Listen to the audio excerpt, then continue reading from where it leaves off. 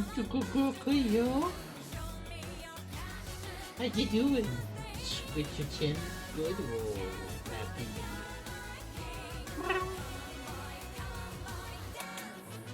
What's up? What's up? You got treats, you got food. I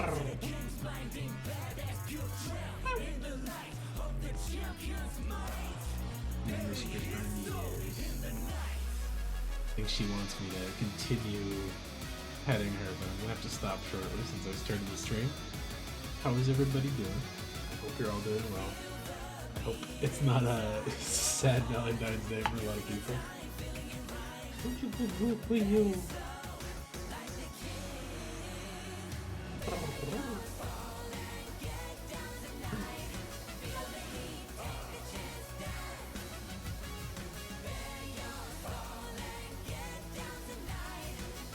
I haven't heard this song in a while because it was in Rebirth, and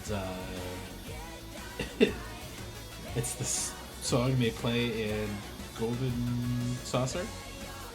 It's pretty loud though, so hopefully it chills out once we get into the main menu here. There we go. Okay. So there's new story today for Crisis Core, which should be really, really close to the end. I already did all my dailies and stuff while I was finishing up the end of my work today because I work from home. So I'm basically ready just to jump into the story. And then after that, we'll do Magic Draft. And then see how tired I am, and we'll go on to probably Marvel Rivals after that. Yep, she's got her paws like wrapped around my hand. Yeah, I'm good. You're cozy. Yeah, you're purring. Oh my god, it's on auto. Whoop.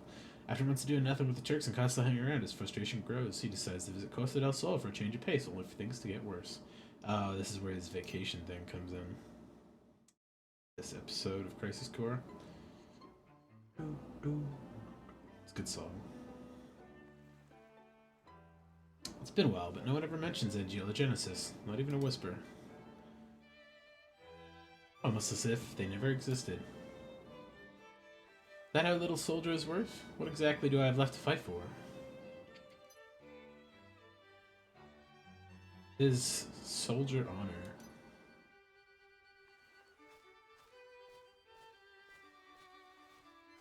Sisney! Suntan lotion? No. Never mind that. What is this? They put me out to pasture? You smart are. Hey David, how's it going, man?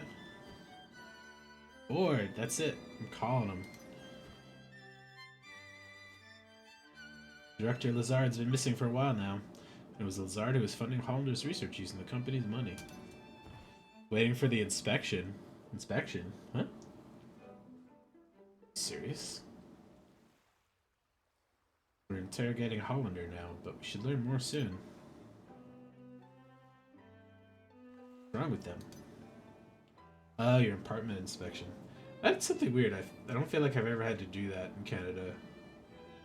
It's like before you guys renew your lease or something.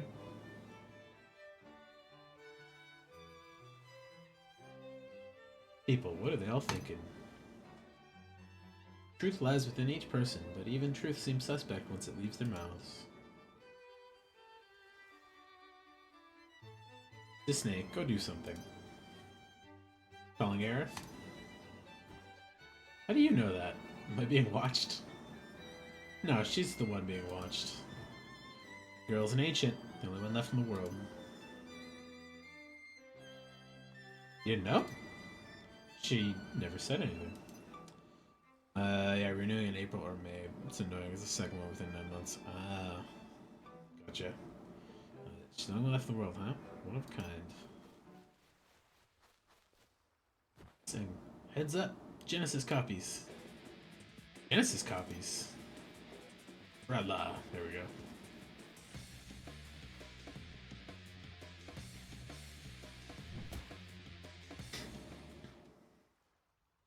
Oh, it's not even an actual fight. Just wipe him out. You guys are still around? But Genesis. Genesis may still be around too. Huh? When the soul leaves the body, it returns to the life stream. Yeah, and a river of souls circle the planet. Perhaps Genesis' soul is also rolling copies from the life stream? Is that what you're saying? Look, we got a final fight against them. I think they just like skipped some story there. Just a supposition. In any case, your vacation's over. Come with me. Junon is under attack by an unknown force.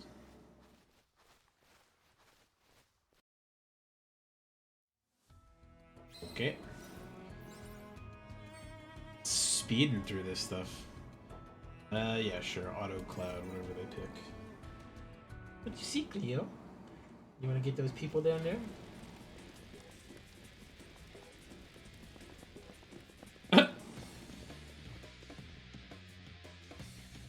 Once you finish all the story quests in OT2 and get the legend items, is there a lot more content left in the game? Well, if you finish the 8 main quests, there's like the true story that comes after that. So you've got some stuff to go. There's all the cross stories, there's some hidden quests and stuff like that, but not a ton, but there's some. It's bad. More Genesis copies. This cloud setup will one-shot him. Which were wild.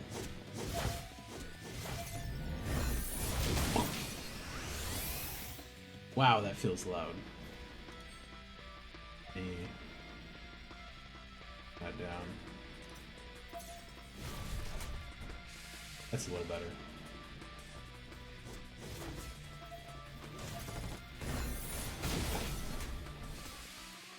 You can buy FF Tactics?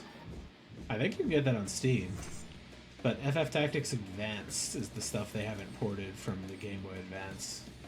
App Store on your iPhone? Yeah, you can get it there for sure. Calendars in June right now. These presents can't be a coincidence. Not over yet, is it?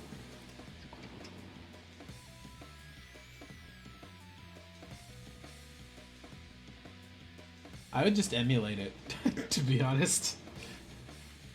I'm not a big fan of the portable versions of a lot of the Square properties. Like, sometimes they're not bad, but sometimes they're just, like, also not good in a weird way.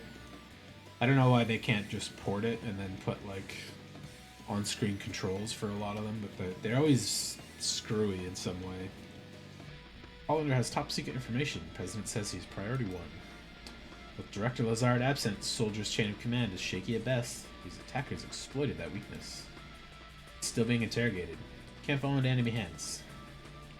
Zach, we need this. Okay, I'll go.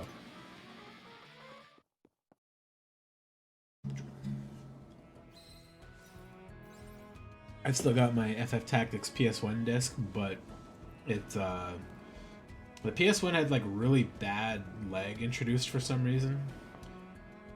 So there was another version that came after that was better. I don't remember what console that came out on though. It was like a straight port, but it played better because it didn't have that lag.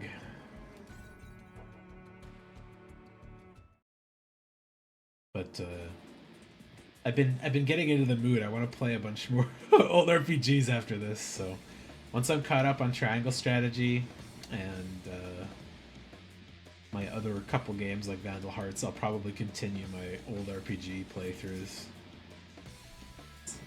I've been the urge to play like Chrono Trigger and Jade Cocoon and stuff again. So no copies. G Swordsman. Oh, wow, he got one shot. Okay. These story battles, too easy. They reduce the difficulty on them so newer players that have a better shot at completing them, but like they're too easy. Professor Holler has escaped from the facility. What? That was hit too? No, but security was spread thin after the attacks and he used that opportunity to escape. He escaped on his own? Timing was too perfect, as was the execution. It's possible that he received some outside help. Which way did he go? Cam is in the 6th level of Upper Junon, a positive ID on Hollander.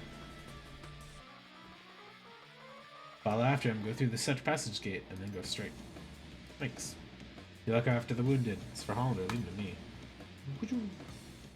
The code 1 and 2 mastered? Yeah, I'd like to grab that, I think. Maybe I'll play the old one, and then decide if I want to buy the, the remaster one as well. You want to try Phoenix Wright after you finish OT2? Phoenix Wright is good. I like Phoenix Wright, but because they're pretty, like, set in stone, like, there's not many fail states for... Well, there's a lot of fail states for them, but, like, there's only one really correct way through. I don't really find a lot of fun replaying them, but they are very fun and good games on their own, so... Hollander, stop right there.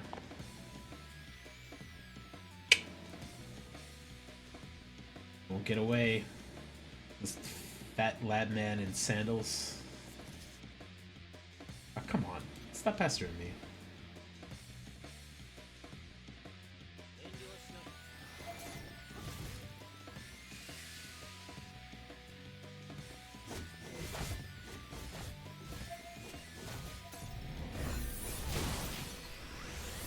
I'm really hoping they come out with Saga Frontier 2, the remaster this year.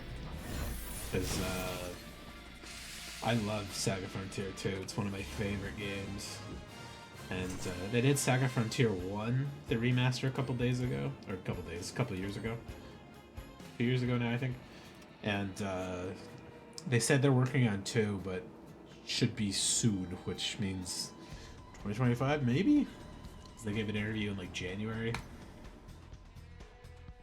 Zach.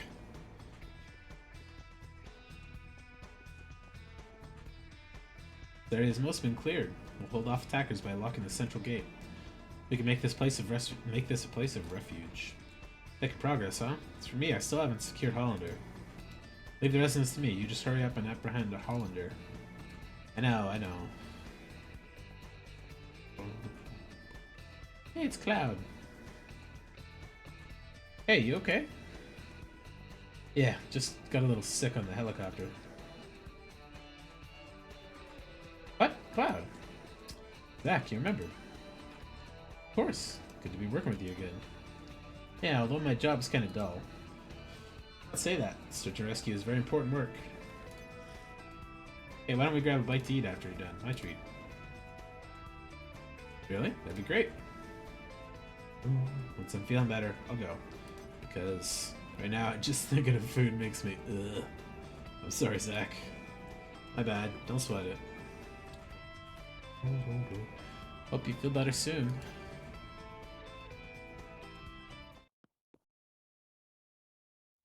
Are you feeling cozy, Cleo? He's happy purring on my lap. Hope my leg doesn't fall asleep, though.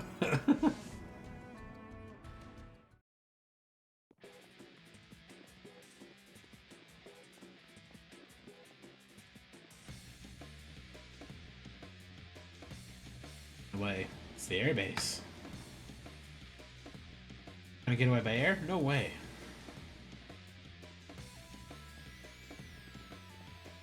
I fucking hate how he runs. Hehehe. Certain you to be chasing me.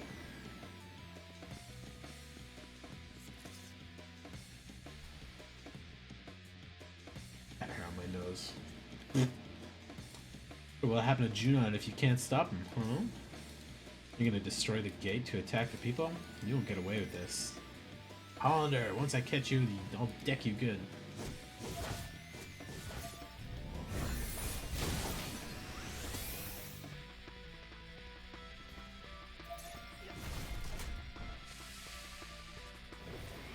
Ooh, Scorpion.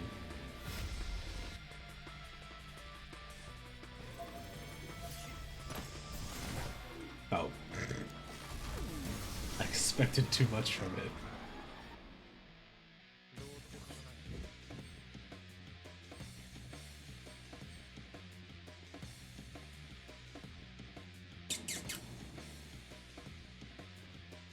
Hollander, you'll pay for this.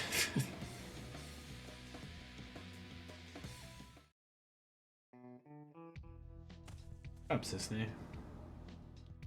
Oh, Zach, where's Hollander? Still on the run, but you seem to have things under control. Nice work. You'll make Turk supervisor in no time. Well, we'll see. Compliment, just accept it. Once you're promoted, I'll throw you a party. Never even thought of being celebrated by someone. I was raised to believe that initially everyone I meet is an enemy. But I recently stopped believing that, thanks to my Turk colleagues. Hey Cisne, what did you do before you joined the Turks? You're like the youngest Turk I've met. I was in training for a long time, then I joined the Turks right after. Now, enough chit-chat. It's about time we get back to work. Hey, hold on, Cisne. Guess I should go after Hollander. Very cute when Cleo relaxes. She kind of puts her paw out. And if I leave my hand there, she kind of just like grabs it and does the kneading thing.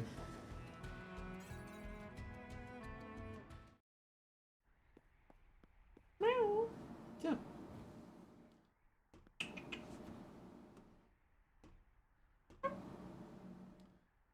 You're being cute? What's up?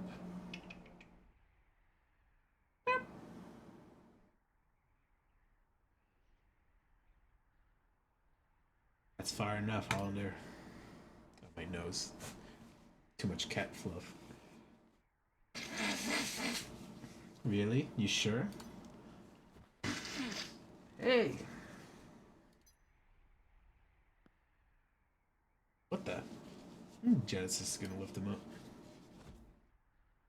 Copies. Damn it. Should have known. Mission failed. This goes on your permanent record. Bruh.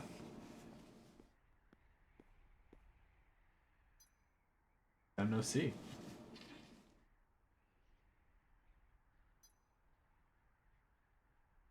Let the Turks take care of the rest. I was on my way to Medeoheim, but I heard you were in the area. Me. The situation is not resolved. Genesis copies have been sighted around the world. Can't be. We wiped out those Genesis copies. Genesis really die?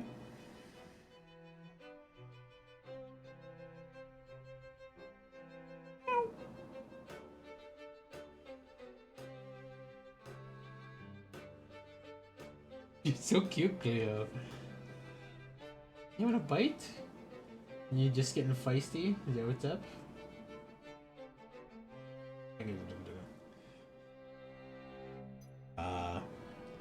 They've been sighted in Midgar as well. The Slims too.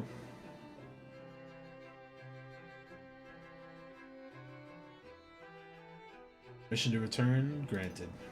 Oh, okay.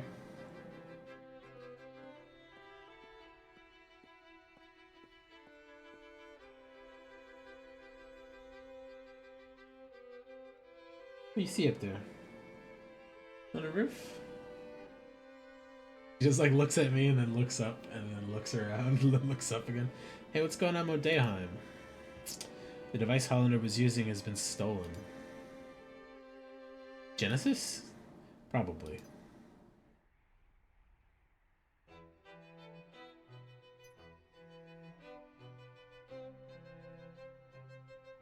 Meet again soon.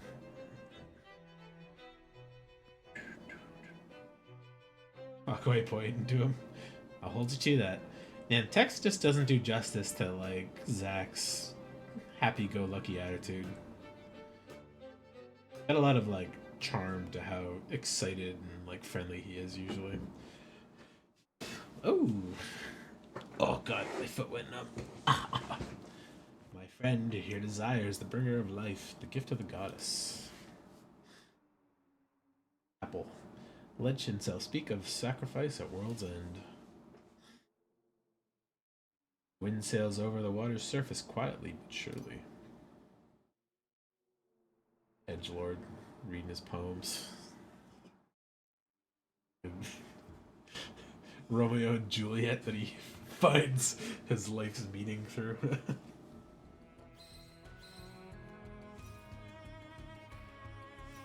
Back in Midgar, okay.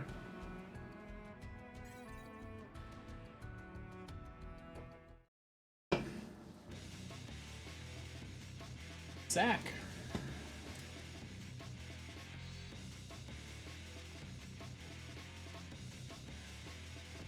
Oh, an Angeal copy.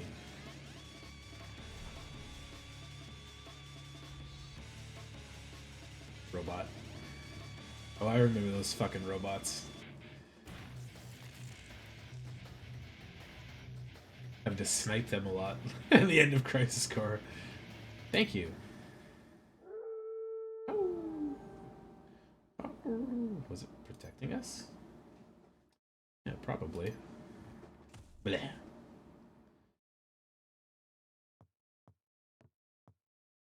Degradation. Looks like it's degrading. Poor thing. Does this mean Angeal's out there too? No, you killed him. Couple left, I guess.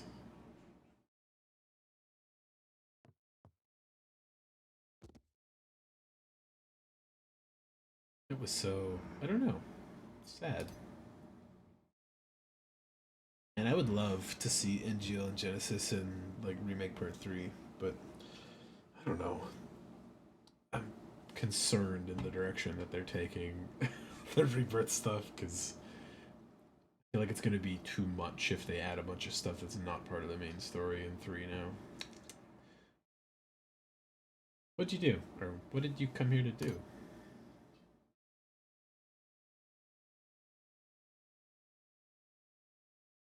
So, a flower wagon. Let's make one. Yeah, but don't worry. You hear me? Stay right where you are.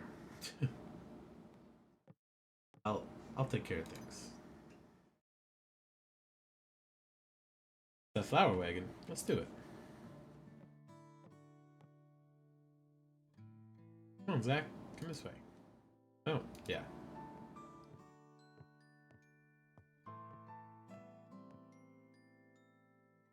Hey, Aerith. When the wagon's done, will you go above the plate? Yeah, but I'm still a little scared. So first I'll fill the slims with flowers. Oh, come on. When you go above, I'll be with you. Stop worrying. Zach, thank you. Right. Now that that's done, let's get this wagon built. I'll go gather the materials. Aerith, you wait here. Yep.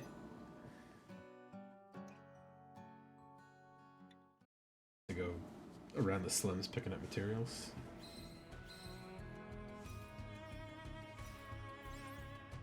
Just fights. Okay.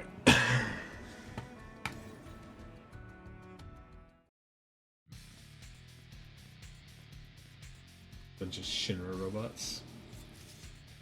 There's more of you. Well, what are you waiting for?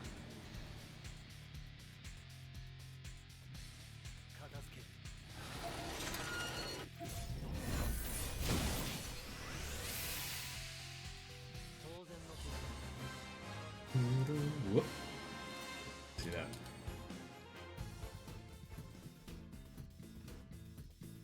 What are these? Are automated weapons. They detect and attack monsters. Defense weapon really deployed them. They're Midgar's anti-Genesis copy measure. The copies inside Midgar most have been eliminated. Impressive. Why'd they attack me? But they can't tell the difference between me and his monster? No, not currently. How annoying. They'll fix it eventually. By the way, Sing, you're annoying too. You were spying on Aerith, right? He just fucking walks away. What, no comment? Turks take care of Turk business. If you want to go play with Aerith, you're welcome to do so. Hey, I'm not playing. Fulfilling my duties as soldier to protect. Hey mister, I heard you're making a flower wagon. Make it real fancy, so Aerith will be surprised. Good luck with your inspection, dude. Just like a cat hair or something like on my eyelashes. .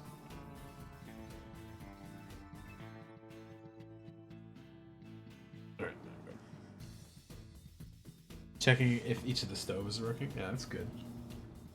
Ceiling fans are working. Yeah, yeah. It's good that they're checking those things. Wait. This is to protect Aerith. Have fun playing, Zach. Sing. Funny. Caught Zach playing.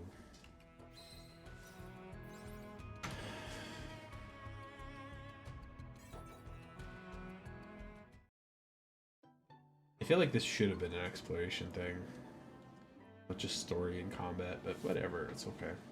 First we'll need to gather some materials. Right, here's what we'll need. Tools, wood, wheels, instructions. Where to start? Leave the tools and instructions to me. I know where to get them. Cool, thanks. I'll go find some wood and wheels. Okay, see you later.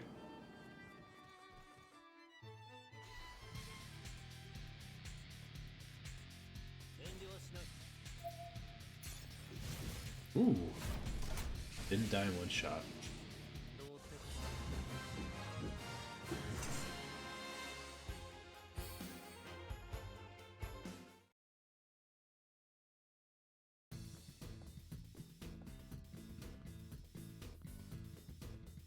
Oh, this wood. Perfect for the wagon.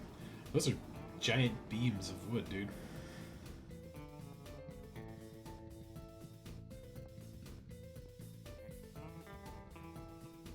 Hey, you. That's mine. My eye's itching out. Oh, no. Get cat spore in it.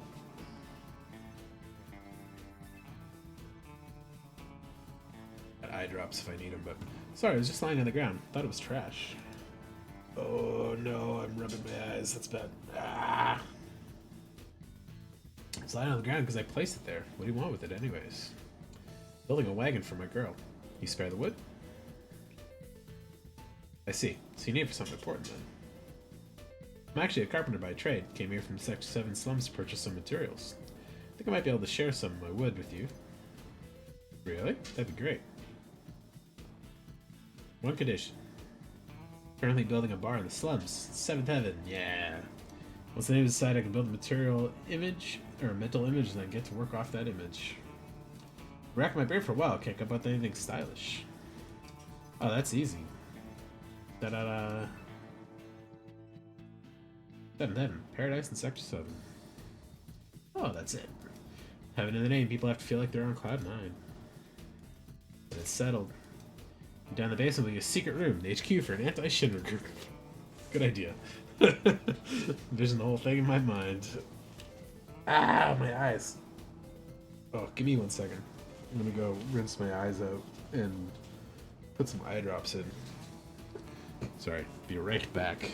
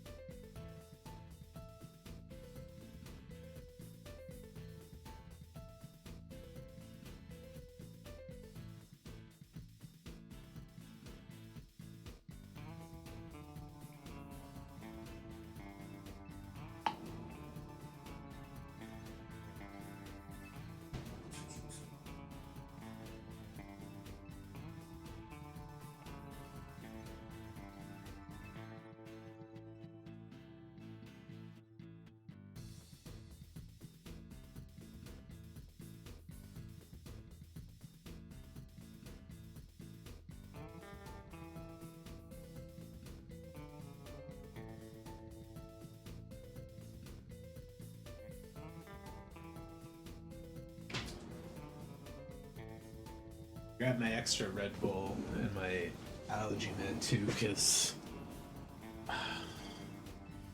I don't want to spend the rest of the night blowing my nose and rubbing my eyes from cat.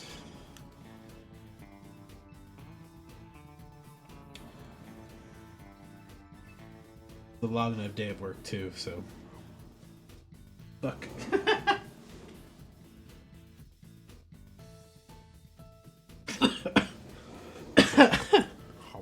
There we go.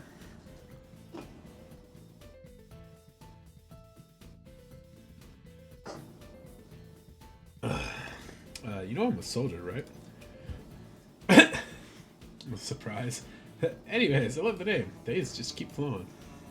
As promised, here's some wood. Goodbye then.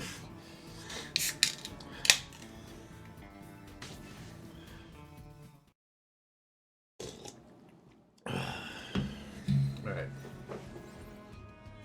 Wheels for the wagon.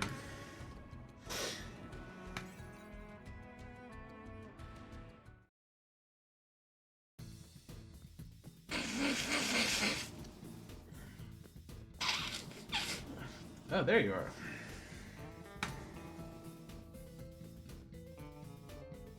Tools, what about you? Got the wood. Now I just need to get some wheels. Okay, I'll go get the instructions. Thanks, count on you.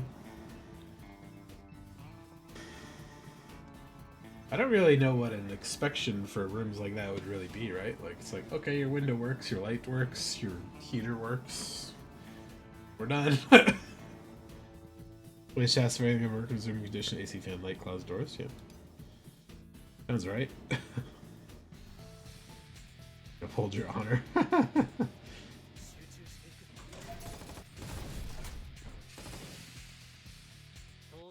I mean, like, if anything's broken, you probably want to tell them just so that they fix it, right? Like, not having your lights work or something sucks. Mr. Miyagi'd be proud. Keeping the place in one piece.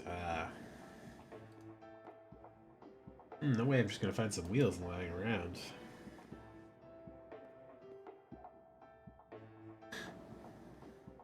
Just stare at some random dude in the street. What do you say, my man? How about this ride? Pretty hot, right?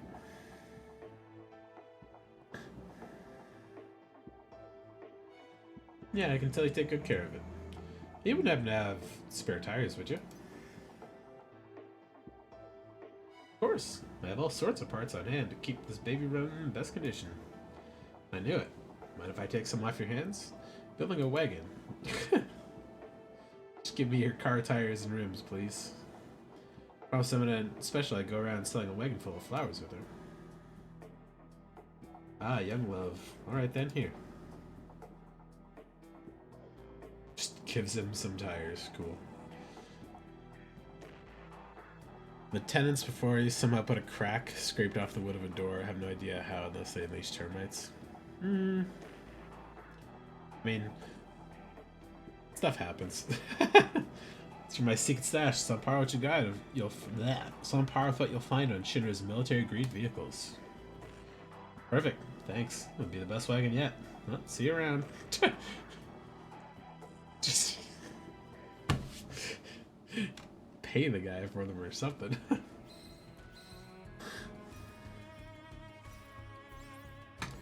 123 wishes or 123 wishes? Zach finishes gathering the materials. He borrows the instructions from the young boy. Returns to the church to build the wagon. Not quite what I expected. Really? I think it's fine. It's all about the flowers anyways. It's like a baby carriage. I want a nicer one. Stop being so picky. Tiny little wish, that's all. They're tiny, but you have lots, right? That's right. Want to hear? How many you got? 23? Write them down so I don't forget. Okay.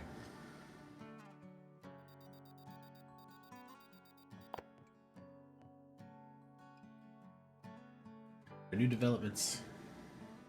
What? Headquarters now. Man, I miss fucking flip phones. My phone today was like 25-30% and just shuts off randomly sometimes now. I really don't want to get another new phone. It's like every year they just stop fucking working. Work stuff. Sadly. Here.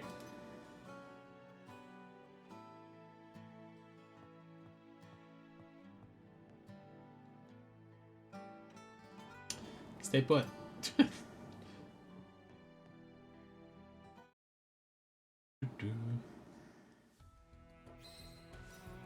New mission.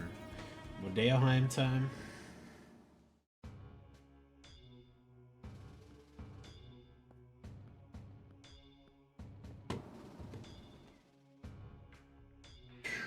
Legions of monsters have spawned near a regional Mako reactor. The workers have all gone missing. Local soldier operatives have also vanished. The company is dispatching additional operatives to investigate the matter. You and I, that is. Roger that. What's wrong? Well, you know, I thought you found something out about the other matter. Yep, Cleo. Yep, Kit Kat. What are you being cute for, huh? Missing operatives were the ones tracking Lazard. Also, they had reported a strange pod-like device in the area. Is that Hollander's? Probably the same device that was stolen in Medeon. Meaning...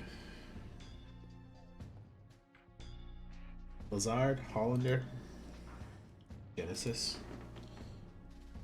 We'll have to go see him.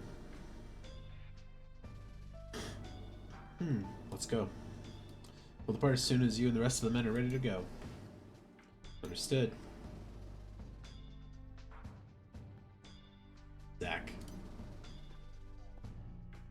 Our orders are to investigate the reactor. They mention nothing of old friends. Depending on what happens, I may abandon Shinra. Till then, I'll remain loyal to Soldier. Zach just doesn't get it. What's up, Kit Kat? What's up?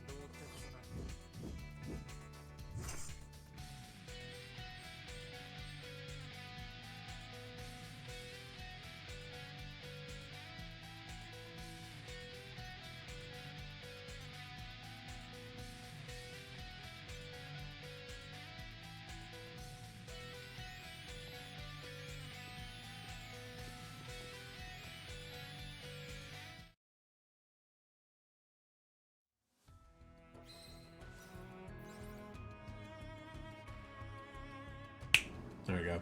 Yeah, it's not muted. Every now and then, sometimes the cable gets shook loose and it like unconnects, but I have no clue how long I was muted for. I was reading all the story stuff, but at least it was text on the screen, so it wasn't just like it wasn't like total blank.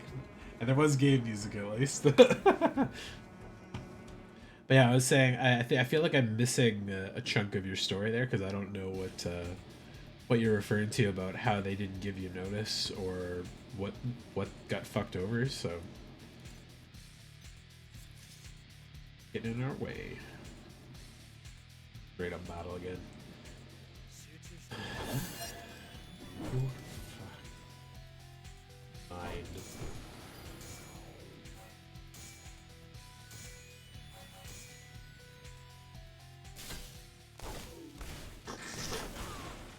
Man, for the auto thing, if they knew blind was gonna be a status effect in these battles, why wouldn't they put blind on there?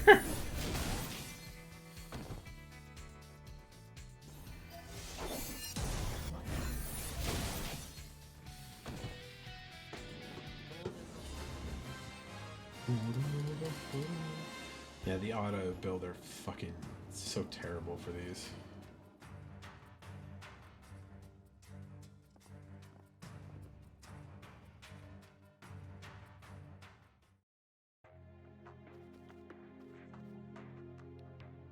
Made it. You're safe now. Sephiroth, where'd you go? What happened? Sorry, can't say. Thought so. I'll ask the townspeople about Sephiroth. Thank you, Tifa.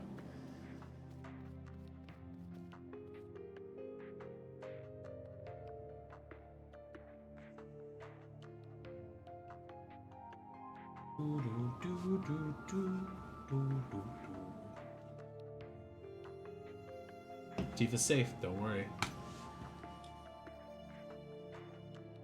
Only I were soldier.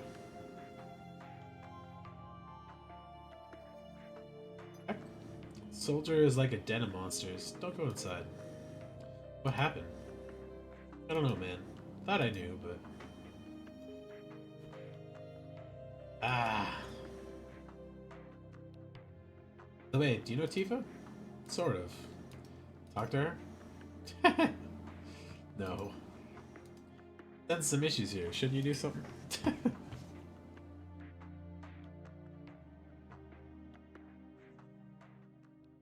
I'm not one to talk, eh?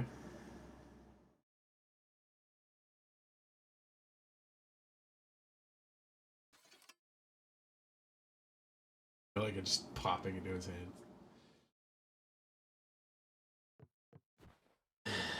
I'm a soldier, so fighting's all I do. Sorting things out is someone else's job. What's going on? Who's the enemy? Makes no difference to me.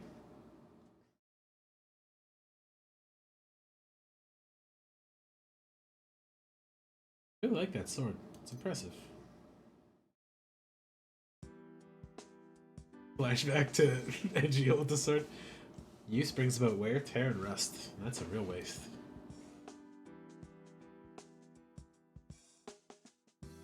A little more important than my sword, but just a little.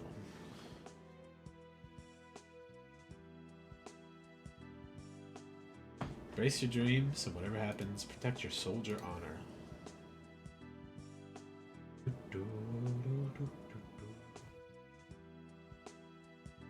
Symbol of my dreams and honor.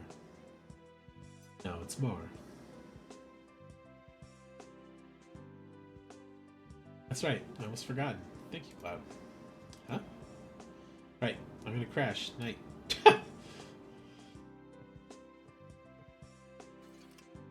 I...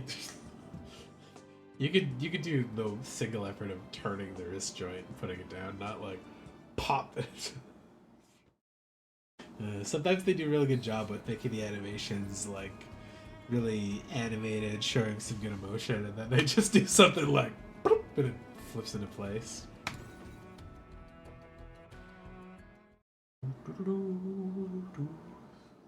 Zach just conked out.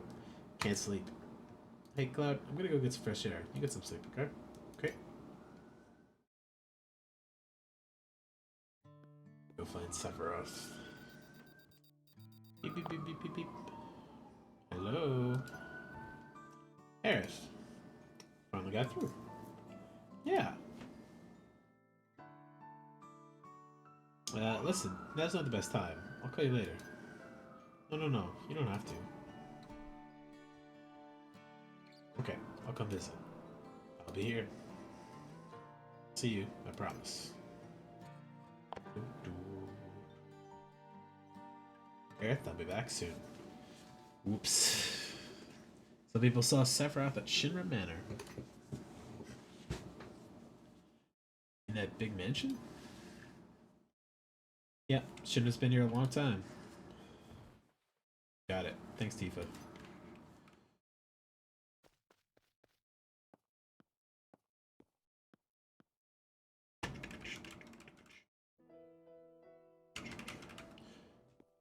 Do I actually have to solve puzzles? Or does it just go through? Sephiroth, where are you?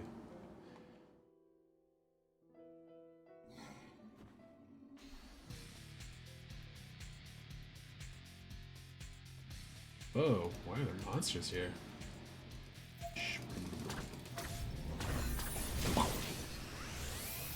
Dorky faces.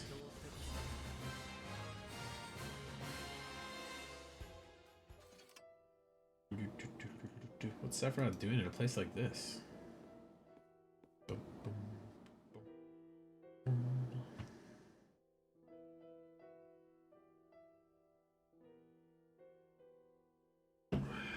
Excavated from a 2,000-year-old rock layer, a life form in stasis. Professor Gas named this life form Genova. I see. XXXXXX. Genova verified as an agent. XXXXX. Genova project approved. Make a reactor 1 authorized for use.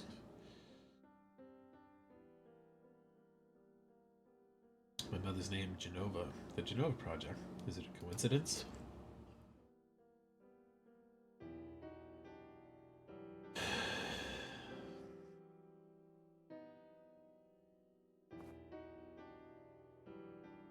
Professor Gast, why did you tell me? Why did you die? Sephiroth?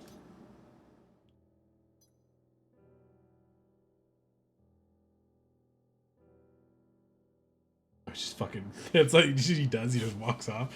I'm expecting a little more out of that.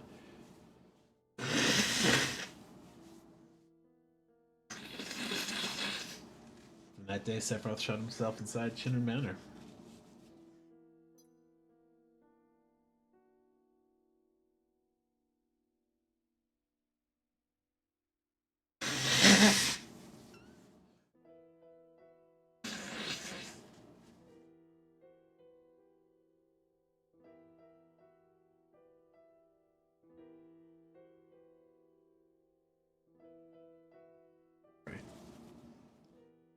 Continued to review documents like a man possessed. The lights in the basement would never go out.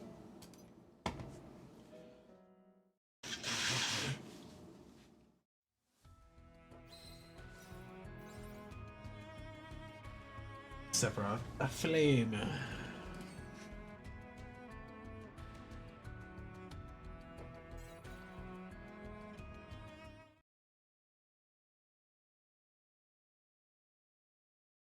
7th day.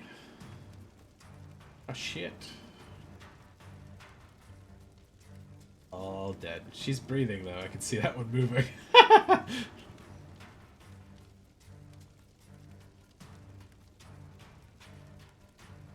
Some good low pixel fire there. Yes, I'm coming for you. There. Oh, there we go.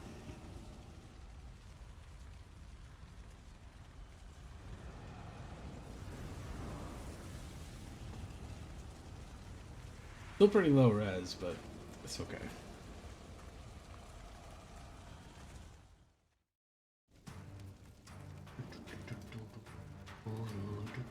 Oh, do I control him now? No, he's just talking to himself. Cloud's over there, the other last guard is alive. Actually, that's probably Cloud, because that's his mom's house. Sephiroth, how could you? How could you?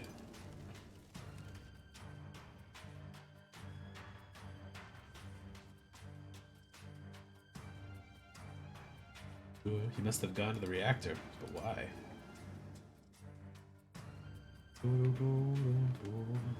No, it doesn't matter why. I can stop him. Eric monster.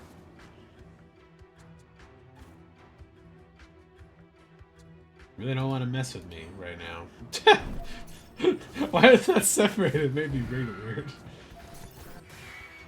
Bonk. Now, I'm pretty sure in the story this is where Sephiroth meets with Glenn for a second, but could have been earlier too. Coming for you.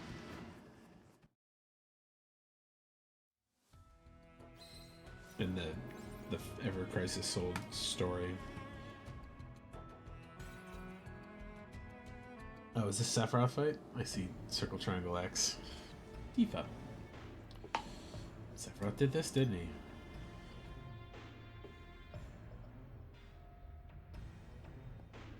Hate you, Shinra, soldier.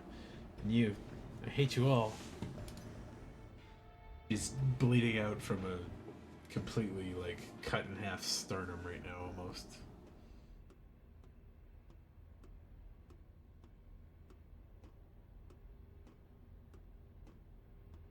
Classic. Let's take back the planet together. I had an epiphany. Go to the promised land, Mother. Mother.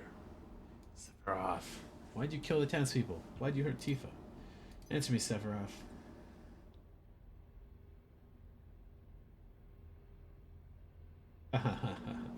Mother, they're here again.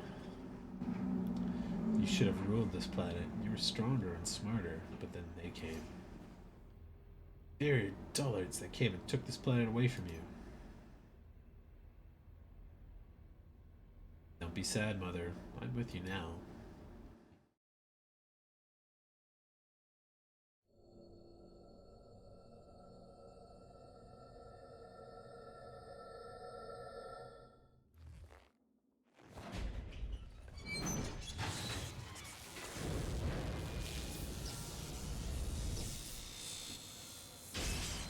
Animating this with like a cutscene with the low poly models is very funny.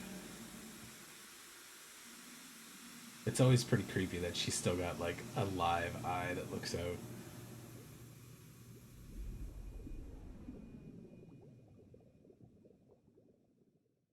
It's a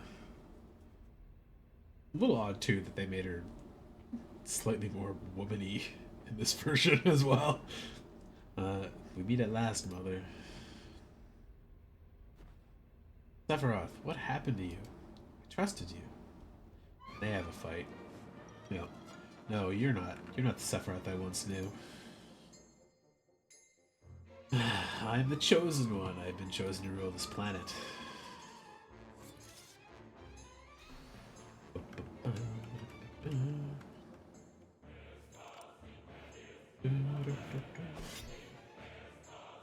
Let's see if the auto thing can manage.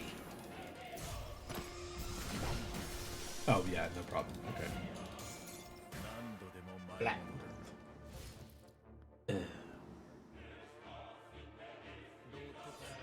Only 20 seconds of Sephiroth music, but...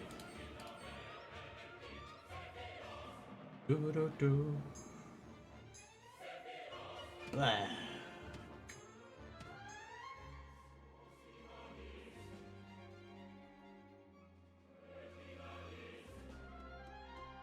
Your turn, Cloud. Go give him a stab.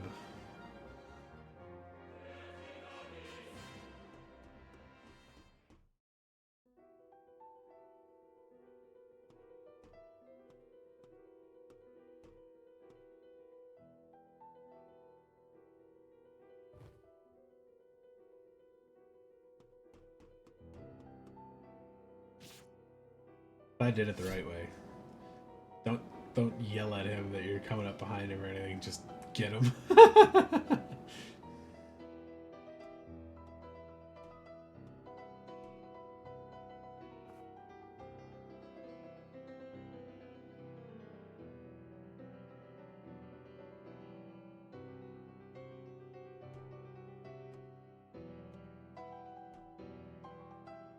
How dare you?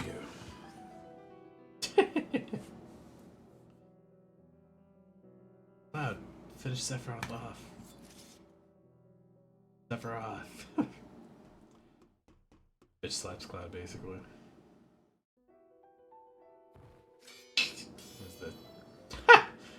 He comes in and stabs him, and then Cloud does the like cool thing of pulling the sword deeper to throw him off, but I don't know if they're gonna do that here. Don't test me. Blech. Yeah, there we go. No, impossible. Whee! Ah, sploosh into the live stream. It's like it loses so much impact in being this kind of like half animated state. It's fine. God, you did it. They're all kind of bleeding out now. Zangan was supposed to come bring them down to the village, and then Shinra came. He takes Tifa and runs. This one here, intriguing, most intriguing. He'll make a fine test subject. Hojo, you freak. Yay. So, if this is the way they're cutting this up, there should be 2 chapters left of Crisis Core. One of the escape, and when they're fighting, they go fight Angeal and, or not Angeal, Genesis and Hollander, and then a final one of them getting back to Midgar and finishing the story that way. So, okay.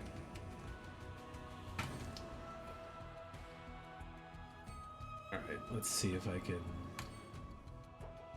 give a properly tuned Cloud. I think these are the good weapons I'd use anyways. But should probably give myself a heal. You know what? Let's just do it. Go full an attack first here.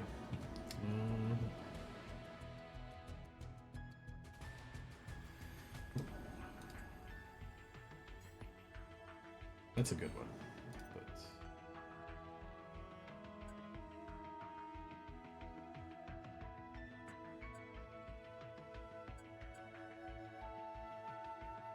But oh.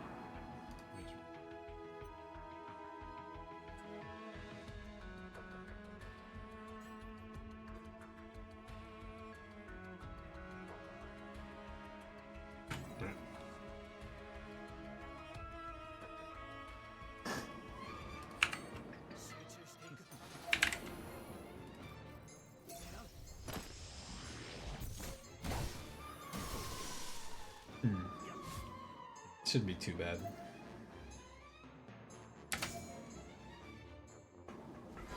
Unless he kills me in one shot. No. Probably survive.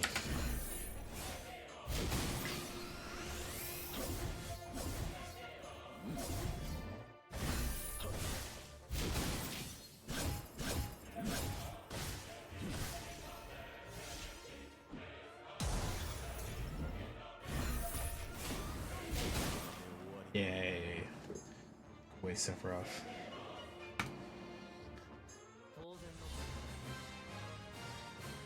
Cloud in his Venom Kamen Rider suit can beat you. Yay. That's the Crisis Core story, I guess. Wait, why does that say complete? If that's where they're cutting that off, that's not too bad, but I feel like they should really cut it back to the Midgar part.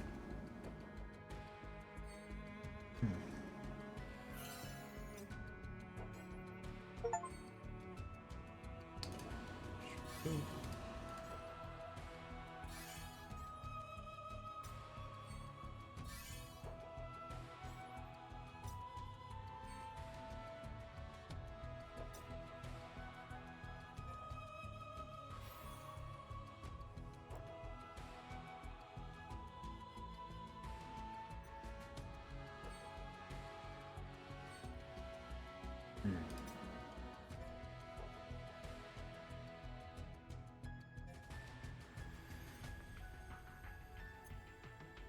I thought we were supposed to get his outfit.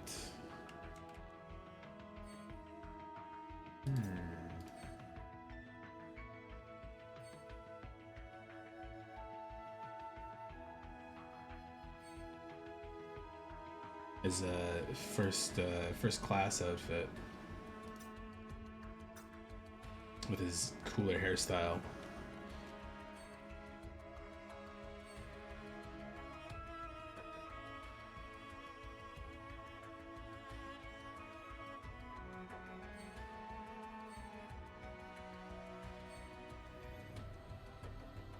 Okay.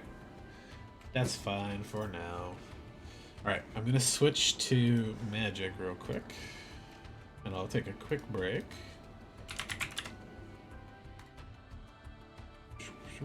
Let me throw some music on here real quick.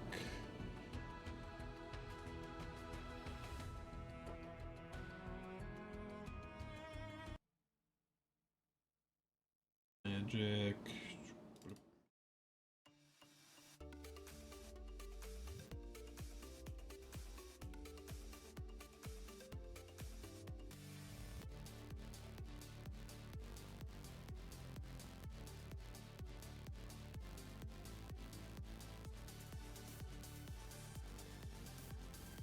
Alright. That should be good. Log into Miko.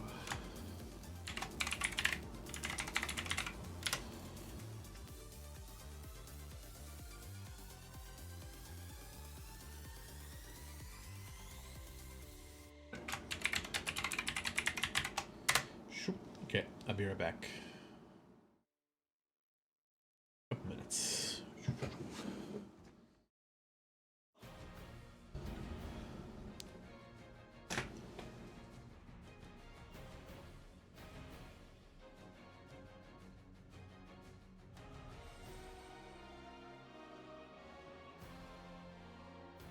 Congratulations! Congratulations!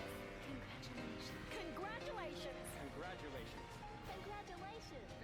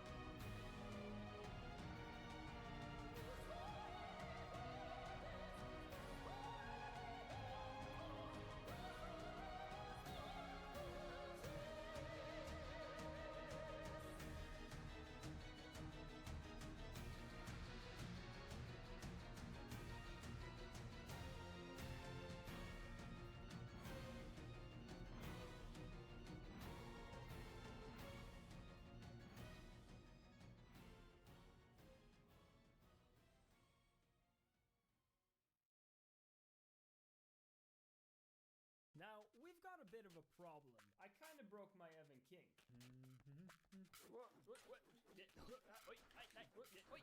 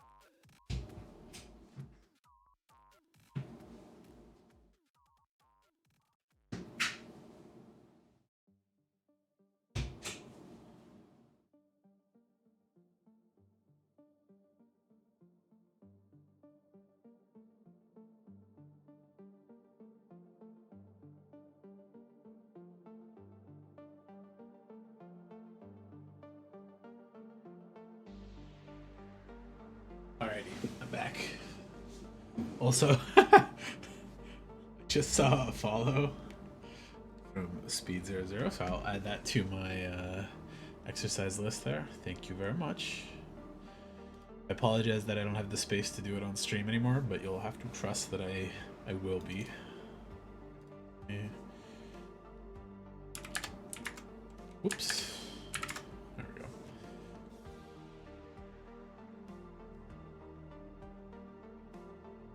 I think once the snow's gone, there's an outdoor gym by here, and I think I might try to do some, like, every other day kind of thing, streams out there. So I'm set up myself a little better, but... Alright, let's do a draft.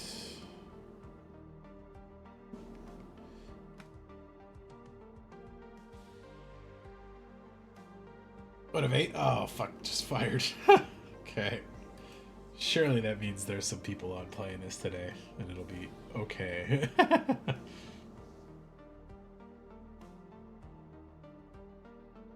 Where's the card window? There we go.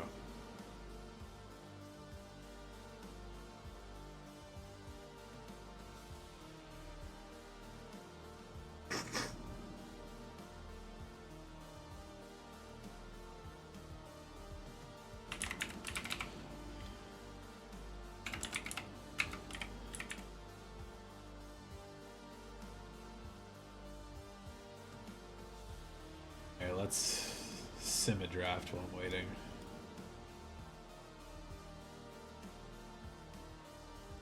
That.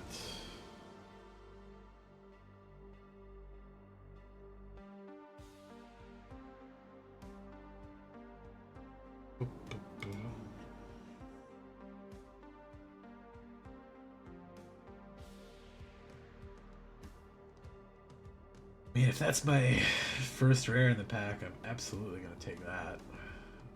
It's a good signpost to go into. Another good signpost to go into. But I like the blue-white stuff better than the red-green, but fuck it, take that too. Choices. Star Toughness 4 Graders, good. Skystreak Engineer's pretty good. Even the Teamer exhaust stuff is not a bad choice. I've played this thing and I don't like it that much. I like the removal. Crash and Burn's pretty solid as well. Cyclog and Jeskai colors is a decent choice as well. I'd probably take Gallant Strike. Versatility is strong.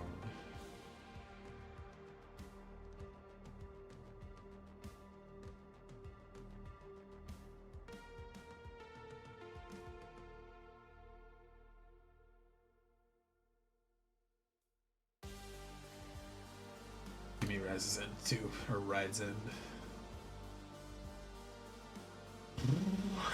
I don't like this one. Rover Blades has been better than expected. Ooh, 6 to 8. That jumped up fast. Okay. Hello, Cleo. What you doing? Was the old outside chilly? Did you want cuddles or something?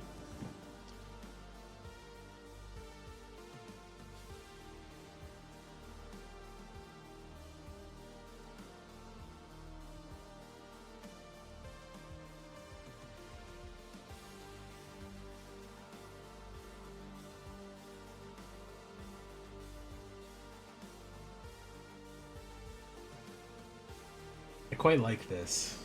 If you could do that mill, it's a pretty fun strategy. Another redshift, damn. Can't sort in this one.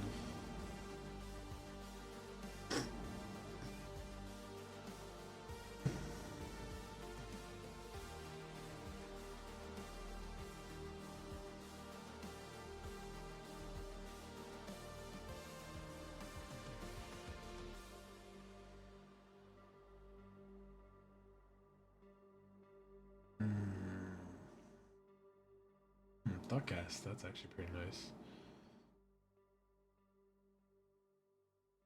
Another redshift. Ooh, Aetherhive's pretty good though. If I could take redshift and I'll force it a little bit. Lightning Strike's good.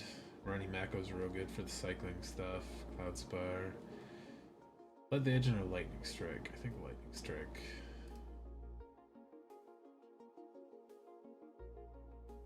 You know, I am enough in the exhaust abilities that this card is great. Shark too, it's great.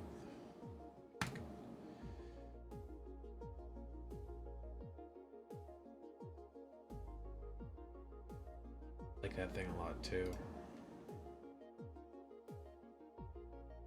Oh, draft started. Okay. Bleach Bone Village. Boo.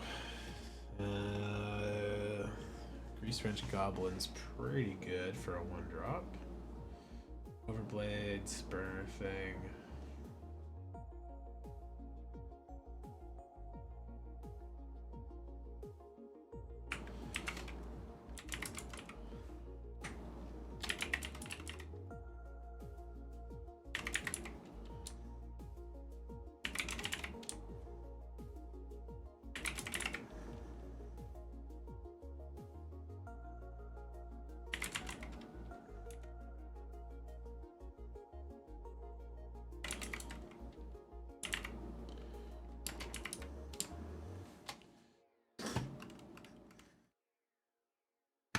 Broadside. Yep.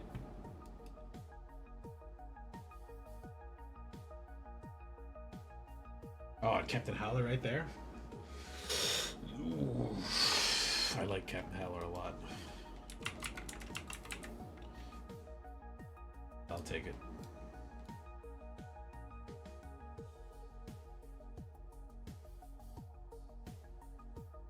I haven't got a chance to play the cycling deck yet.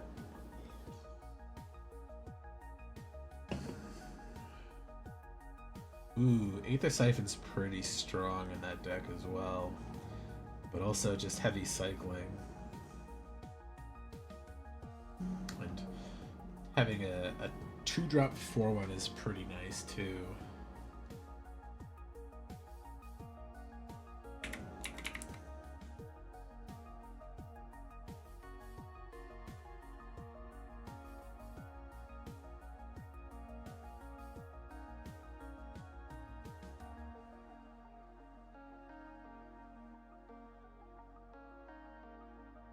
I take this because I want to lean into the cycling and draw stuff. Dynamite Driver.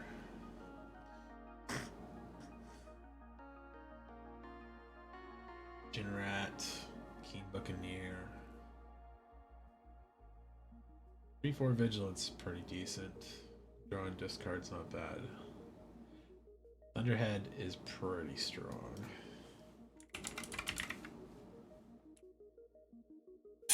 What are you doing, Cleo? Come on. Chippa, chippa, chippa, chippa, chippa. Back, back, back, back, back, back, back. I want to get all up on my computer.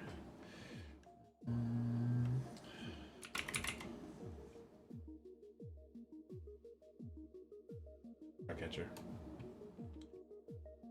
Feel the flames, Keen Buccaneer. Ooh, Magma Artillerist. There we go. Take the board wipe and stuff later. Oh, he's not a 5-drop, he's a 4-drop. Ooh. Well, Sky Crash is fantastic. That is very good in this set. I'll give you some back scratches, Cleo. Oh, sure. Good girl. Good girl. Ooh, River Shirt. Oh, and the River Fire. I want a mill so bad. It's probably not going to happen, but I'm going to take cards like I can go for it.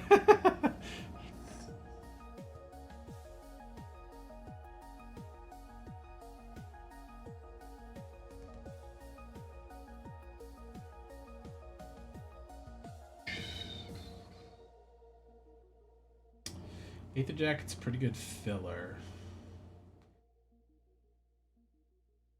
Grab Compactor is just a little more generically good.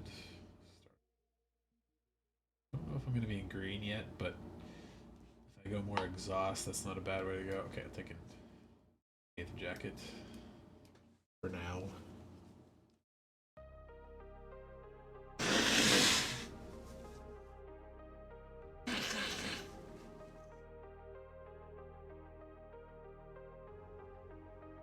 I'd love like 2 more of this and a couple more cycling cards to really make stuff sing. I'm definitely not in white black, especially yet. I'll take a Rover Blade. A weird one, but Glitch Ghost is pretty strong. Trip Up's pretty strong. That's... Oh, that came back around? Holy shit, Red's really open right now. Here's Dazzle when I'm trying target. Give me the Thunderhead. It's a good way to enable the discard and the draw.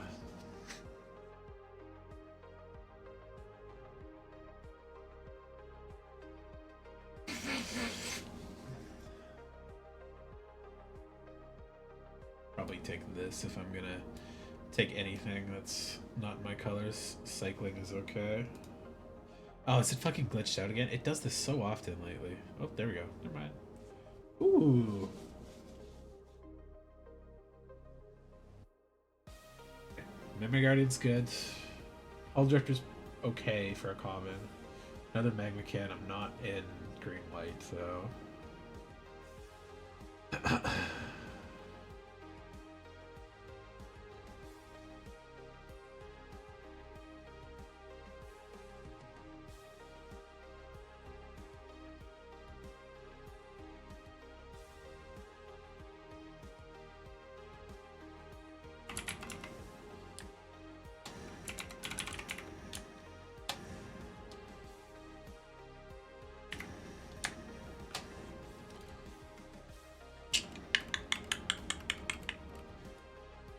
Give me the one Hull Drifter.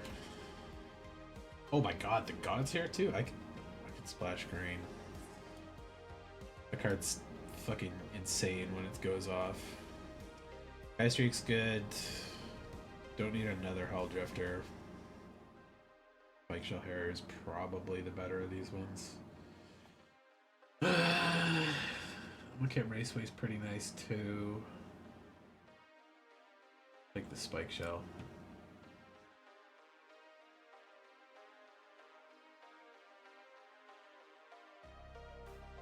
Don't have the way to manipulate the counters on that, but I'd happily just see where it goes.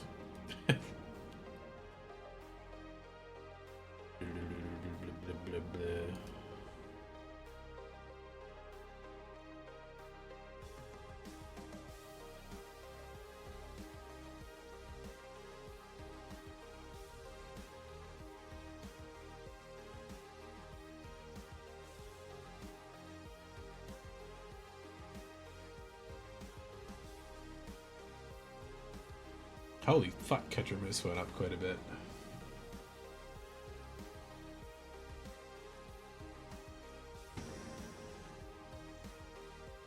Both of these are good if I'm dipping into the green-blue a little bit more, which I do think is stronger than the red-blue.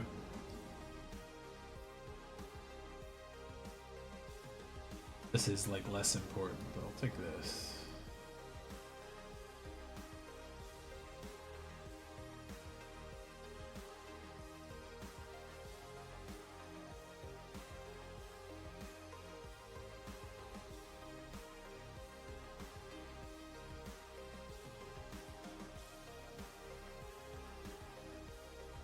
I want another Gillich.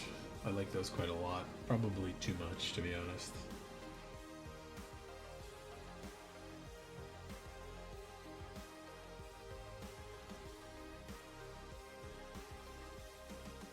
Another spike shell. That's interesting. We get some fixing while I need it. That's probably the better choice. Organder Waste Spike came around too, eh? I'll take it. I like having to start your engines early if you're gonna play it at all.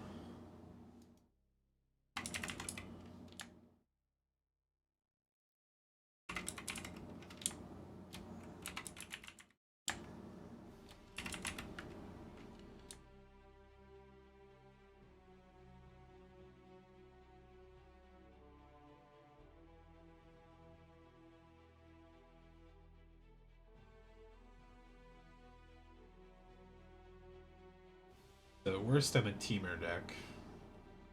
A little bit of cycling and mill kind of going on.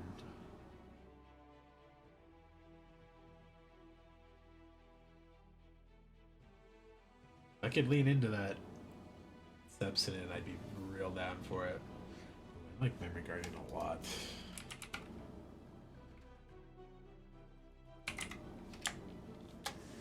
But if I can take one of these, I'm always down for one of these.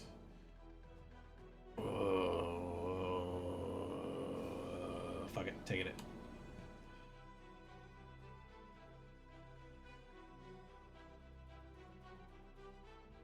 Sure.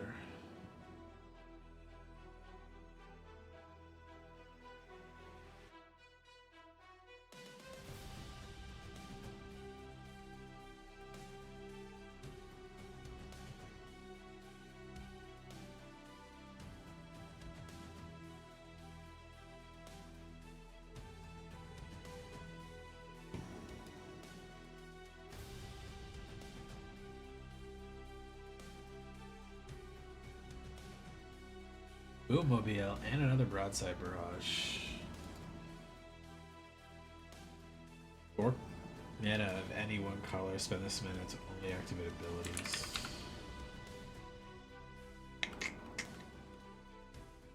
X damage to any target. Put a counter on it. It's pretty good.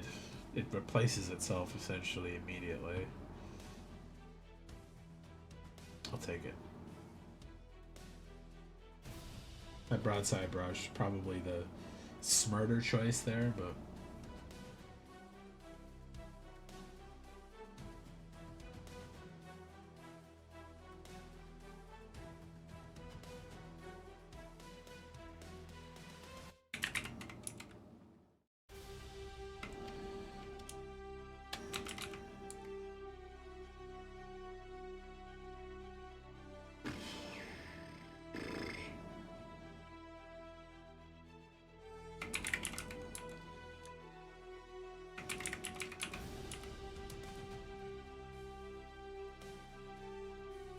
fuck it.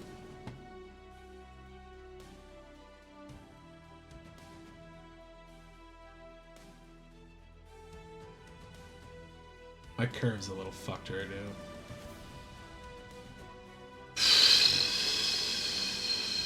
Give me the swift water.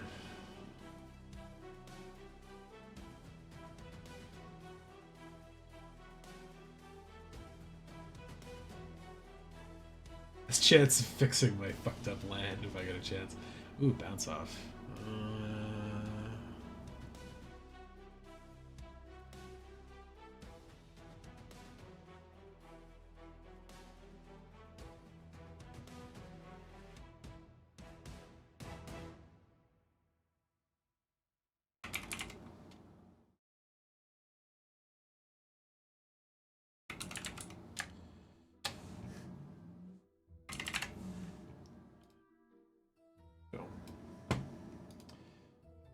absolutely take that sabotage strategist. I really want that trade the helm too, but okay. Greatness. Skywalk Ferry is not a bad choice for a big game ender vehicle kind of thing.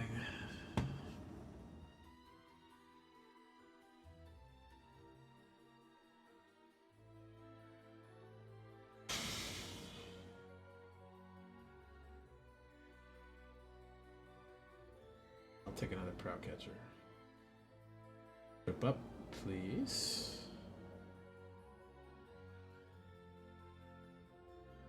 I could be leaning heavier on artifacts if I went for that second memory guardian. Try to get some of the like 1 and 2 drop artifacts and just plop them out as fast as possible.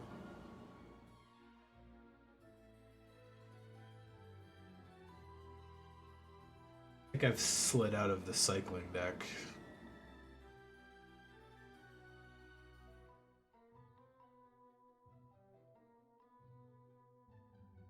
This isn't very strong, but it's really nice to have that reach pop up sometimes. I'll take that as a sideboard card.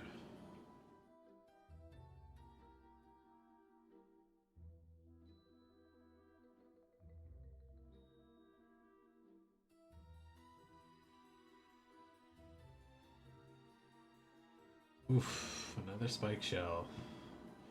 Just take a 3-2. Got 2 spike shells. I think I need earlier curves, so. Magmakin.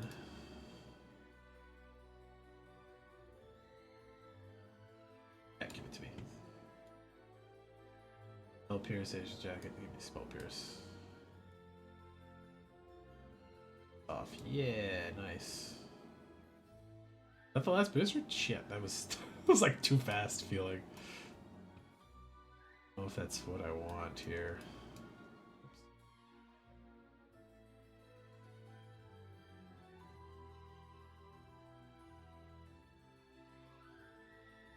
Well, it is what it is. Fortunately, all those colors are fine. Okay, Tyrox, Prowcatcher, Guide Light, Glitch, Sabotage, Jacket, Cat and Howler, Subsunin, this Spike Shell, Spike.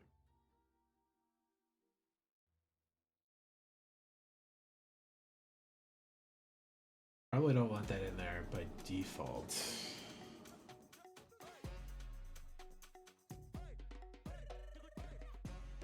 All the white out. Why is that so big? There's no size adjustment on that side. That's silly.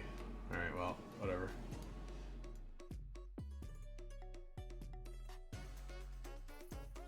Not heavy enough in the cycling to really do that. Could be decent on the draw stuff, but vehicles here. The removal. The creatures here.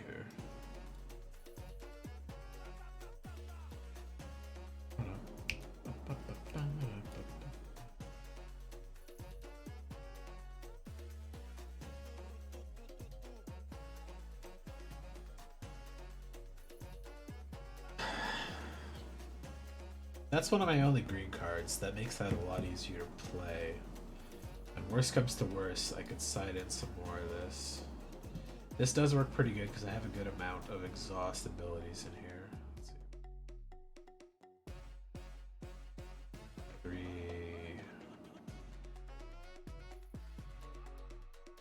Three exhaust abilities, and then is it 3? 1, 2, 3. Yeah, okay, 3.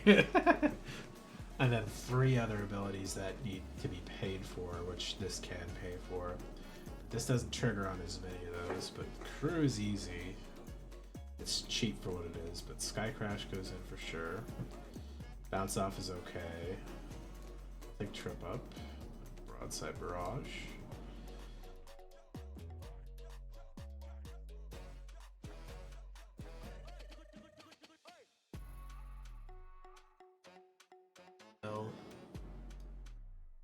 Overblades, Hull Drifter. That in.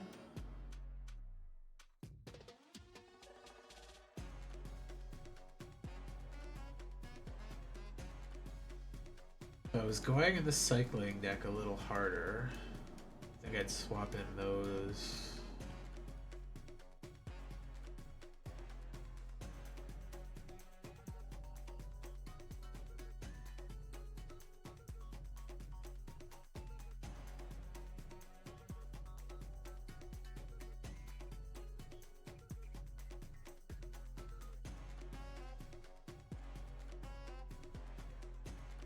I could probably still play the Magmakin or both the Return and the Aether Siphon.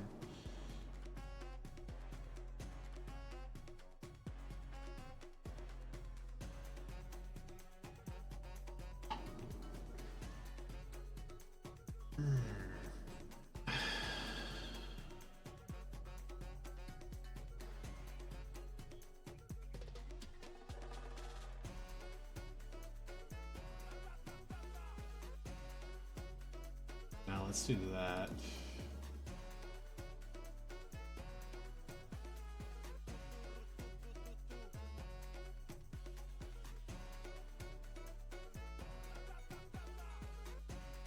I think 2 is good. I only need the 1 pet, period.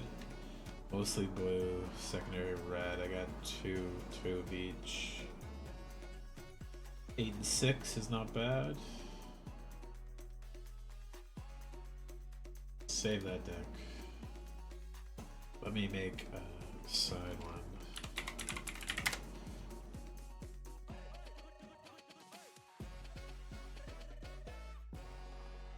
That still goes in.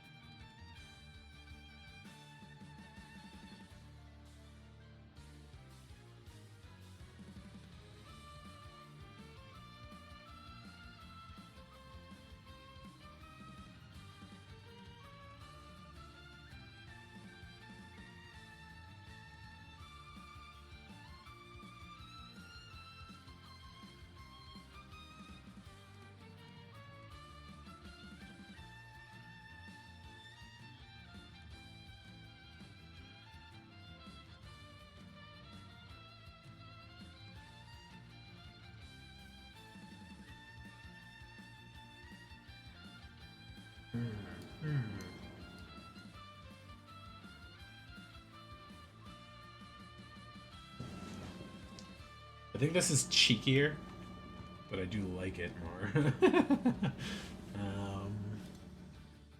Oh, fuck off. I should remember these. What's up, Cleo? What's up, what's up, what's up?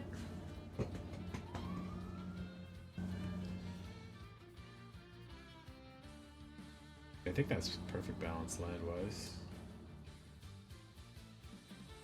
If I'm being a little bit extra cheeky, you could literally just throw these in as cycling triggers. Literally never use them for anything else.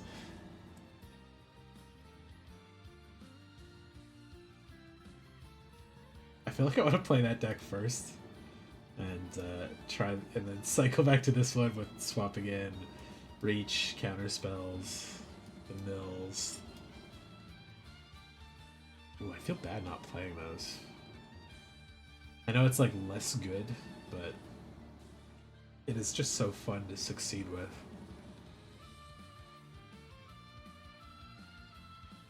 Kind of shocking that the cycling deck is like a better curve too. Gotta got all those 5-drops. It is a slower format, so the 5-drops are like less hard to imagine.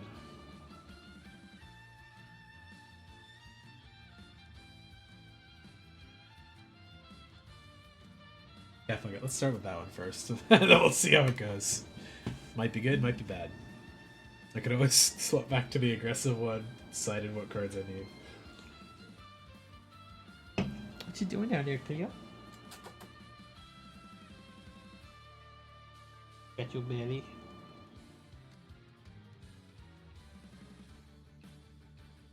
Girl, you're so cute. Oh, come on. Oh, come on.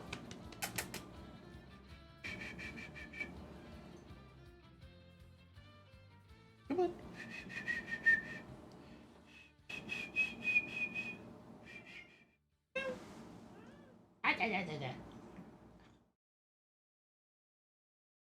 Get my hand. Okay. Yes, let's go for the mill win. That is a terrible first hand. It's playable, but not great. That's worse, actually. Mulligan. Green, please. Oh, God. Okay, well, keep that and cycle that.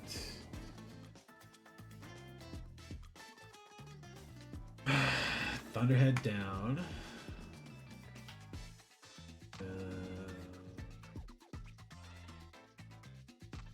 Boom, deal down. Done.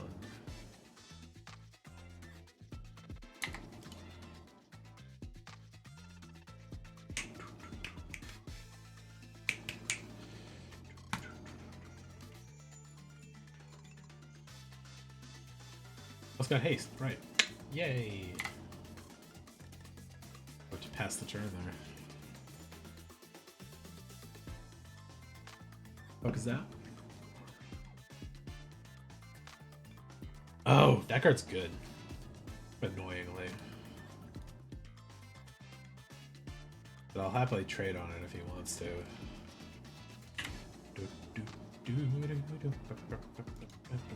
Yeah, I didn't think he wanted to do that. Boom Scholar, that's pretty nice.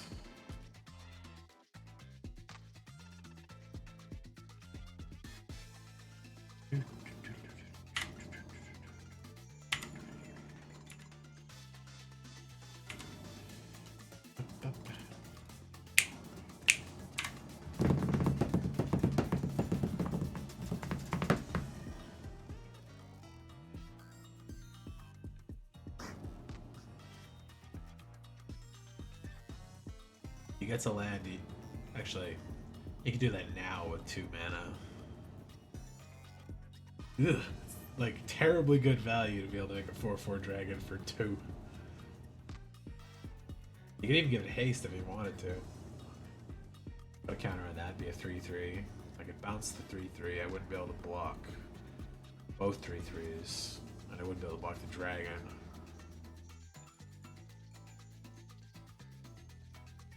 Alright, he's good to do both if he wants to. Just swung in for 3, eh? Bounce it if you want. You've probably got a combat trick, but... fine. I figured that was coming.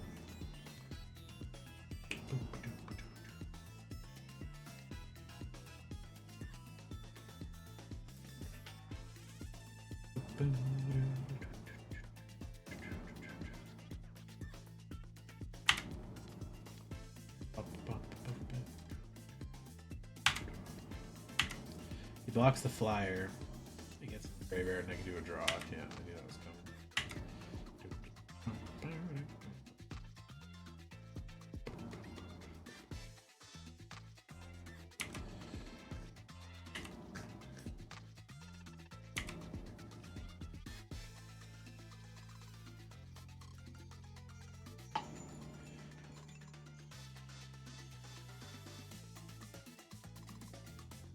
nice. You pay 1 for that and 1 for that. That's gross, actually. Very gross. Let's cycle that.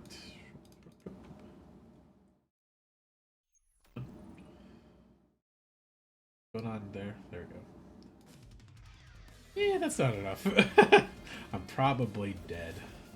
3-3, 2-3. He can give double strike. That'll turn into 3-4. Let's see. 6 damage, 10 damage, 13, 16. Take it all. Yeah. Alright, game 2. Just drawing more lands. Got sideboard. Back to primary deck.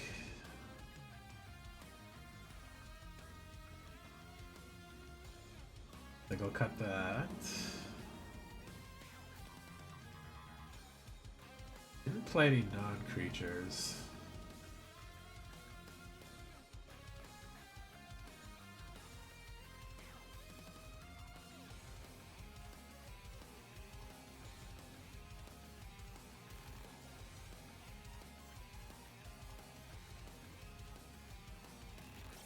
Yes. Fine, I'll work with this.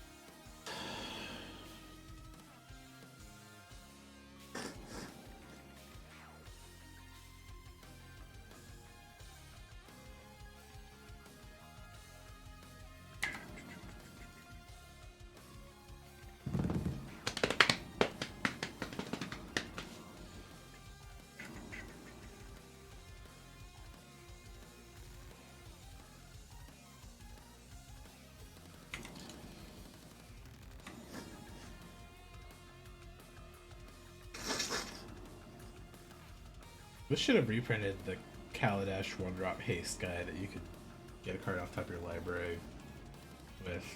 Would have been so perfect to pair with this. I'll trade those. That's cool. Oh, first strike.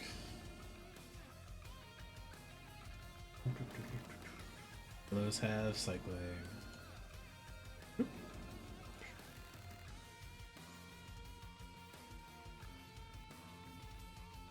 Max speed, which doesn't matter to me. I need a green source. Draw all the green cards in my deck. That's not a green source. Ooh boy. Uh-oh.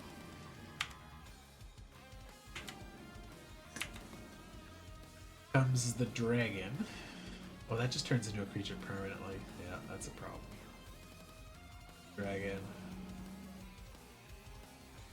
Ah, haste +1/+1. Oh boy.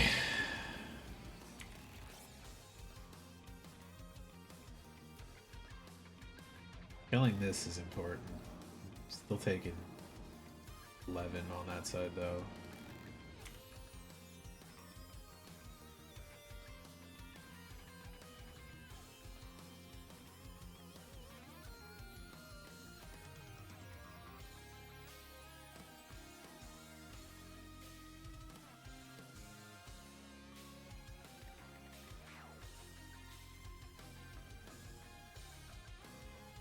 All I got.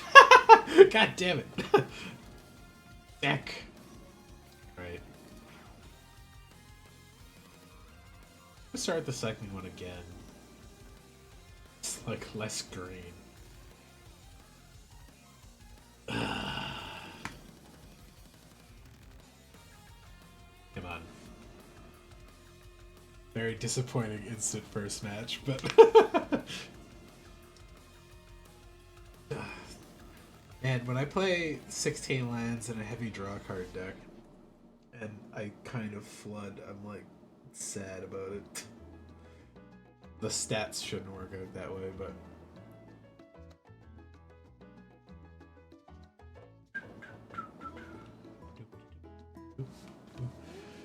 I will take that. That's a good start. Keep.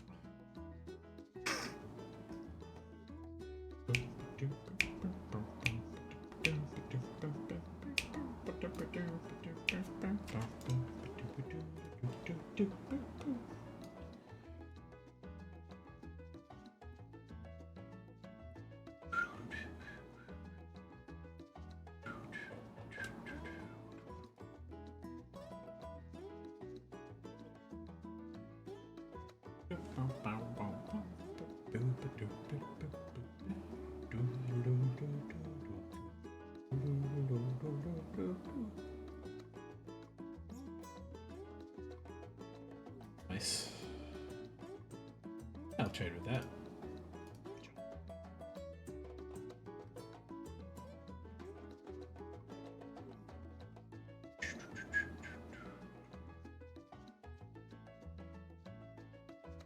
Kuyo. Good girl.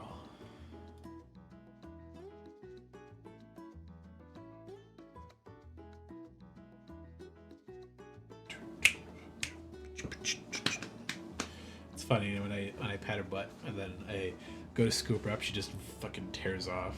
Let's get the zooms. Play with you later, Cleo.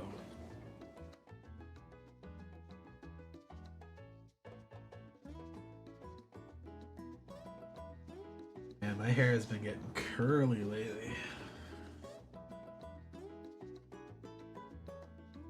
It's also just looking like a tornado mess in the morning.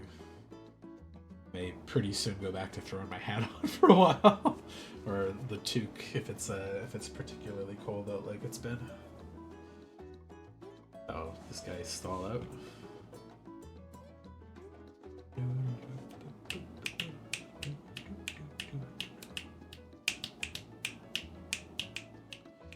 Coming in? Okay, I'll block that.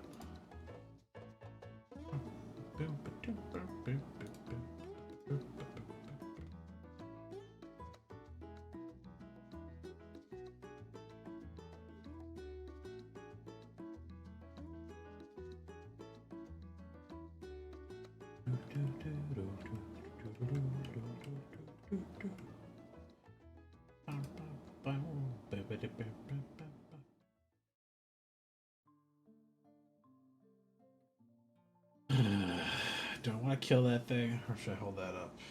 I'll kill it, and I've got trip up for later.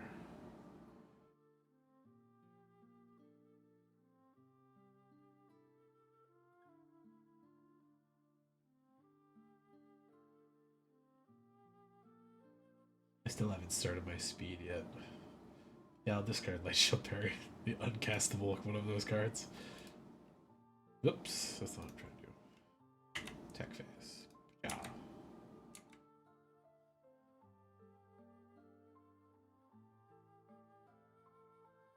Go 2-drop. Swing, swing, swing, swing, swing. That's all I got going on here.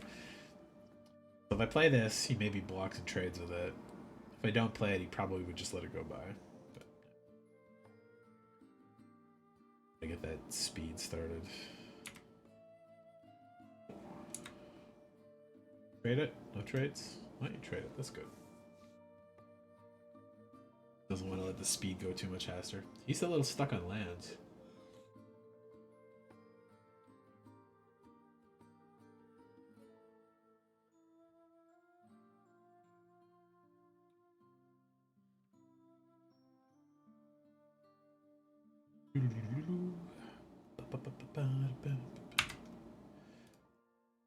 Speed increased. Got a 1-mana combat damage spell.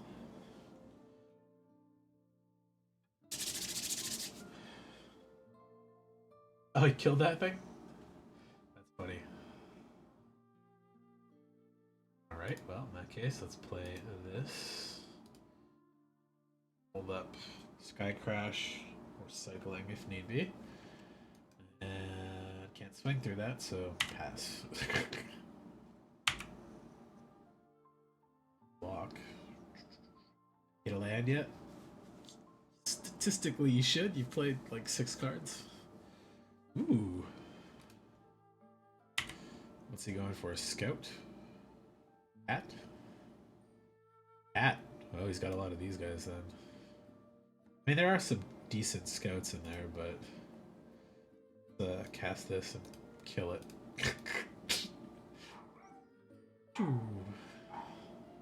Not like he's swinging through that anyways with that, so it's okay.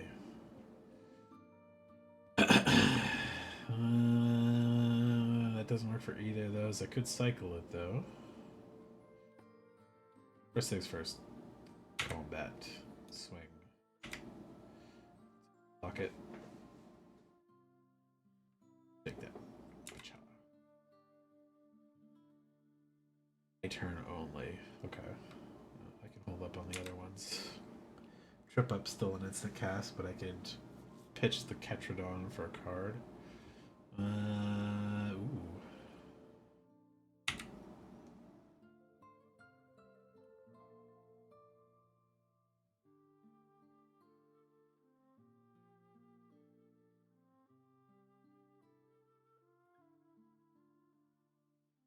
Bottoming library. Get that thing locked away. There we go.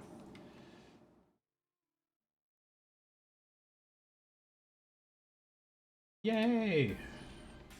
I can't cast that, but I can soon.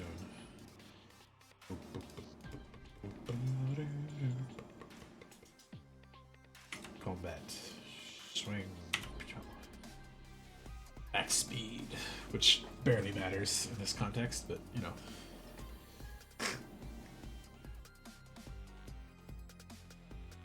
Yeah, it's a fair kill. Good choice.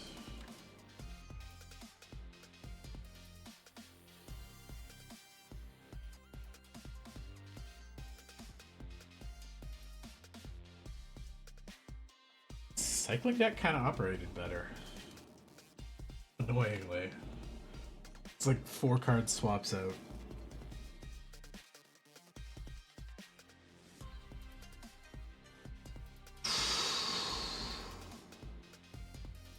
This is okay.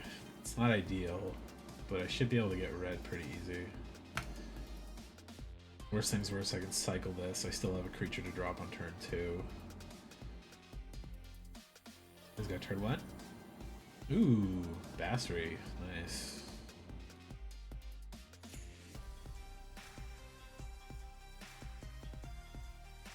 Oh, he's got Exert Tide on him. That's awesome, actually. I read that and reviewed him, and I didn't notice that he had Exert on him. That's why he was confident in choosing cats. Okay.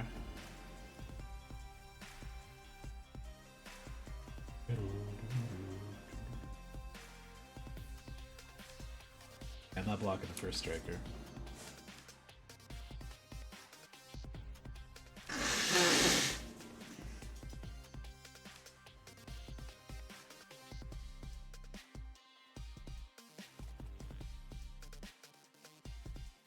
Bassery's not tied to sorcery speed either. Interesting.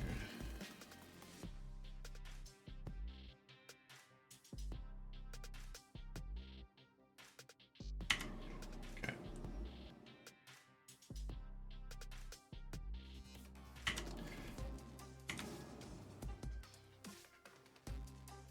There you go. Exerted, so he's down for one more turn cycle.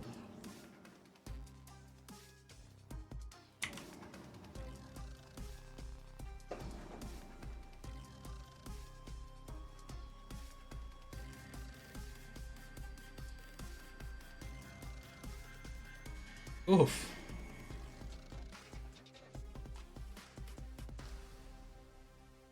It's hey, there's a red source. Woo-hoo.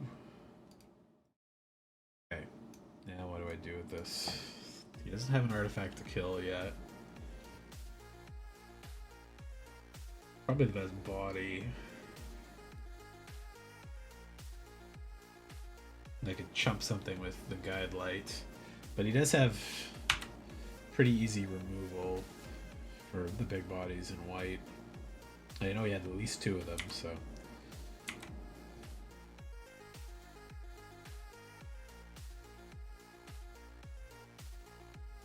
You could just play the XL one raw. Oh, distribute counters, okay.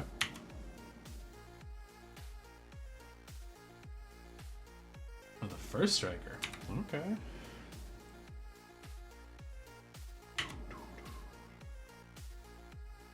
Yeah, I'm not blocking that. That's okay.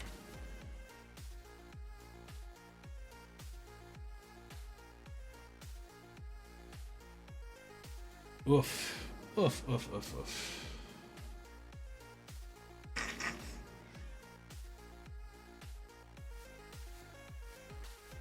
Do I cycle this?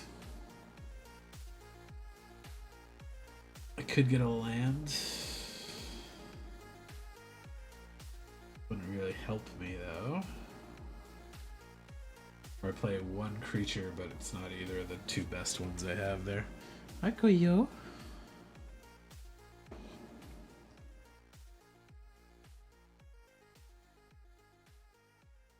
What the fuck?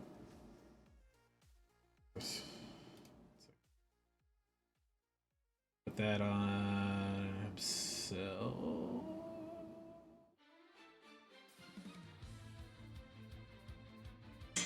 Yeah, fuck it. Let's put it on the the cat token would just block him. Target. Him. Him. Target. That. What's going on? Oh, there we go. It's just lagging like crazy.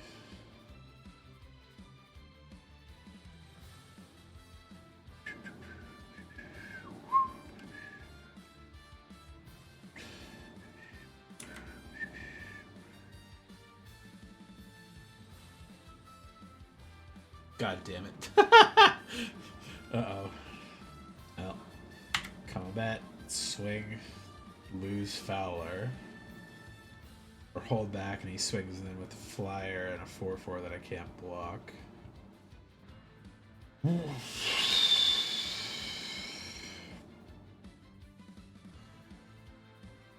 I'd be taking out at least 2 things, but I don't think that's enough.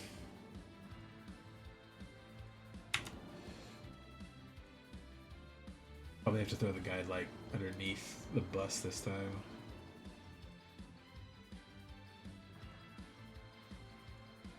It only takes 1 to crew that rough. Yep, there we go. Fire I can't block. 4/4, 3/1. So that's at least 6. Alright, let's throw this under the bus there.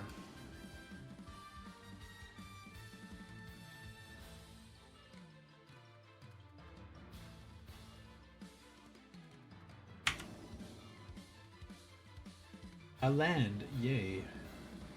At least this could block this turn. That's a good choice, but I'm still pretty low life, so.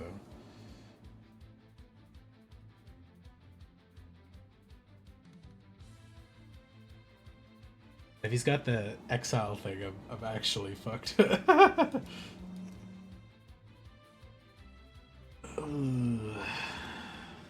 Yeah.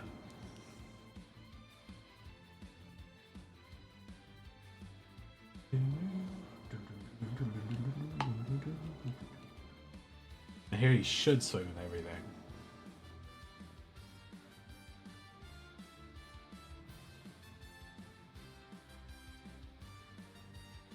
Yeah, there we go. Because best I can do is block this. I take the rest. Still taking 5, 7, 9. If I block this, I'm taking 8. Yep. Good second round.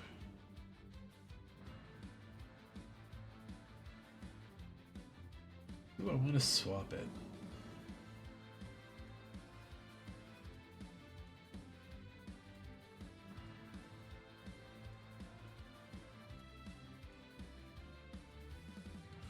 Yeah, sure, fuck it, why not? Despite liking the cards very much I pulled in this draft, it has not been a very good playing deck, so... let's get red-blue first.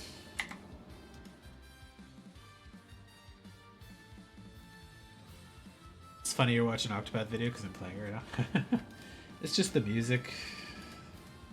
All the music versions that people have put up on YouTube are like the gameplay chunks of them, so appropriate.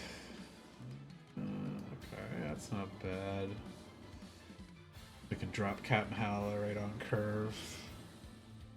And then these can block, so maybe I hold back and trick him.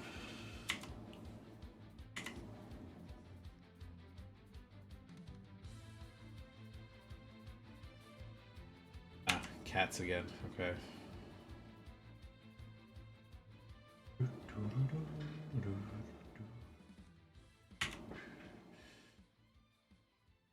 What did he choose? Construct.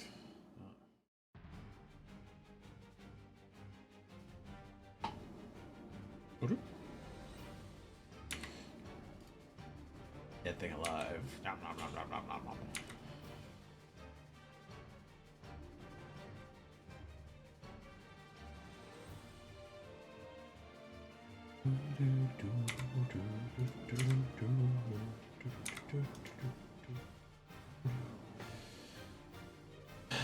Worst comes to worst, I could bounce this, but that just lets him get to re-choose which creature he plays, so... Wow, you used that on that, eh? Okay, I'm fine with that.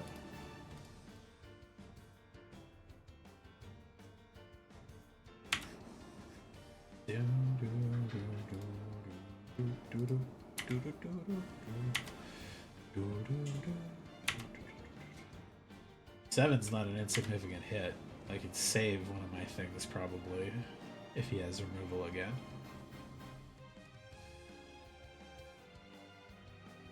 Ooh, Spiromite Cycle. Tap another mounted vehicle you control. Vehicle becomes an artifact creature. Put a counter on it. Bounce that so he doesn't have the body for it this turn.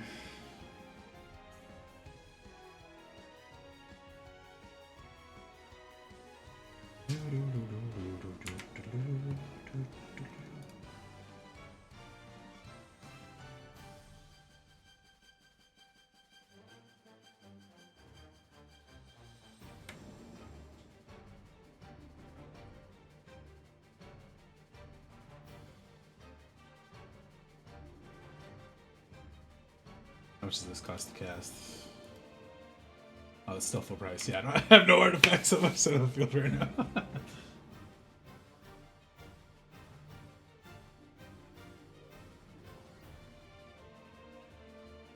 If he wants to win this, he needs at least 2 bodies or a removal on a body.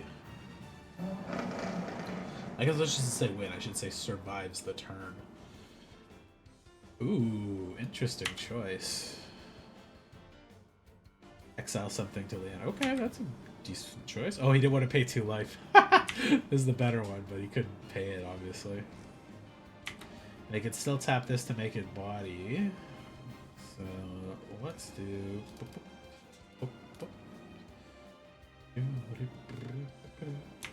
Pass. I don't need to swing and lose my thing on that. This becomes a 6/5.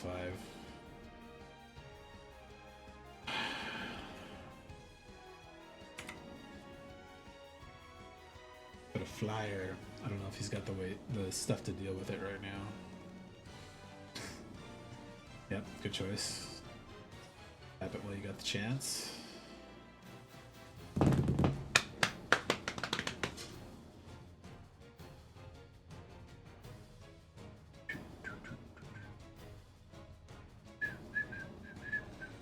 Take 6.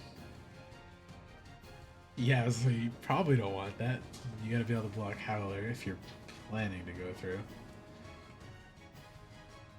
Nice. So you can get that flying. Choosing this time. Pilot. Okay.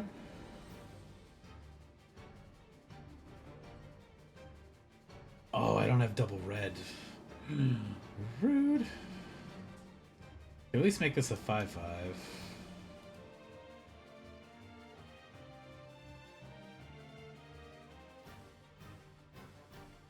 Oh, that costs 7. Fuck.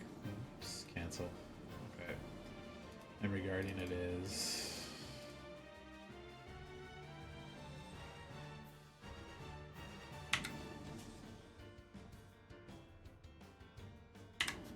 Right now, I need to get a wider field than him.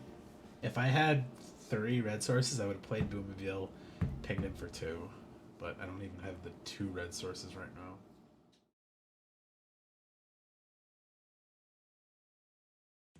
I know he's got a couple removal that'll be annoying, so. Still needs another body. He's got a lot of vehicles, but he can only crew one of them right now.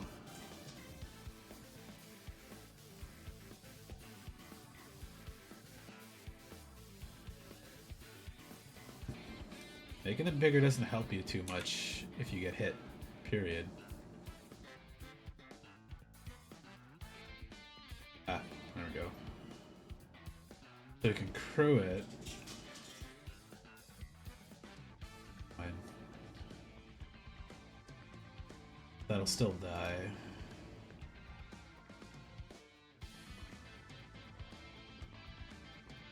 Which thing is he gonna have to make fly this turn?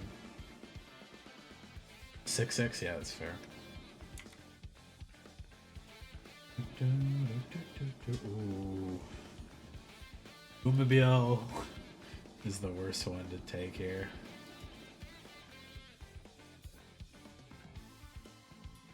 I got 2 flyers, he's only got 1. Plus he's got a trick up his sleeve, but let's swing through it and see what happens. And next turn I can tempo something.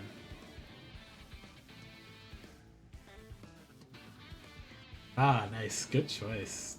Crew the other flyer. Now you can block this smart, and then this will die, and that won't. Oh, he blocked that way. Okay. Looks like you could bounce it off the other one. Wait, do you just take 3? Oops. Alright, buddy, sorry. I think he made a mistake there. And I think he meant to block both of them, because he absolutely could have. I'll take the win, I guess. But silly mistake.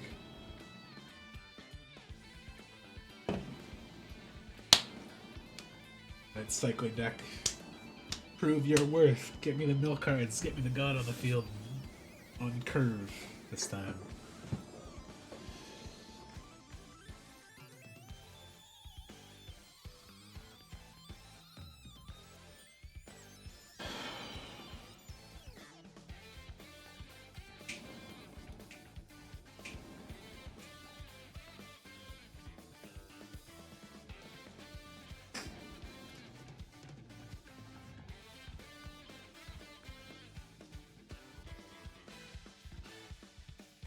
Here we go.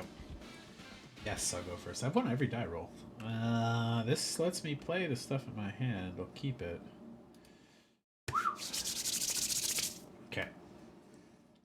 Still need a red though, because blue is my most played color in the deck. Green is a very low amount in the card deck, but we'll see how it goes. If I win this one too, it means every draft I've played of this has been a 2 wins and like a 1-2, except this time I got a 0-2. So it's been like competitive, but I haven't got that clean 3-0 yet. So, but it does mean I'd get 9 packs out of the whole thing, so I could sell 3, put enough tickets in to cover 2 more drafts out of it.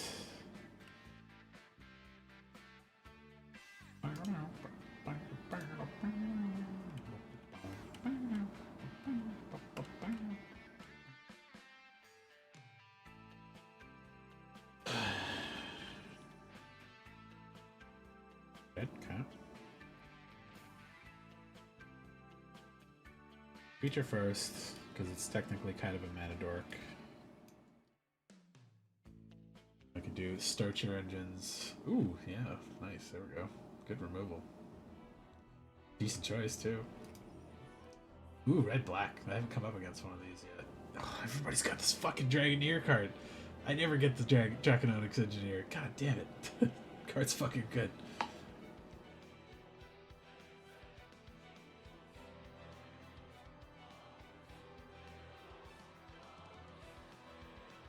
Losing that guide light, it sucks right there. Screwed up my curve. Come on, red source. Let me put my glitches out. Let me put my... Actually, it wouldn't let me put my Aether Siphon out.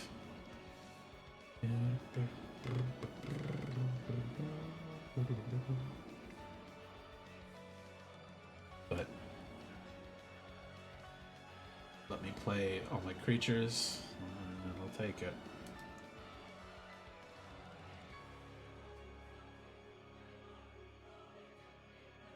Rather annoying if I don't do this now. You can easily put a counter on it. You can also do that, make a flyer. Oof. Okay.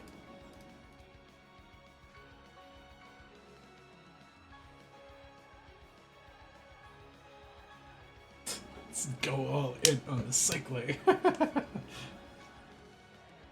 I really don't want to bounce the Draconautics Engineer because that means he could replay it if he's exhausted it already. Which is a good choice for him to do. Just doing it immediately gets you a nice body. You went for that one, eh? I'm not a counterspell deck, so it's not really the end of the world for me. I feel like you should have waited for that for the big one, but still not bad. Ah, the exhaust gets out of counter. That's pretty good. You got the good cards for exhaust, damn.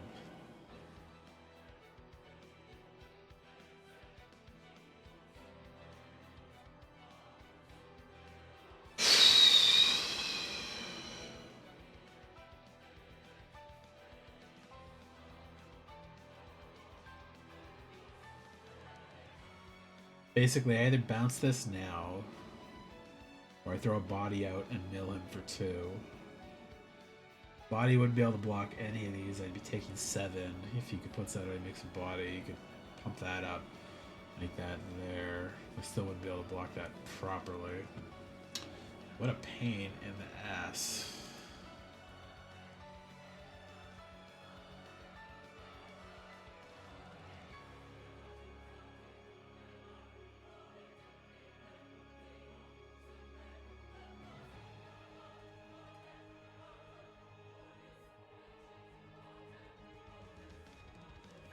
Yeah, I'm fine with that going to the graveyard, but he's on a kill streak here if I don't get some bodies on the field right quick.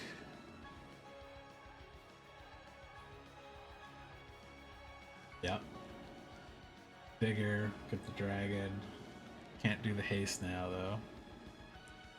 Swings in for 8. I just have to take it. So I can save a block for the dragon next turn. Or I bounce something, chump that. Always off the colors. Put 3 out. I could mill or draw a card, but that's not going to help me. I could draw and I could still play that, but that's not enough.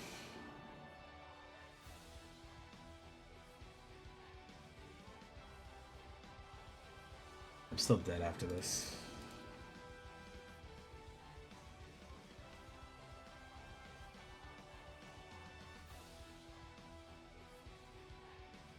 Seed.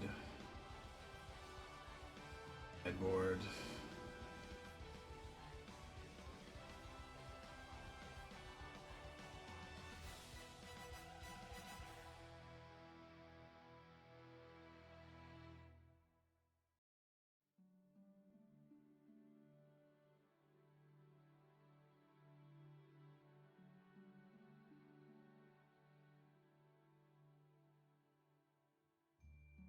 Alright, let's go. So I spent this whole time trying to steal? Trying to steal? Oh, an Octopath, I see. Mulligan. That's better. It's not great. Keep it though.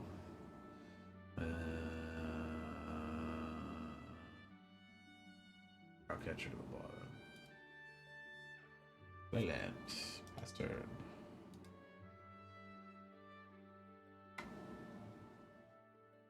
Oh shit. Oh. I might have just tossed this last match away. Fingers crossed I draw mounted. I was like, yeah, I got 3 lands. I got the, oh, thank God. Got the right colors. But I did not have a mountain. But I top decked it, thank God.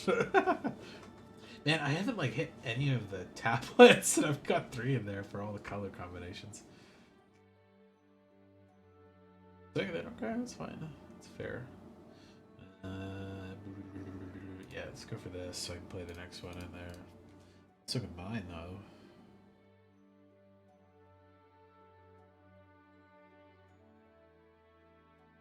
A trade? Yeah, that's fine.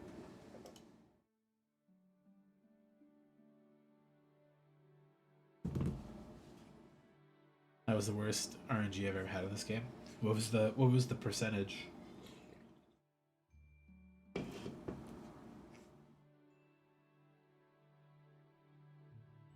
Rover blades, nice.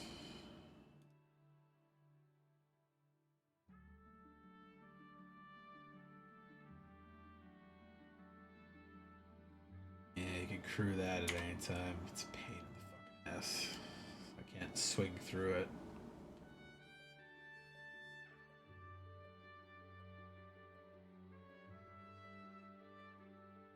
%, but I've still 3% is 3%. That means you'd have 1 in 30 chance of getting it. I don't know if that's the worst RNG. That's just playing bad odds.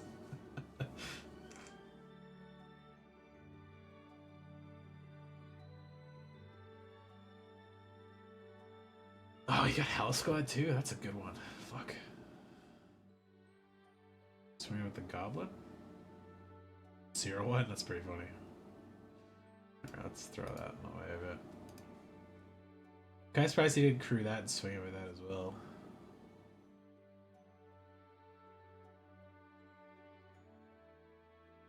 Alright.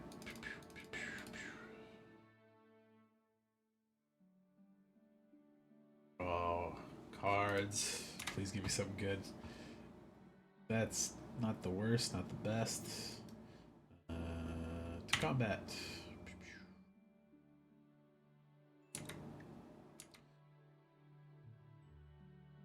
Took 40 minutes. Yeah, that sounds about right for 1 in 30. Having to pay for your stuff and then fix your reputation after failing like 3 or 4 times. Doing it again and again and again. If your chances are that low, you could always just buy the item that you're trying to steal, right? Like buying it or begging for it. There are other ways to get them.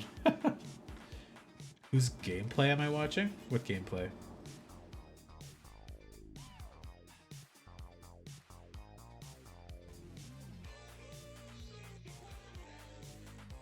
Cheap as fuck. By the end of Octopath, I think I had about 4 or 5 million gold saved up. But there are abilities. Oh, this motherfucker. He's got 2 really good rare reds. That's okay.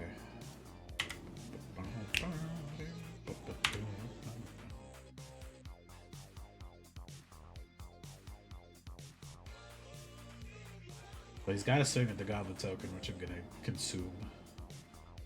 Is he gonna? Yeah, just the Goblin. It's fair.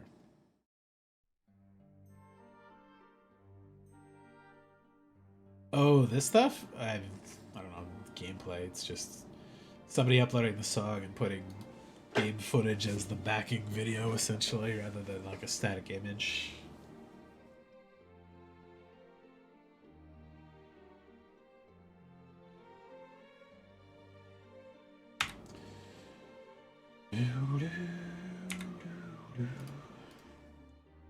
Got lucky. This is just stuffing his goblins and his swing ability right now.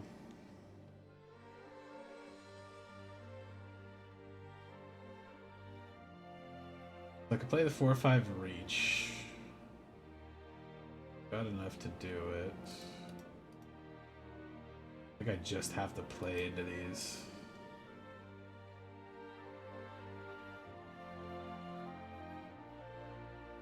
He's gonna get the goblin or the dragon probably next turn. So let's crew this with this guy. But yeah, most of the people that upload these gameplay songs and stuff, they're not really supposed to, technically. Because they're they don't own them. They're just putting it up and they're getting through kind of a gap in the system for allowing game music that's not gonna get copyright struck on there, but Square does routinely go through and clean their stuff off, annoyingly. But context sensitive, this artist I really like, and he allows you to use it on your streams if you give credit and stuff.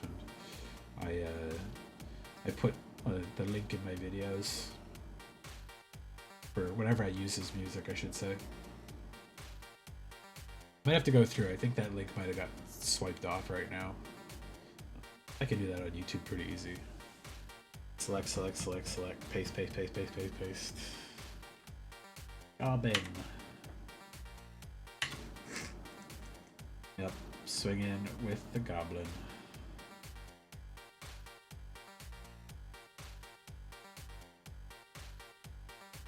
I'm shocked he's not like pumped up for the dragon yet, but maybe he's saving it to try to block my attack, which, you know, it's fine.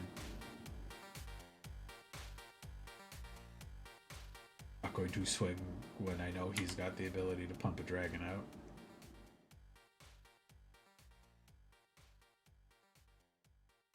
Definitely do this one. Oh.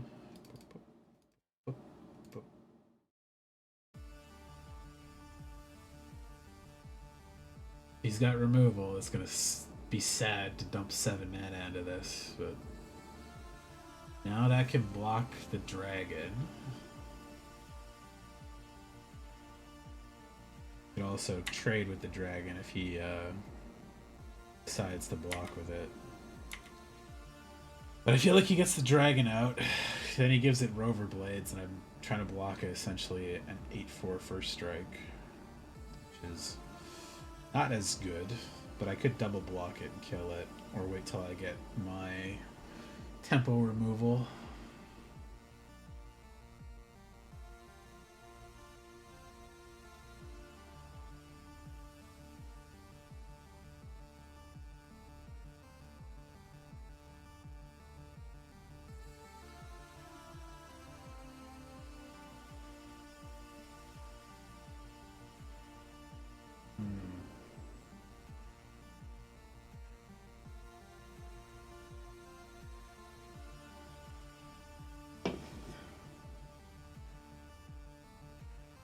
Speaking of that, I gotta see if Context Sensitive has some more music.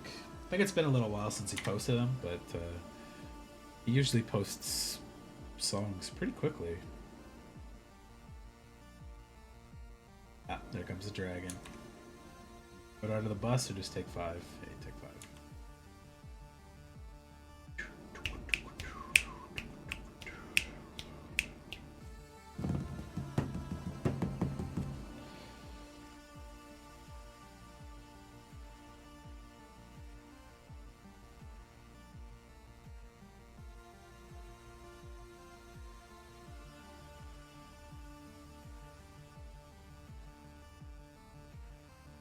Barring any bonkers stuff here, I've got a good lead in this round, so I think it comes down to round 3. Yeah, there we go. Equip the dragon. That's what I was expecting.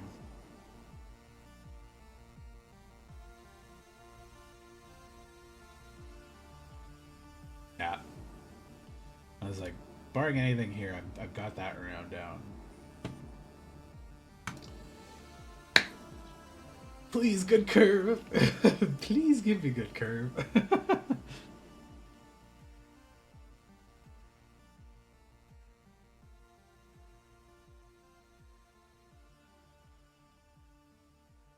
I want my 3 packs, so I've got 9 to do another draft. Oof. It's not the worst, but it's not good. I gotta mold that, I think.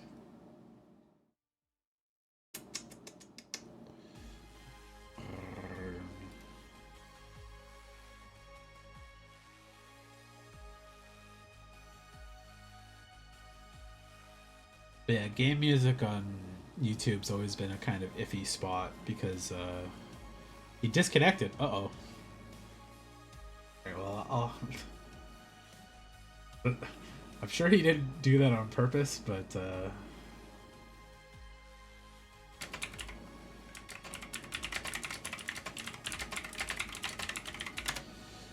this game's been pretty buggy lately. That I can keep. Those two are playable. That's expensive. It's so important though. Curve it.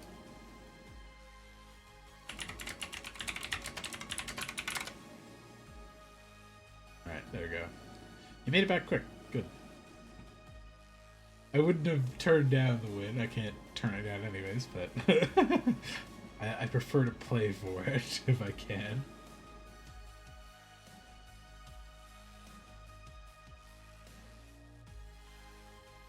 Ooh.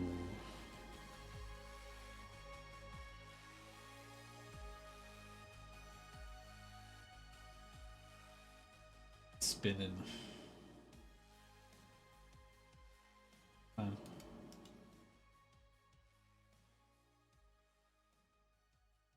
we go.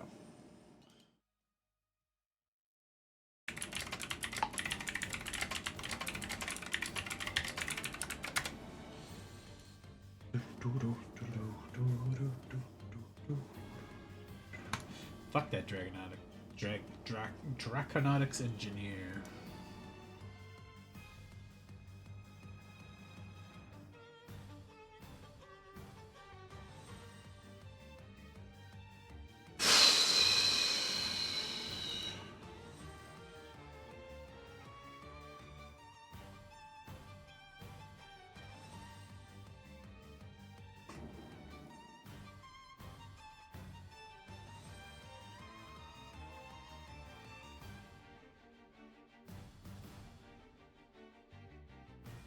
I don't like that he's gotten that out fucking every time.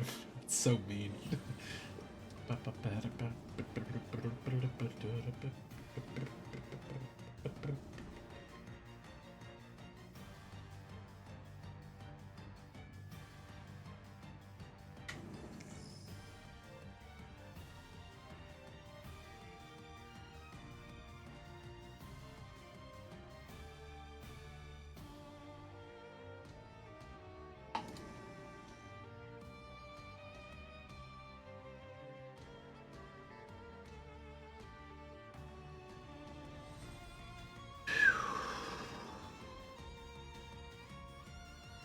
I kind of hope he exhausts for the dragon. Then I can play the spike shell. Oh, he didn't. Alright. Choice. He's exhaust for the haste. FF7. Or actually. Yeah, I can trade with that.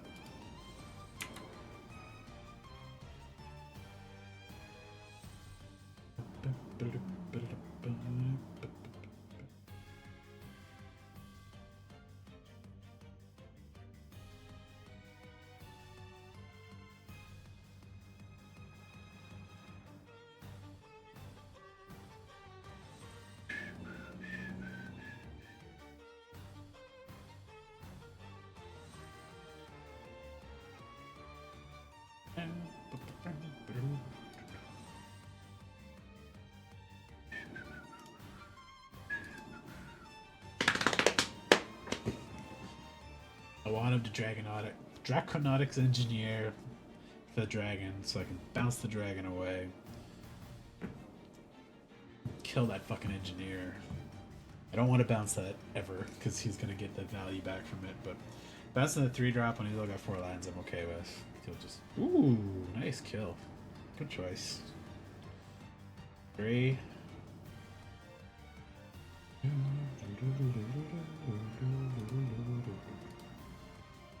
Yeah, it's fine.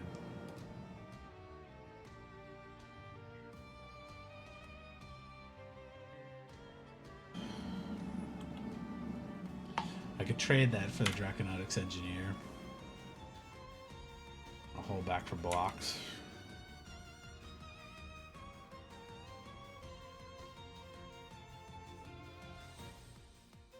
Yep, jockey. That's fine.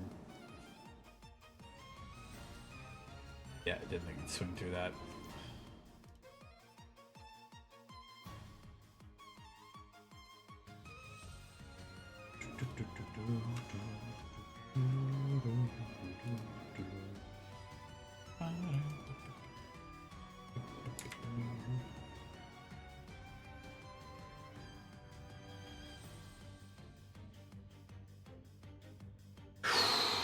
I'll hang on that Sky Crash because he might have an artifact that I find annoying.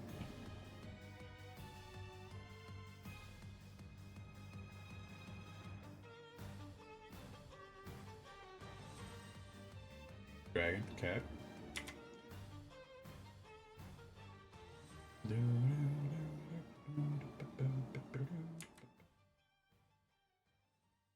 So 7. Okay, let's bounce the dragon.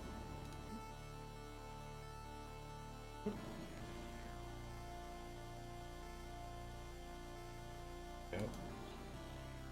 Oh shit! Whoops.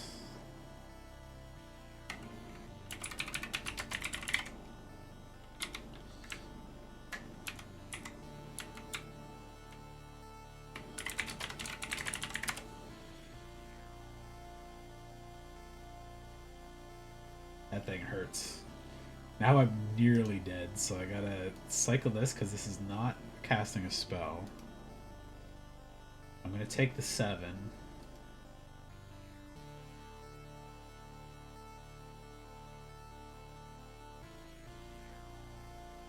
That was a painful hit there.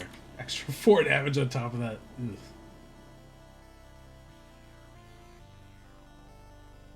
It's not a bad card to draw.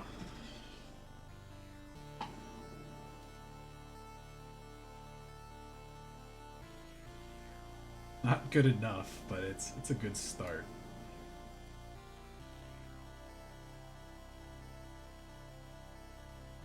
What life? Ugh. He's got damage to other things, I'm just dead. But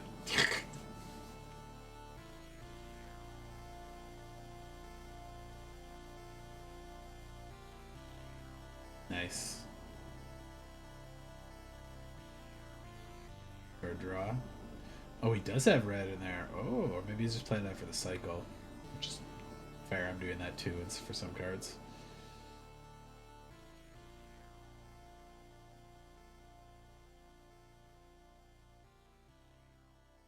Going in for the swing because I would have to trade 2 to stay alive. That.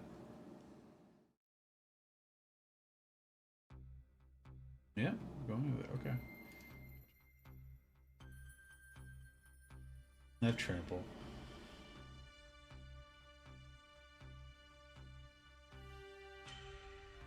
Ooh, I don't have 3 blue.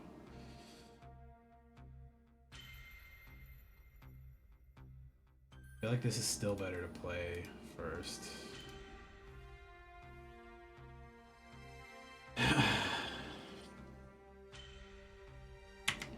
Because that does make him much less threatening on swings. Fucking block better. I thought you got black.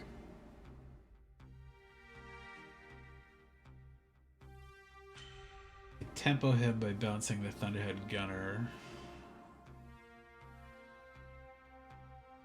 I need to get some way to deal him some damage or remove his threats. Maybe with power 2 less gains lifelink. Okay, that's whatever. Pretty much nothing. I guess once this reduces the power, you give it lifelink, which is a little bit annoying. I think he just gave it can't be blocked. That's the case. That's a very good play. Very good play. So this reduces the power by 1. And then this can target his Draconautics Engineer, which only has 3 power, but it will have 2 after this reduction.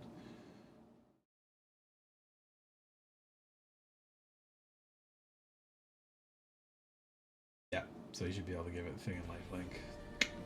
Damn. Can't block.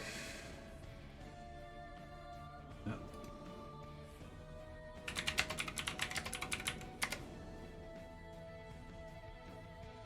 Yep. Good shot. Damn. Alright. Yeah. Close match, at least. Okay, let me get out of that. That. Collection. 10 p.m. Okay.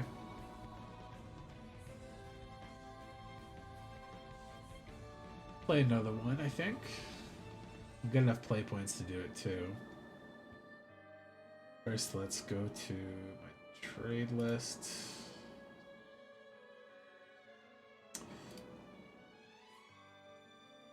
Filter.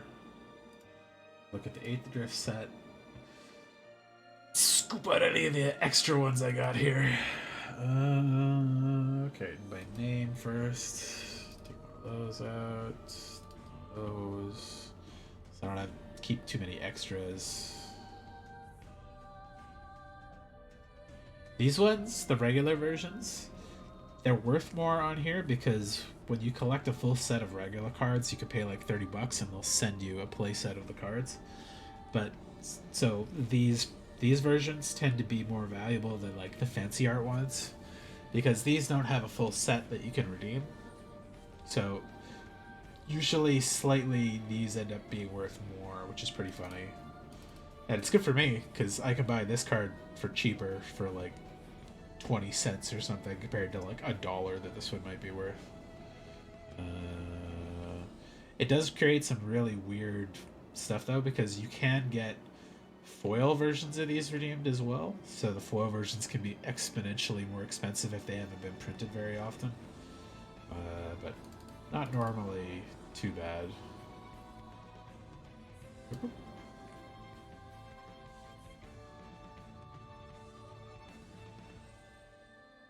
I don't really care about the redeems, so I'm not really trying to get rid of all of my stuff right now, but I don't need extra cards sitting around in my piles here, so I can trade off all of the stuff I don't need extras of. And if anything's worth particularly large amounts of money, I'll trade that back in and sell it too. Let me do more drafts. Okay, that one.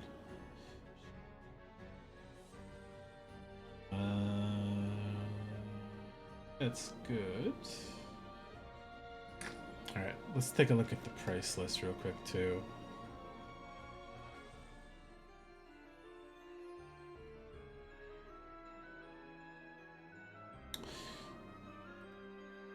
Alright, I got 6 Aetherdrift boosters, so I probably either have to pay a couple bucks to use those to draft, or I could sell a couple things and go for it. Stuff that's worth money is Ketramos, Bright Glass, Gear Hulk, the Aether Spark, Monument to Endurance, Radiant Lotus. Oh, yeah, right. Those cards are good. Oil Deep, Chandra, Loot. I think I have Loot, but he's only like a 1 tick. Riptide, Hazaret, Marauding Mako. That uncommon 1-drop is worth 8.8 ticks? God damn. I don't think I have that. Like I passed up drafting it, but that's good to know. I could grab one of those randomly every now and then. River Pyre. I don't think I have the lands either right now. Yeah, Draconautics Engineer, Salvation Engine, Thunder Velocipede, Sunbill Verge. Yeah, the lands are all worth pretty good.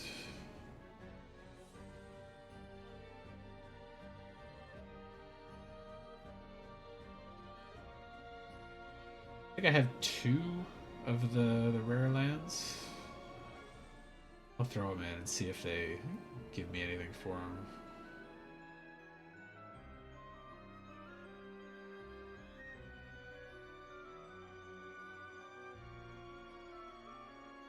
Alright, Sebsunen and the Frog God's only worth 0.2 ticks. Interesting. Okay.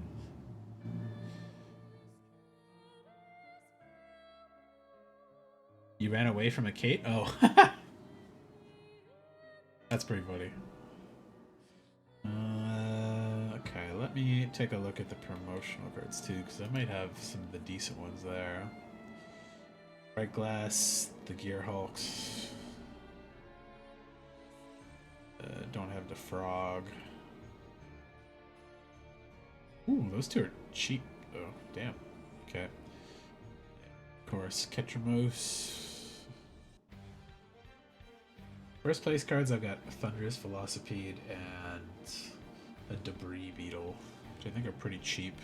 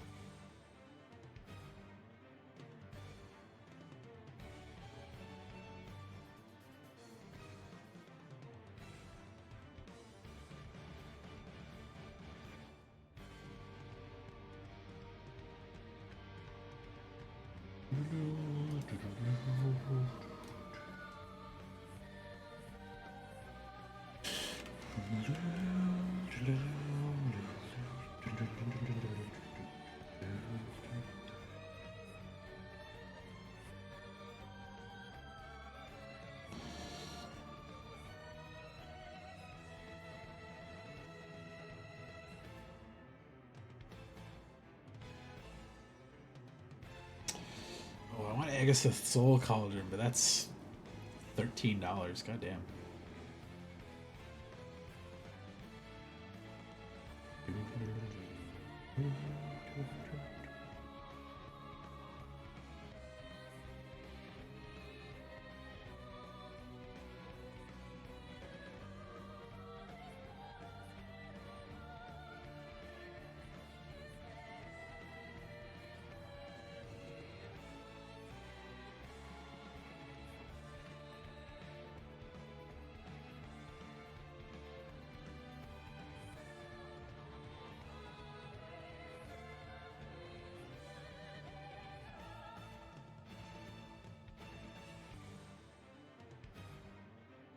Oh, my loot's worth a tick. No, I don't want to trade that one. I'm gonna make a deck with him.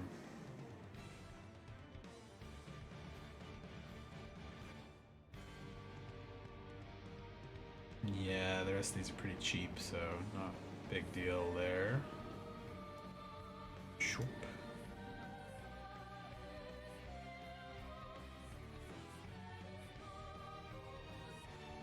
Thunderous Velocipedes. 0.1 tick, not worth it. I think that's it though. Foil Theft Fabricator, 0.05. 0.05 as well. Okay. Let's see what GoBot says to what I got here.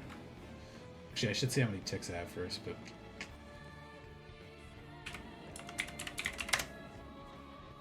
I already know I've got enough play points to do another draft.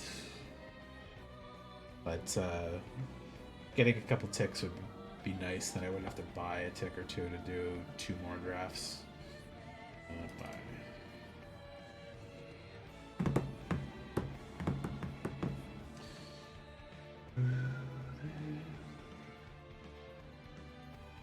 I got roughly 0.4 ticks saved.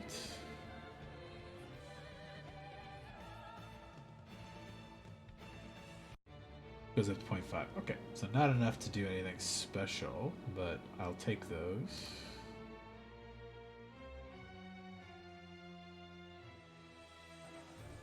Yeah, I'm gonna run to the bathroom, and I'm gonna hit the cigarette real quick, and then I'll play one more draft, so...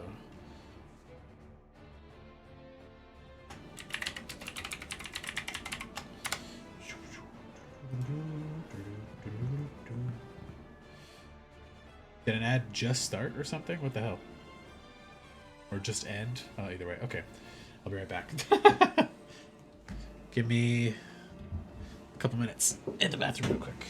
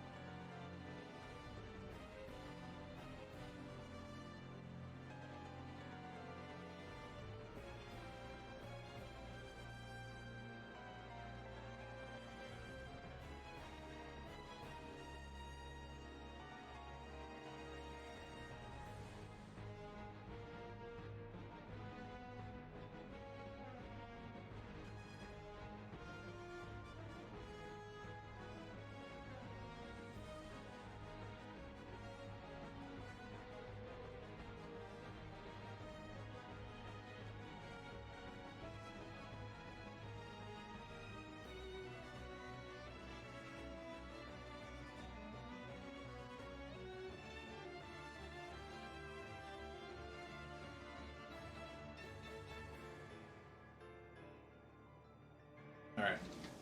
Let's go. Let's do one more.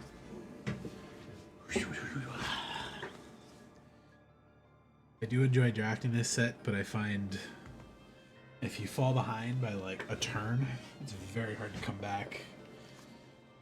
Especially if the other guy's got a pretty solid deck too. Play points. Let's go.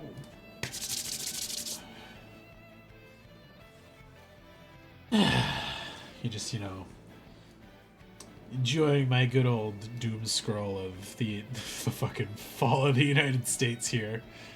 Every time I go for a smoke.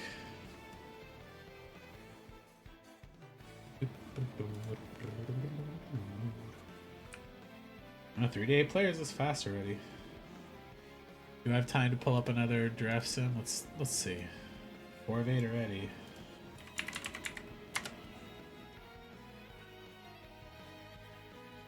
Whoa, whoa, whoa, whoa. This site sucks sometimes. 5 of 8. Nice and fast. Spectacular pileup is fantastic. Take Affinity or Voyage home and play Affinity deck. Welder, Interface Ace. Headlight Matrix is pretty fun.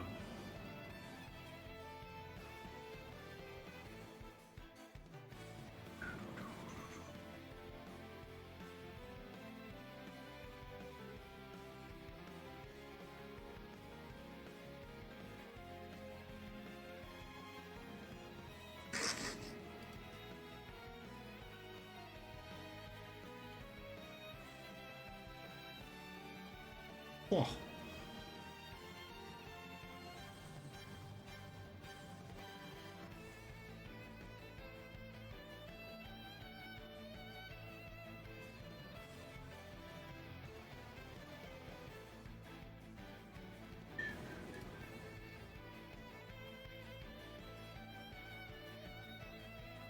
Seven of 8. Oh, it's gonna be fast.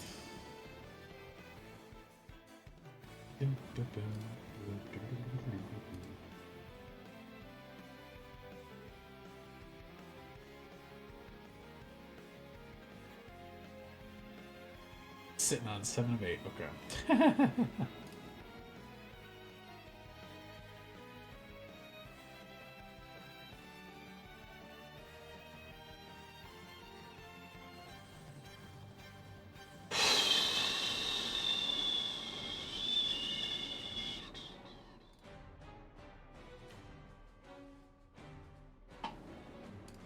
Alright, let's see what we got. Chandra's Ignition and Demonic Junker. Ooh.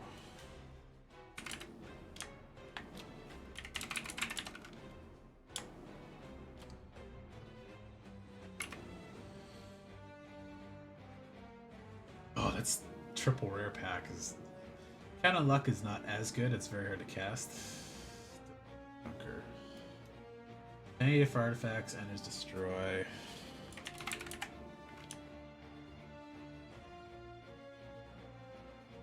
Give me Chandra's.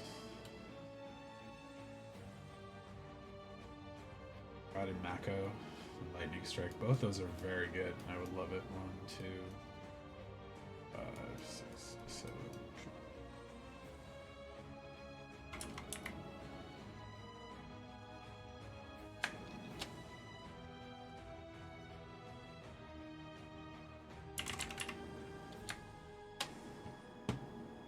Give me a Web Strike.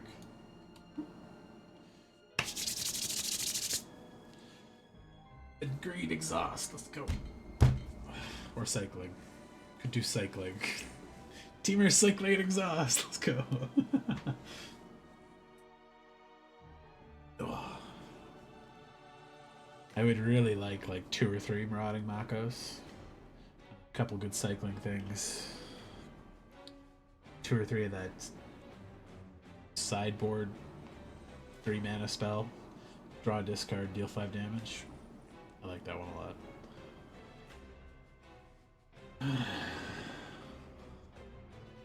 Like an Endrider Catalyzer. Agmakin too, though.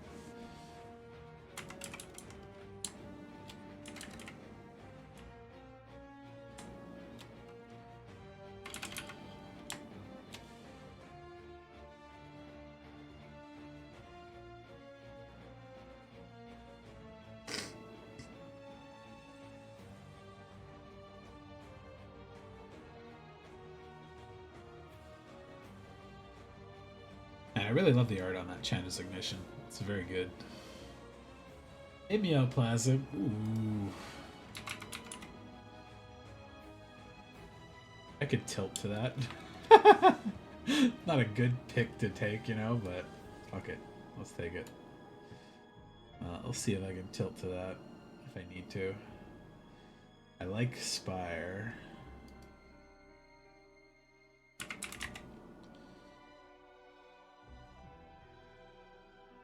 Yeah, let's go for that one.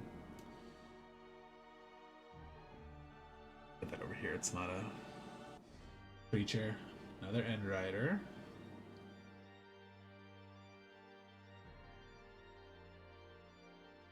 Big fan of 2 mana 3/1s.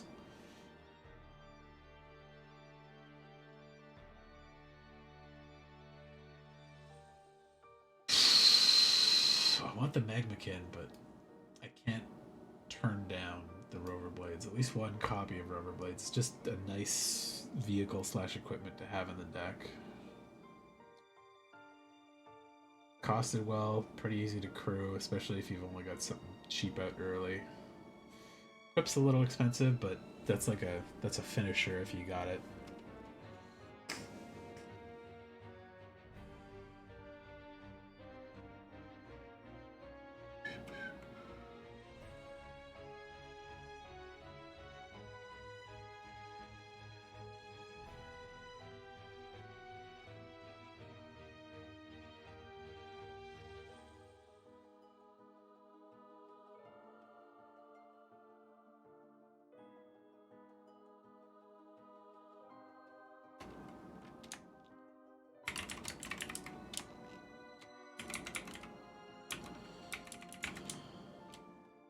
Ah, shit.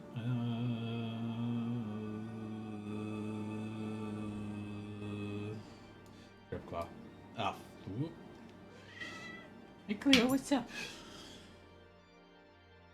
Almost. Silken String.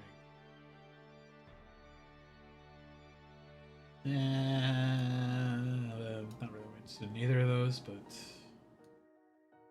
take the best cards out.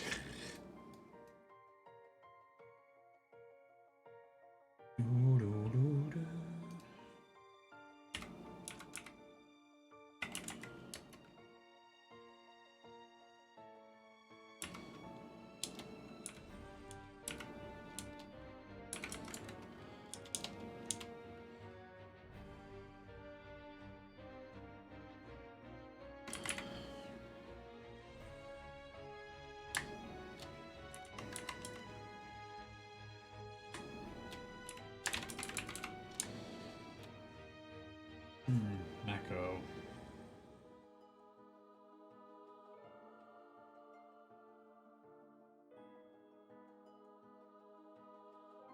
Oh, I should have grabbed the Quag thing. I was looking at it, but I like the Mako.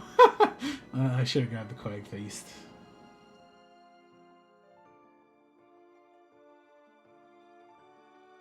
Ignore the Mimeoplasm.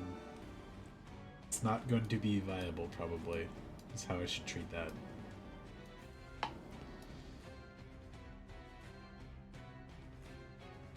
Ignore the Mimeoplasm. What's up, Cleo? How you doing? With butt scratches.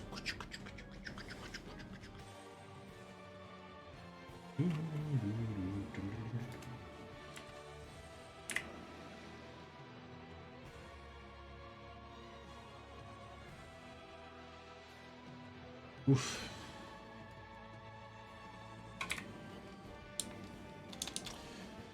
Alright, now I really gotta choose.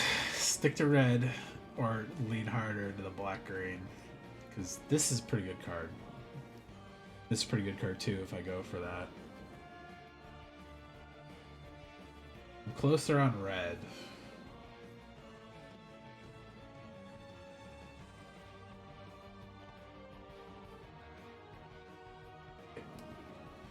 Lean hard. Another Mako. Give it. Ooh, I could take this Gastel Thrill Seeker. Give me the Gastel. Oh, the fucking second hatchet. Oh god, somebody's like super happy with that now. Fuck. I don't want to tilt to it now. I've already made my choice. I would just be diluting my picks, I think.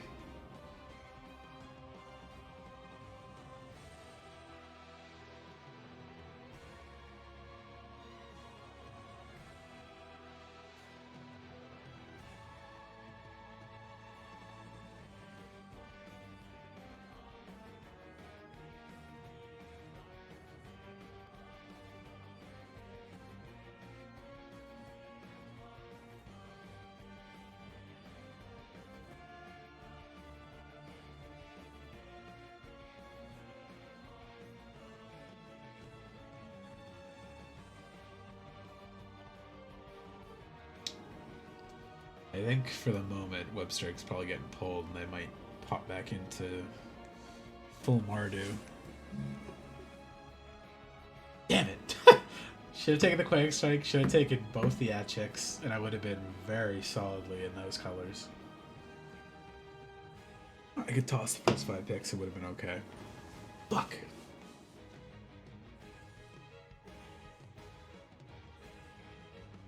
Fuck! Fuck! Second guessing myself too much for those. Damn it, damn it, damn it. Ah. As soon as I saw that Quake Strike too, I was looking at it, I was like, that's better than another one of these things, and I fucked it up. God damn it. Okay. Yeah, that's pretty good. Less good, but it's fine. These are both fine.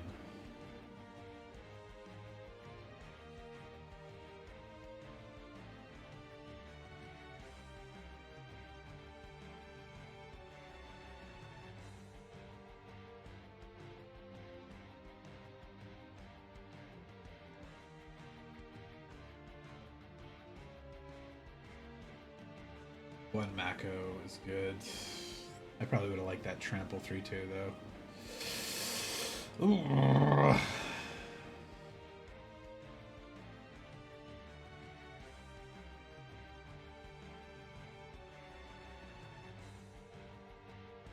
Oh no, this one's fucked up now. God damn it. Pick off, please.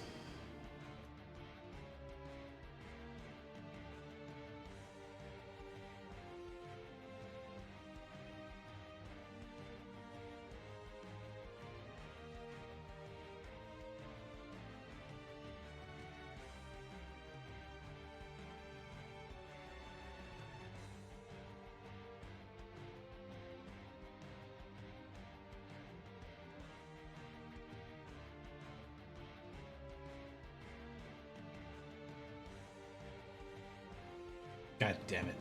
That's pissing me off. I should have taken it. Darn my second guesses.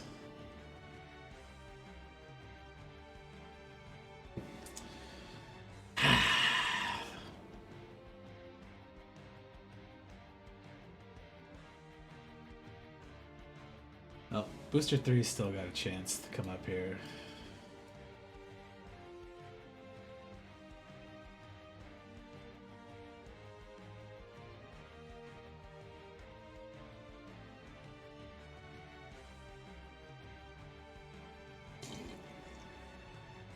Come on, give me a catcher moose for my value. Ooh, Skybox for a Murgander Wasteway. Planes, yeah. And the Broodheart engine here too. Fuck, I would have been on a good spot with that. I'm gonna take the Murgander though. Do I have stuff that cares about speed? A couple things. That Crash is probably better. Ooh, another that guy. Okay, I'll take that. The Road Rage would probably be the ideal one to take there, but...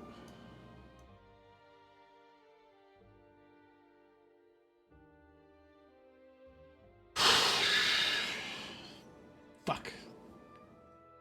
I'm gonna be beating myself up over that, especially if I lose this draft, but... damn. That was 3 other rares I had that would have went well with these 2 I already had. And then a bunch of good uncommons in those colors.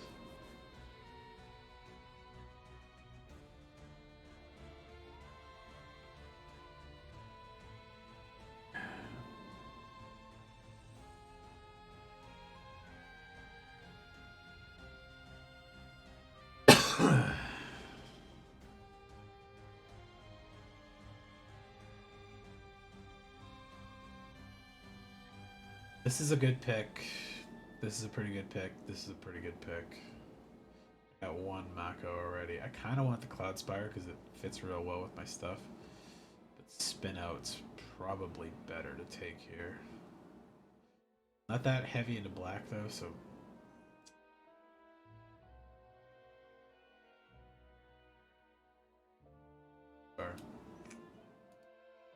Aetherdrift is pretty good for this. Gravestalker would be real good. Whoever had that is going to be having a good time. Oh my god, Gear Hulk. Oh yeah, take it.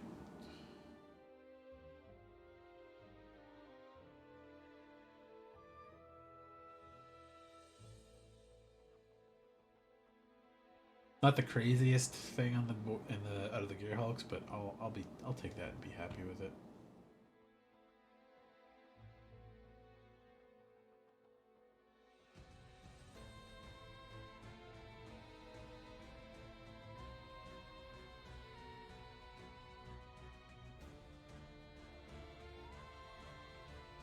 Hey, the thing went away. Oh, neat. I don't know how I did that.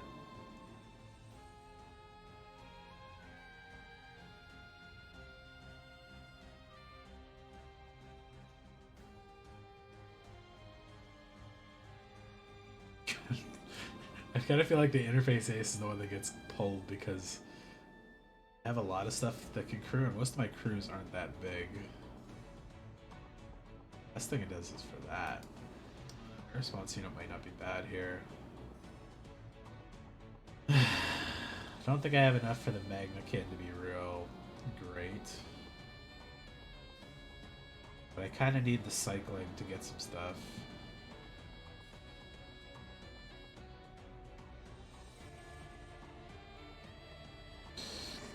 Okay, Magma Kid, you're in. Spin out, I will take it.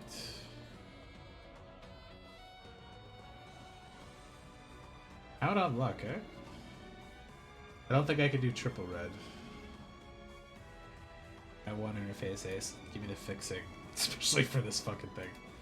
Skybox Fairy or a first strike. I'll take that. That's a straight colorless guy.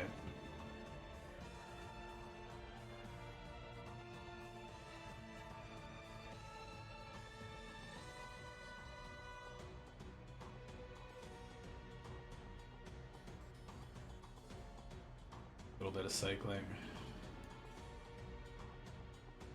Okay, it's not the end of the world. But I definitely would have had a better deck if I grabbed the black-green stuff. Fuck. Motherfucker. Ah! That's what I get for second-guessing myself. Ah. Okay. Murata Mako. I like them because I can cycle them. The Death Touch Rat's pretty good. I like his mana sink. End Rider Catalyzer. Morgana Raceway.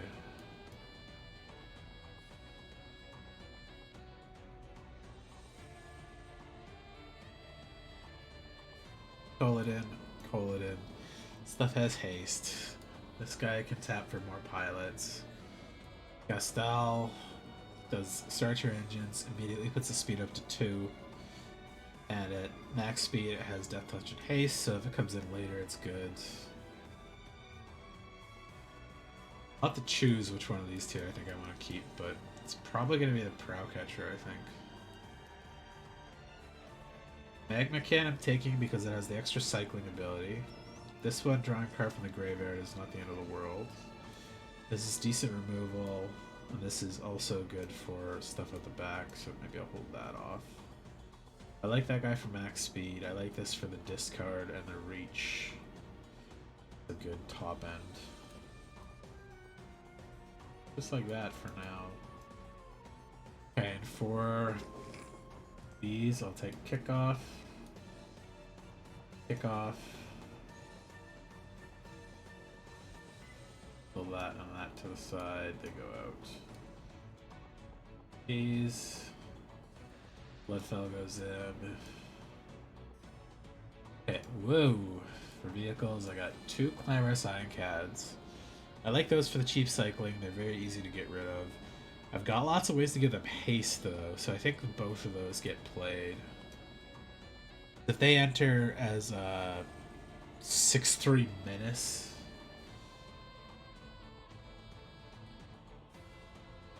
creature with haste on turn 4, I am cooking for damage. Chandra's Ignition definitely goes in. I think same deal as Spire Mech Cycle. If this comes in turn 4 after the Clamorous Ironclad, I tap this or one of my other artifacts to I don't have any other mounts, so yeah. I'll have a couple vehicles in there. This becomes 6-4 or better.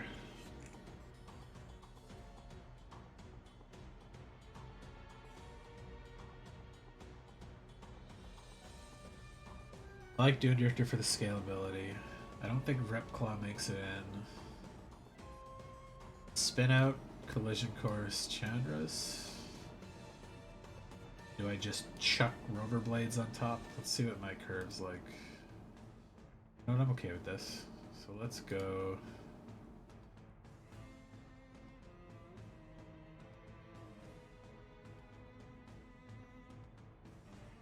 Could I cut white? I could, but I need it for 5 cards. Let's go 3 white at least.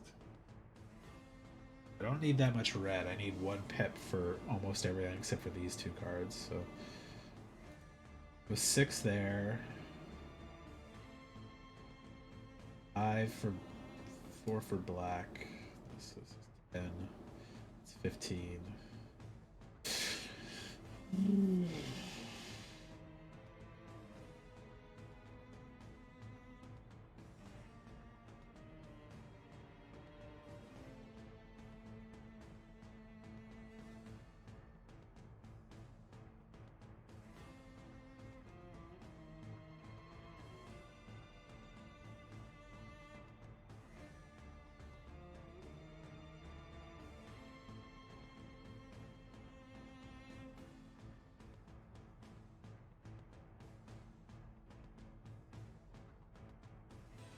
Got the streaking guy for now. He is a nice top end, but I think I'm gonna do that. And then I'll add... Man, it doesn't even remember it from this session? That's annoying. Need 1 more white. I'll work with that. Week after. Let's go.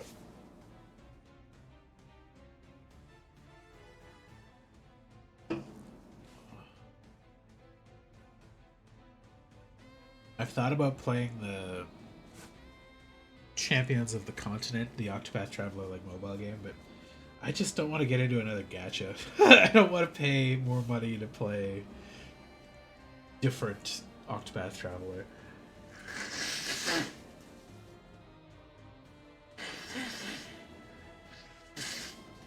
But I like the idea of more music and more of that game. I'd just really be happy with it if they made it like a console game after. Alright, this is playable. I'll take that.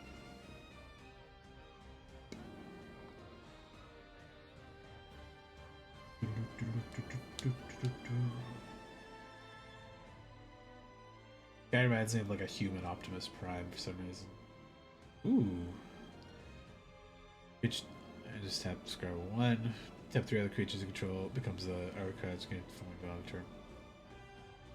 Pretty good.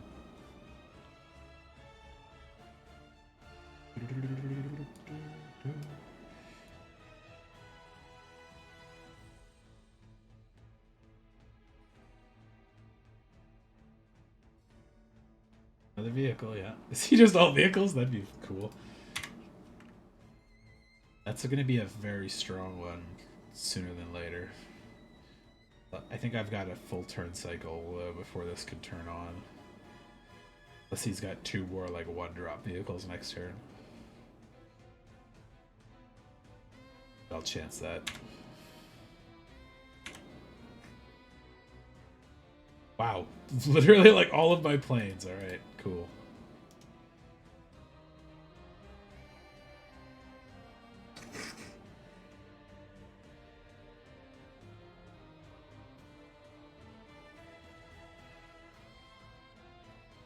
Cycle detention turret. That's a cheap cycle on that. God damn.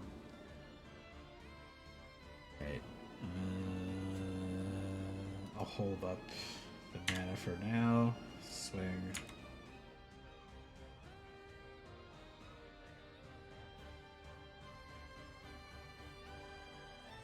Not going to worry about that turning on this turn, but pretty soon. 4 mana. Muyanling? Oh, Record River. Okay, that's fine.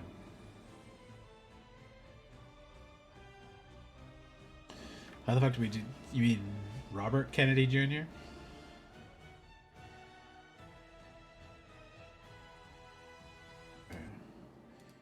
Off. Card. If you do, yeah, that's fine. Resolve. Discard Thunderhead. It's too expensive right now. Fuck. Okay, that deals the 1 damage. That's fine.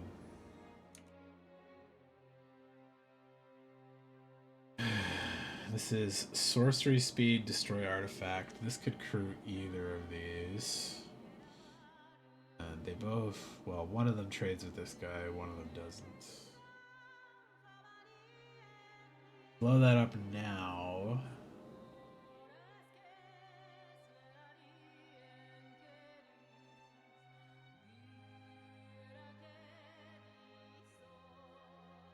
I stop him from crewing it next turn. Well, he could easily play another creature and crew it, so...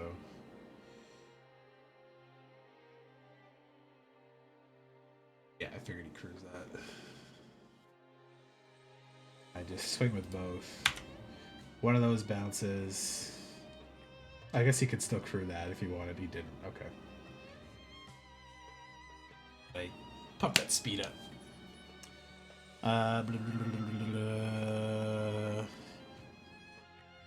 He's the guy that said vaccines cost awesome. No, he's not that guy, but he is one of the guys who agrees with that. Those Trump got all the underqualified people that are yes men. Absolutely, that's exactly what he did. He's stalking with loyalty. Yeah, this candidate for the clout. Yeah, clout, money, power. If when dictatorship takes over for fullness, kind of thing. Just kind of over mercenary events. Kendrick would be better. He's not a fucking drunk like that other idiot that they have up there right now. Hegseth or whatever. He was in his hearing to be entered. He basically was saying like, I've got my drinking under control, and then he's at the UN or NATO today, drinking like a whiskey from under the fucking thing. It's just like, oh. And both him and Vance were talking to the world leaders like they're red state idiots. So every single thing they say that people know are a lie, they're just like, what the fuck are you talking about, man? Like, what the hell's your problem? It was embarrassing to say the least, so...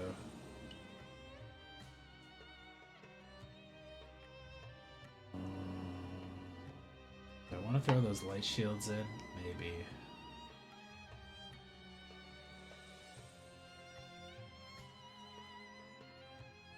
I think this probably gets cut for a light shield. Or Ripclaw. Or Streaking Skybox Fairy, either one. Let's throw a light shield in for that for now. Because I can cycle them. Courtesy at World War III breaking out, Trump saying it's all bad, it's all white, it's all... Dude, yeah, pretty much. It's definitely very embarrassing to watch happen. And it's a little scary because between Russia and the U.S. is us. And the rate stuff's going. I don't know if like we're gonna be on the U.S. side or the Russian side, especially if the States is threatening us. But I know Canada made the offer to have 2 states join us, or 3 states join us, which I was like, okay, you know what, that's fine if they want to do it. Ooh, Gear Hulk, I can't play that right now. Let's put this on the bottom.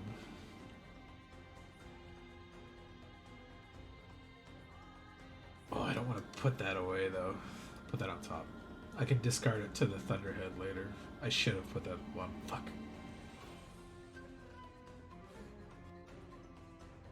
Ooh, Transit Mage. What's the big thing he's gonna get?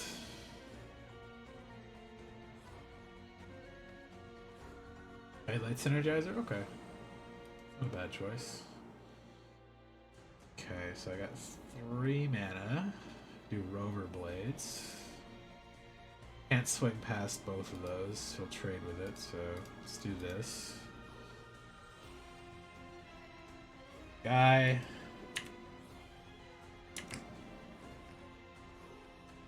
At least the Rover Blades can trade with stuff pretty happily. Survive. I think it's even more embarrassing how he's managed to con so many people in the US. I was talking to this friend about today. I was trying to watch Fox News, and he tried to tell them, why don't they look at all the other media outlets instead of just the one? And they said Fox News always tells them the truth. Ugh, it's scary to believe that when they get sued constantly. You try to explain like how billionaires spend the narrative of news media reps and they should try watching other news, but they said no way. Gift them a subscription to what's it called? Ground News, I think it is. Fuck.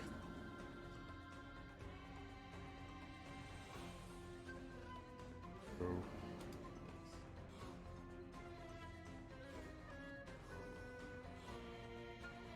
Combat.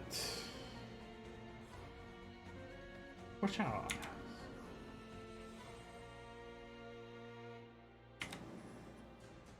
You take it? You took it. Okay.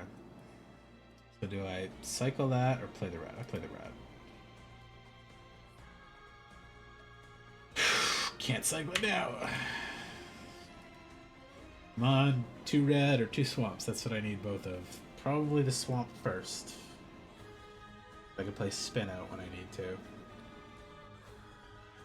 Got a pretty good board there. Swing in, trade that into this. Throw Cloud Spire under the bus there.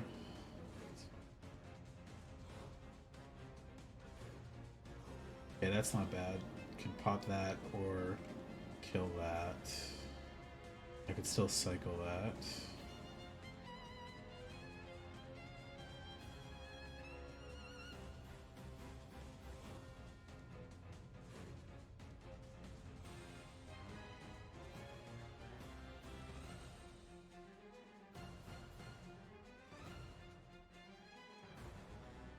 You land, please. Fuck.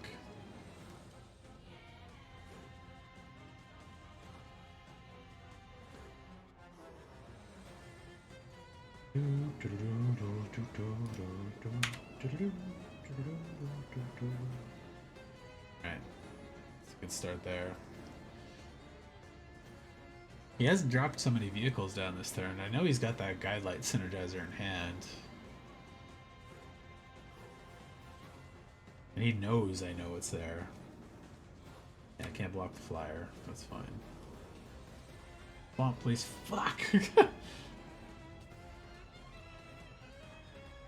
I need to play this to get start your engines going. I don't know why he hasn't played that Synergizer yet.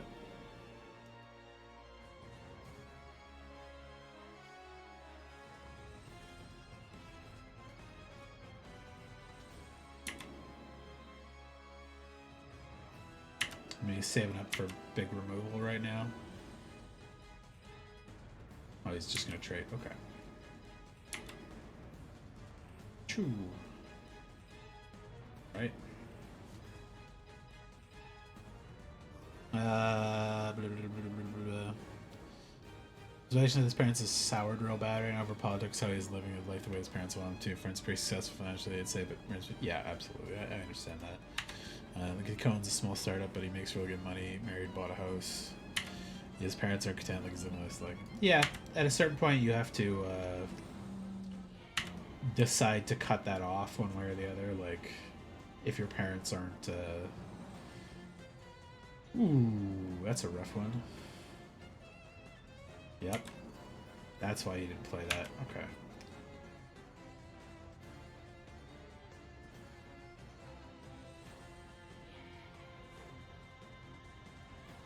Okay, and I'll hold up that light shield because that is a not terrible buff, but I could always just cycle it at the end of turn if he has nothing. Lights Energizer now? Yeah. Oh, Spectral Harrier. Okay.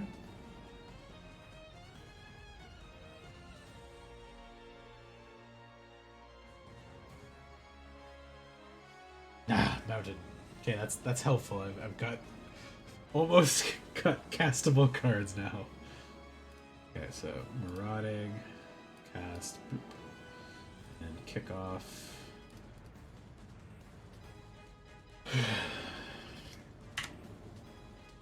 Which of these to discard? Let's get something back 4 or less.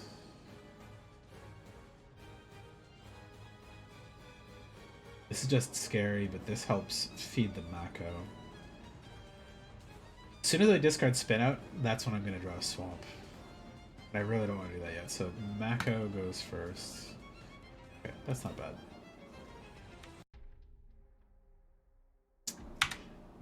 Pass, turn. Yeah, like, especially when it comes to really controlling parents or parents who, like, don't approve of you being gay or lesbian or transgender or whatever. At a certain point, like, it's just not healthy for you to ooh, Salvation Engine. Other fact, creatures you control get +2/+2 whenever this vehicle attacks. Return up to 1 target creature. Yeah, so Crew 6, though, is big. Alright, so I just have to race him at this point. Or destroy that when I get another mana available. F5. Destroy target artifact. I could blow that up or this. This does take crew 2. Going in for 5. But he could crew that next turn as well.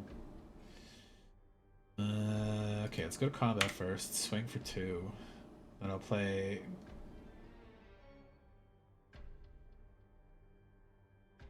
Swing for 2.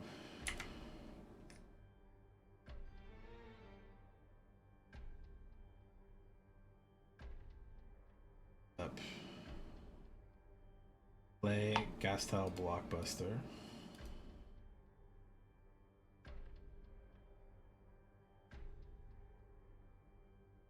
So when this creature enters, you may sack creature when you do destroy target artifact or controls. I'll sacrifice my Mako. Destroy his Salvation Engine. Probably got the card that brings it back, but I'll gamble that he doesn't right now. So I can take 4 more times right now. 1, 2, 3, yeah. And then before then, I will cycle Magmakin. Yeah, there's the Synergist coming out. Okay. It's only 2/4 right now. Cyclable Magma. Ooh, okay. Alright, cycle this now, anyways. I want that swamp. Fuck! I have a bunch in the deck! I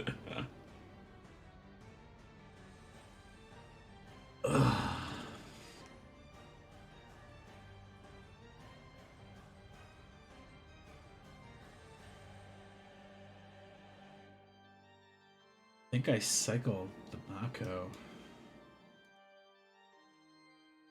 Oh, thank God, Swamp. Okay. So I could play the Gearhulk next turn. That'll bring back something kind of big. I can get a bop at with it. And during his turn, I can blow something up with spin out. He's got a lot of blue mana though, so he could easily have a counter spell, which is sucky.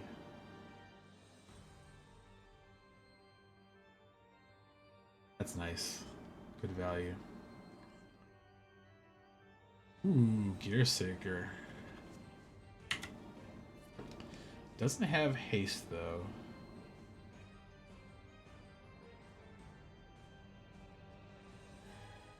Yeah, let's see what he swings with first. Yeah, both of those I figured. So let's blow up this.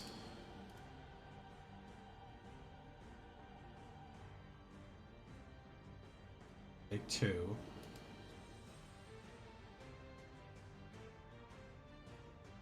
And he's swinging in for 5 in the air. What does he have that I can bring back? Nimble Thopterus makes me another body. Transit Mage lets me circle something out. Bringing this back. Put target creature card with mana value 4 or less. Doesn't turn a vehicle into a creature.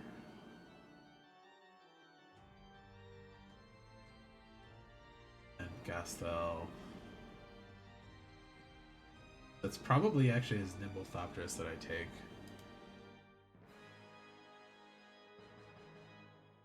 Black, black, red, red, white.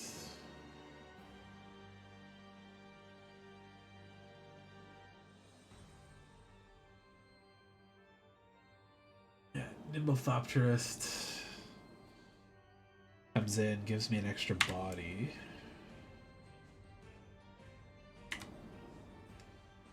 And next turn I can cast this and kill him if I can survive this upcoming turn.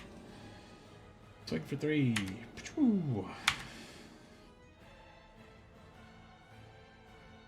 Speed goes up, he takes 3. Exile Thopterist. So he's got 10 power. I've got 2 blockers. If he's got 2 removal, I'm fucked. Or tempo and removal. Or just like an extra hasty blocker or something. Ah, yeah, can't be blocked, so I'm taking at least 5. If he just swings at that, I'm actually in a really good spot. Oh, he's going with everything. Okay. Throw this in there.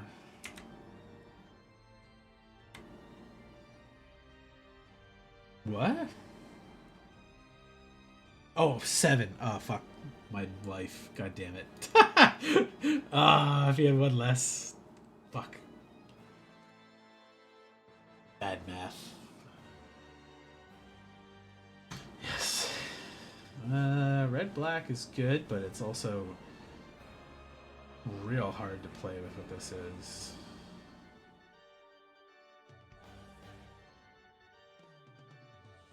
Couldn't all that, but I like it.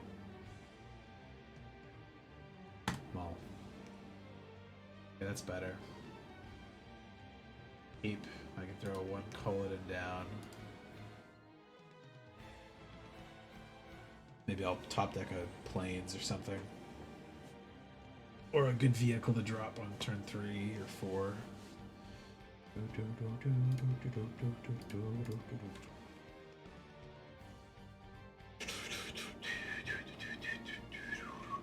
Nice.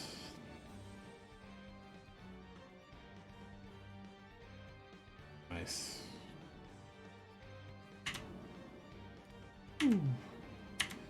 But yeah, like, I don't like the term blood is thicker than water because, sure, it is technically, but your family is not everything.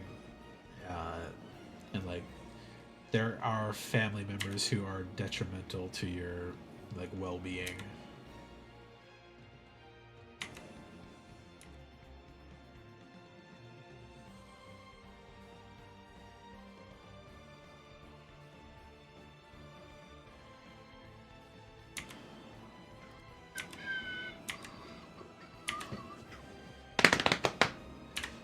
I wish I could cast one of those.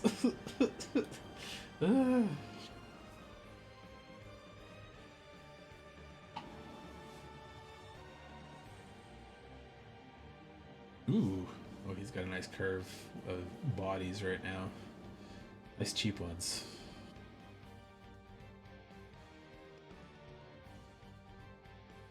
Oh, nice. Good choice. Ooh, I hope. I guess he could do that again.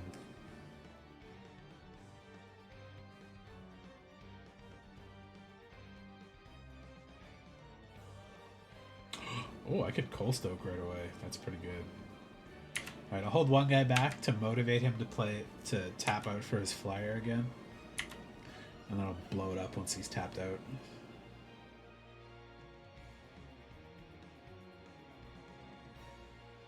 Nice. 2. A Gear Circuit is going to be a problem pretty fast.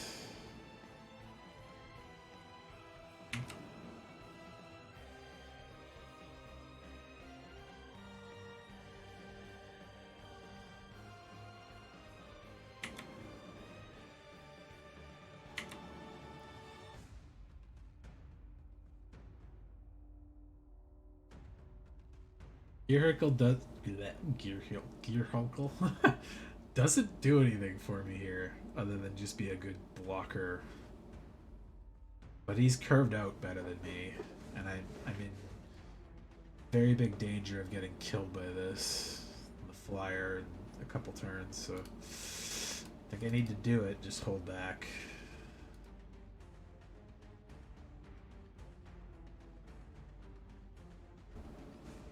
We won't have the mana for at least 2 turns to do Gear Seeker.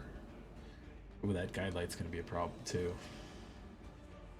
Yeah, I'll trade on Gear Seeker. Ah, you didn't want to swing at that? Okay. Take 3 then.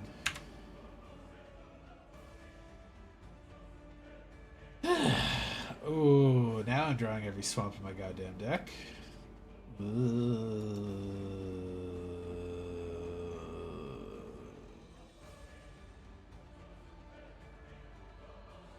think I'm just dead here.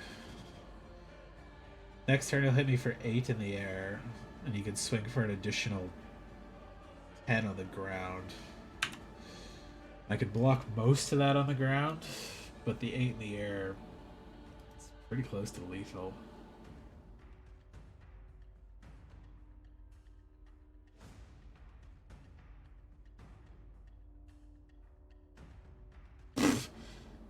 Oh, use it for the abilities. Alright, it's not lethal, but 10. No, it is lethal. Alright, good game.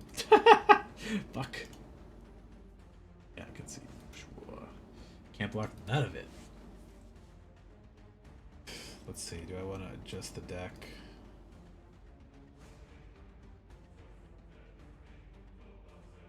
I think I want to be faster, so I think I cut the Dune Drifter.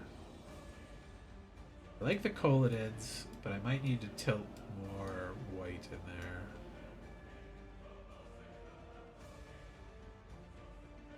Got one of those.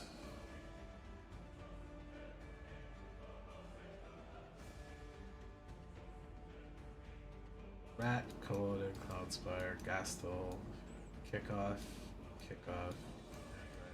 Rider, Blade. I cut those guys.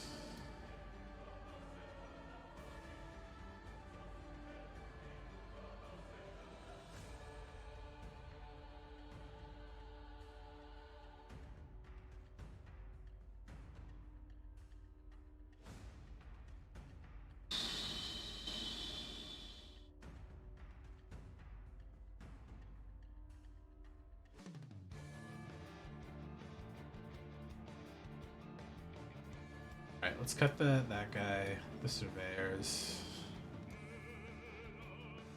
Cut the Murgan to Wasteway. Ew, what the hell is that now?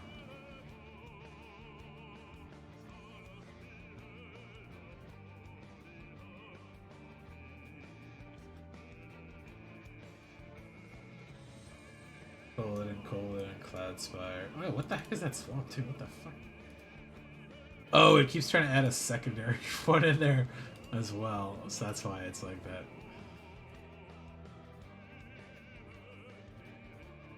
Culloden, Cloudspire, Gastel,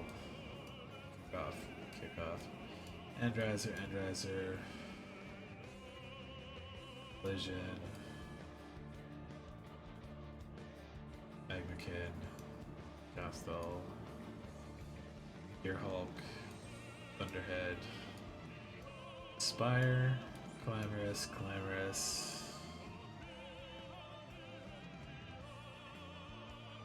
Overblades. I got Collision Course, off Spin Out.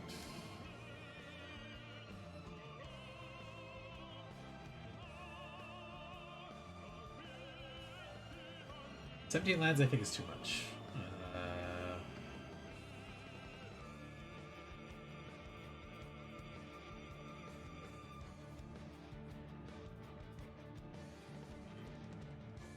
I really need the 2 blacks though, it's unfortunate.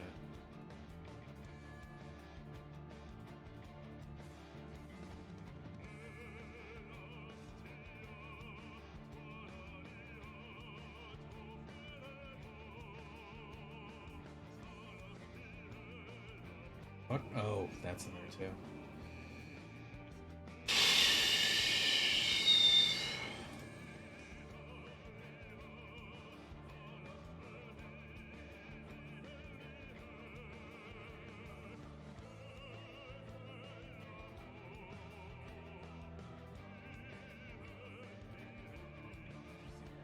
Alright, let's try that. A little more aggressive. A little heavier cycling. And I've got the ability to bring back one of these as a creature with tune-up. Yes. Red, white. Yeah, I'll keep it.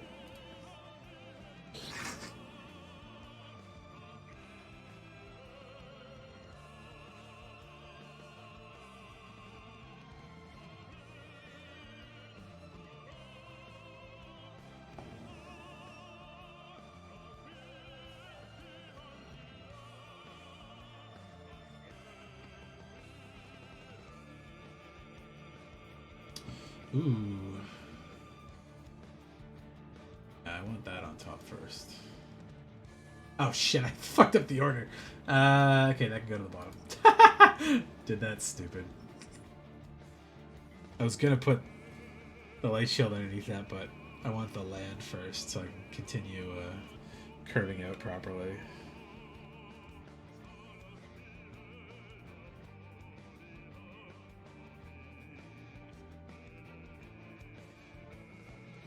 If I really need to, I can buff the Cloudspire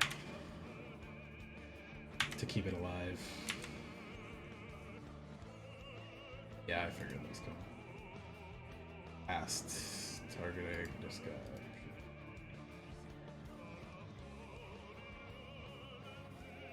Alright. Curving out okay. Combat. Swing. For 6.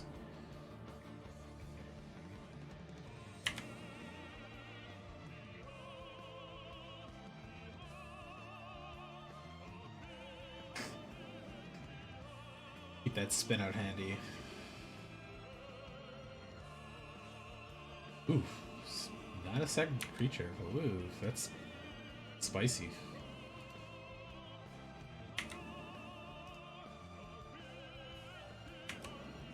Got a flash creature?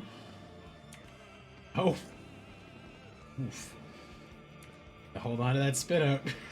And maybe the gas stall in case I gotta sack it after. Does he just not have anything? What's going on?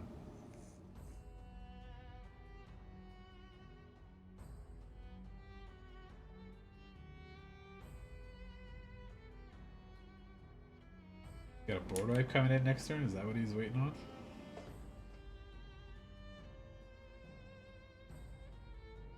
I'll wait on that. Flip it. Okay. Played one creature and died. Alright, I'll keep that same deck for now. I don't want to throw that Muruganda Wasteway back in. Probably don't need it, but throw it in. There you go. I don't know if it went in. Nope, got them all that. I mean, I could play that and crew it, or sorry, cycle it,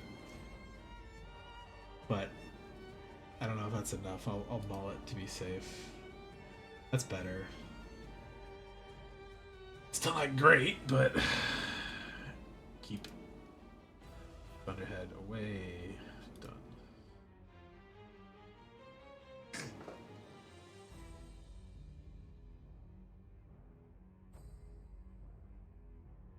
Draw plants.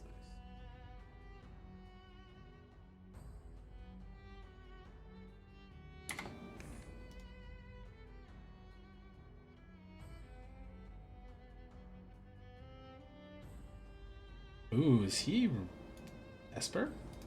I only saw white and blue last time, so maybe that's why he was stuck. Ah, he says Esper. Lifecraft, what's he choosing? Insect. White, blue, black? What the fuck?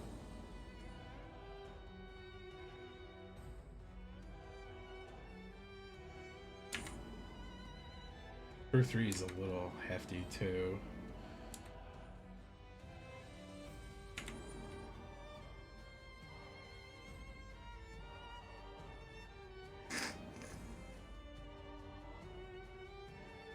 Is it like a robot insect that I don't remember?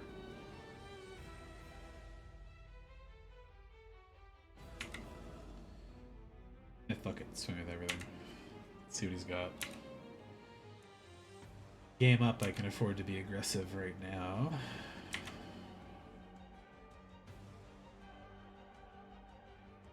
Definitely could use a couple cycling cards that, or discards. One of my Start Your Engine Victorious card things. Okay, that's decent too. Combat, attack. Take 4? Takes 4 straight up. Okay.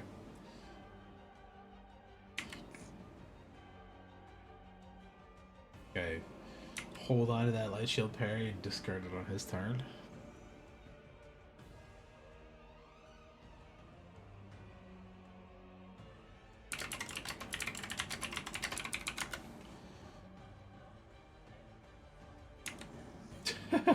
Oh, that insect.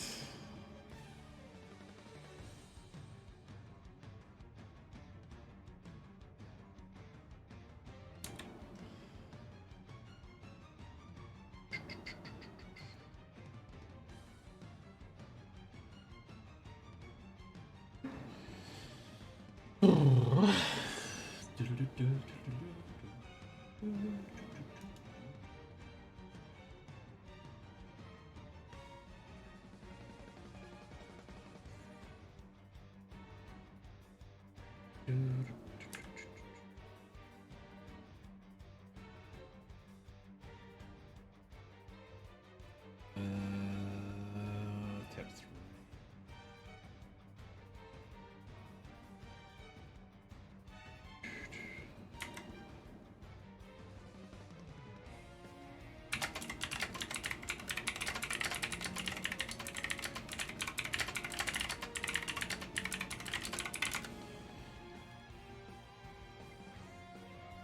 Yeah, he says he's being color screwed. He's got 2 times as many swamps as plains.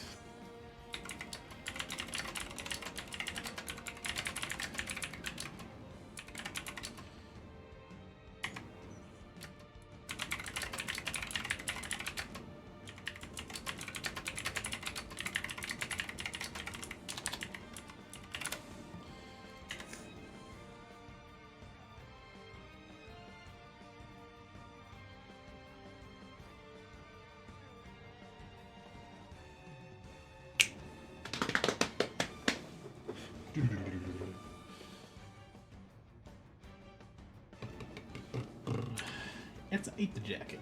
That's a good little flyer guy. I think I got lethal here regardless of what he does, so.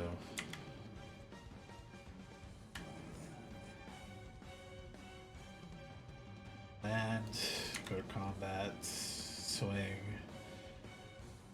Worst case, he takes 1, but I think Culloden survives the trade unless he puts it the other way. Did this wrong. Whoops. Let's see how he blocks us though. Alright. Oh, he crewed that guy? I think he crewed that with. Oh, he couldn't crew that with the other one. I see. I did this poorly. I fucked it up. Whoops. Yep.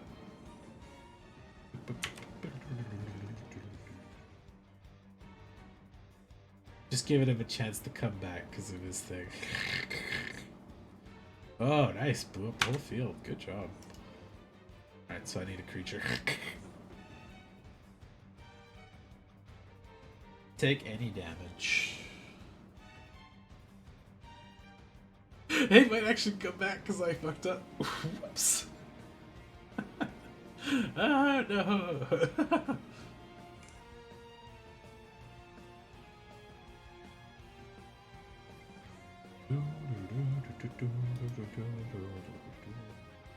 I put that Mako to the bottom of the deck. Fuck. I'd really love one of those victorious draw card things. What did he just bring back? Oh, from his graveyard. Okay. Could play that. That deals 3 damage to everything. Yeah, I'll go one more turn. Fingers crossed he doesn't have removal to kill it. Oh, he tried to steal one of my things with tune-up, but he didn't have a target.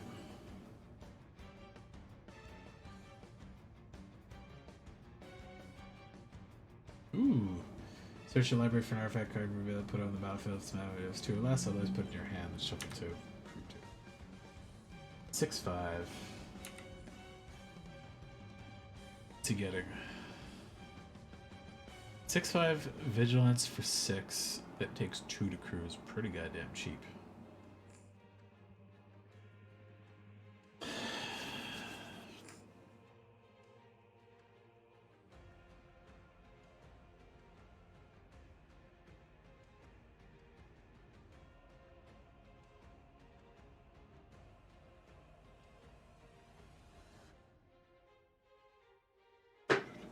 Interface ace?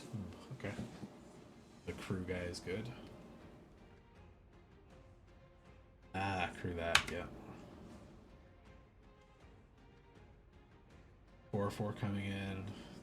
2/2 in the air. Is he going all in? That's got vigilance. He probably should have went with that. Whoops. And I'll take 10. Need to send Rider there just in case. Ooh. Engine Rat would be a board wipe though. That's pretty funny. Would I do that twice? No, it's 6 mana.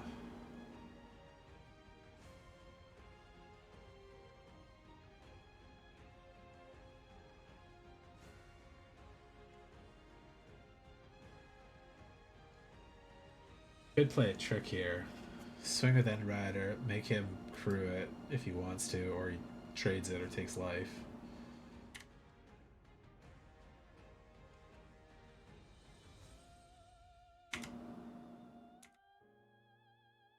See if he gets cocky and crews one of his big things. Yes, there we go. That's what I wanted.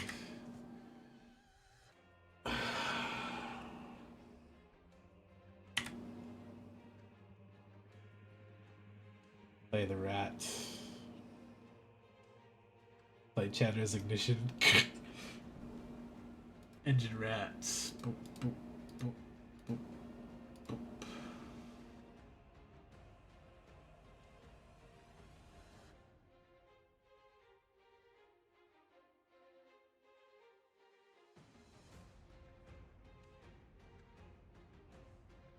engine rat. I don't know if he's got a guy to crew the life catch engine, I have to throw it under the bus there, but if he doesn't, the rat can get him pretty fast here.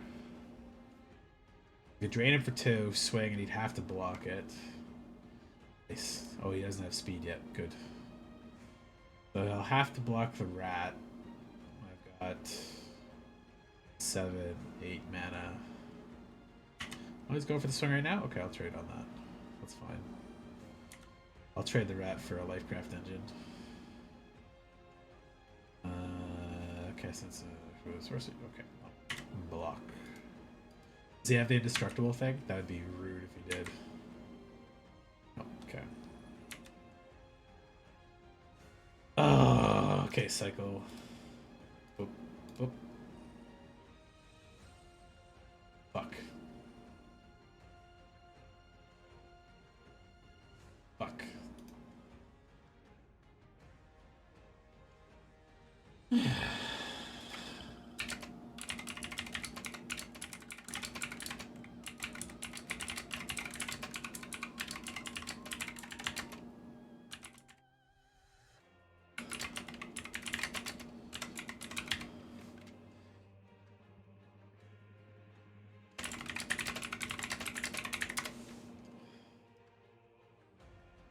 Alright. Sideboard. 1-1! Do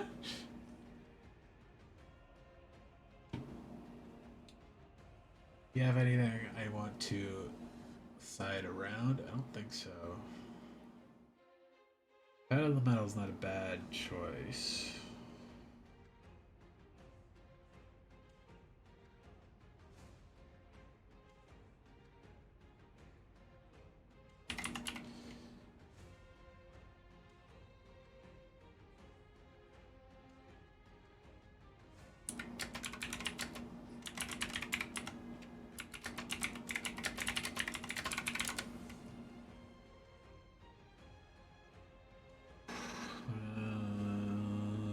No, I think it's good for now.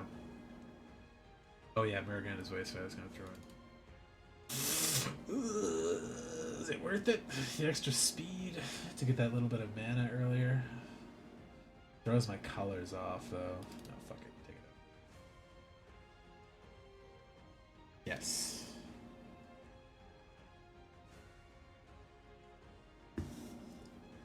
Black, white, no red though. Red. Okay, I can work with that though. That's fine. Keep. I will put fire mechanic down. It's good, but okay. Mako. He does have a fairly fast deck if he gets the right cards too.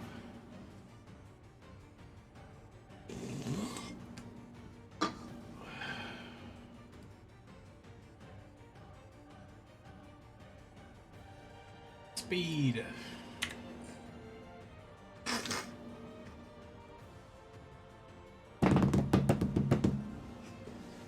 Give me a black land.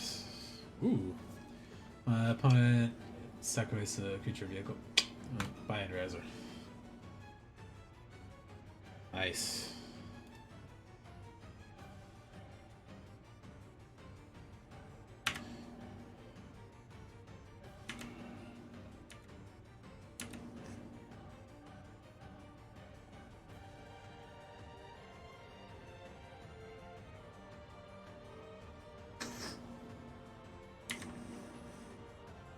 Oh god, is he stuck on 2?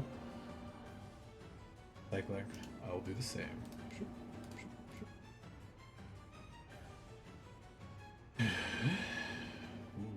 that's nice. Get a land, please. Yes.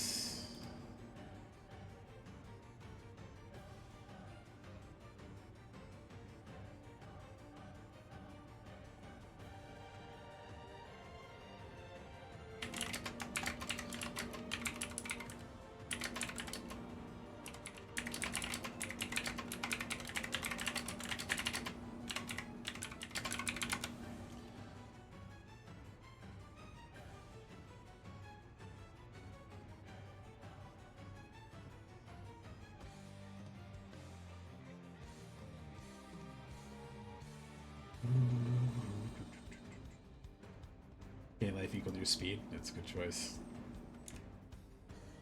Guy out there. It's like 60 minutes. This thing's a beast in the cycling deck, especially if you can tune up later. Actually, I would love it if he blew this up. That'd be really funny.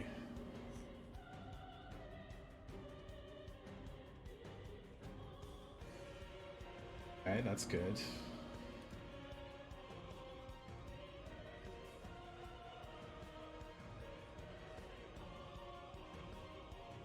Combat. Swing with my menace 6-3. He's gotta have another creature or removal or he's done here.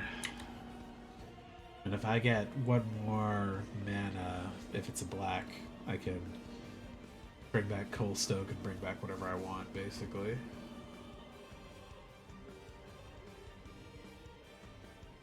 Ooh, Brightfield would be a good one.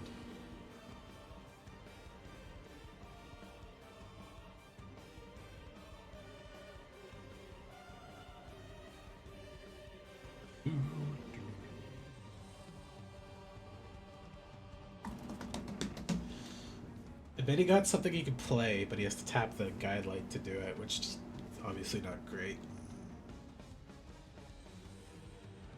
Also, you can't see it, but I've been chatting with this guy a little bit once he was really struggling for mana in that first game.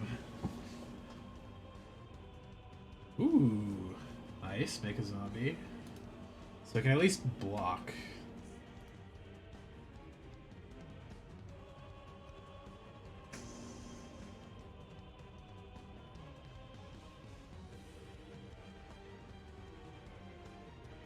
Oh, I could kill one. That'll work.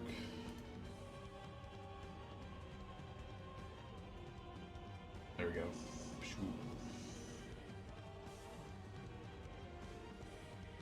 Ooh, bump up.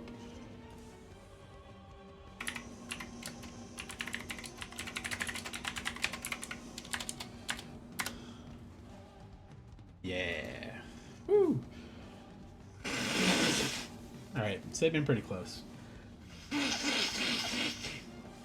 Blah, God, my nose. What's the stream time looking like right now? Okay, I got 30 minutes before our next break. Okay. Magic with the guys tonight? I don't think so. At least 2 of them have significant others, so they're probably busy. And one of them has, oops, wait, cancel. His computer broke, basically.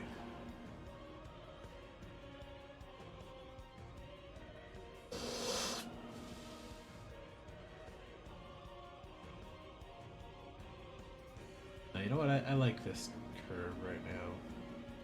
Did it all. I like that that has cycling on it, too. Okay, that goes in. As a cycle piece. A decent one to tune up if I can get that at back. It's like a 6/6? 5/5? Oh, it doesn't give any counters. Okay. Just becomes a creature, though.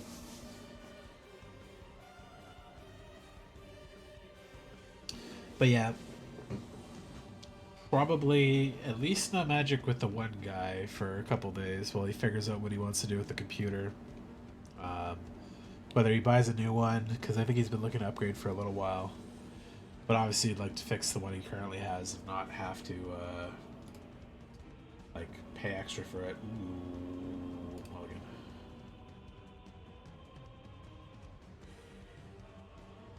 It's okay. Could play that, cycle this for land. Hit Chandra's down for now.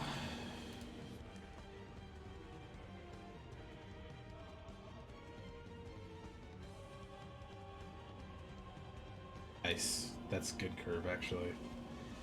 Play this, throw this out as a creature, swing, swing. Carry swing, nice. Just tapping it so he doesn't have to worry about tapping it. It's fair. Okay, this. Boop, boop, boop. What colors is he?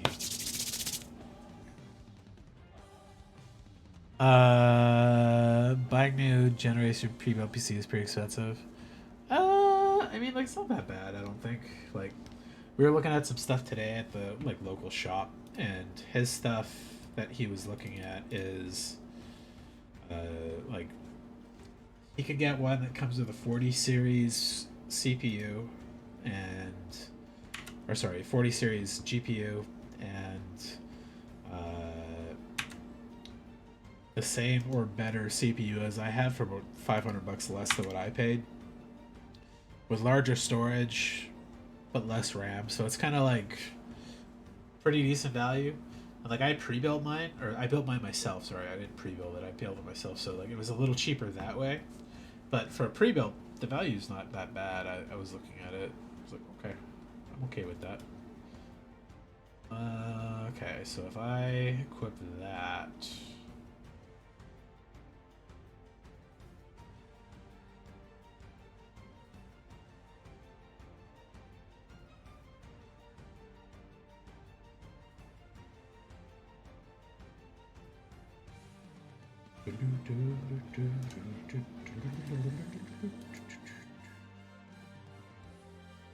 Through that. Go to combat. So just this.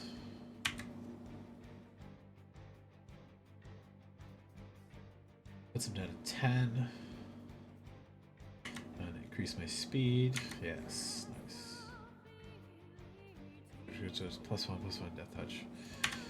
But yeah, we're also playing Canadian prices, so like what I paid 2 years ago for mine, like $3,000-ish, probably a little bit more, because I got the extra RAM cards for my 3D stuff, and the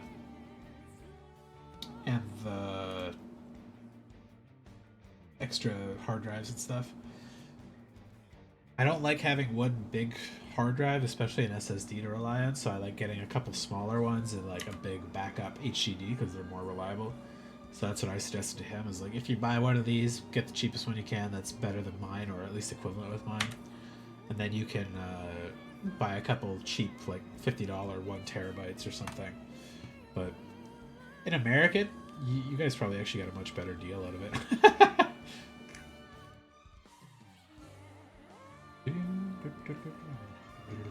Scry 2, what am I getting here? Mounted kickoff. Okay.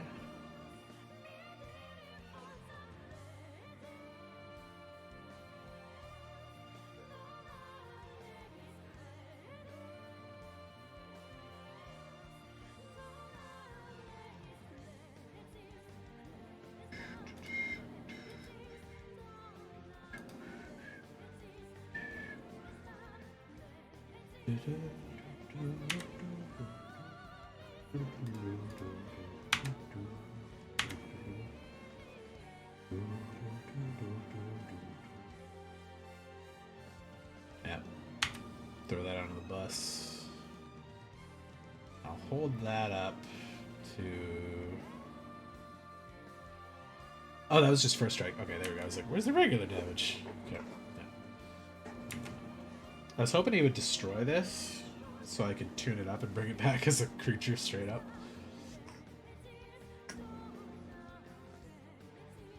I'm gonna have to start trading bodies with him pretty soon because he'll start throwing up big black-green creatures here.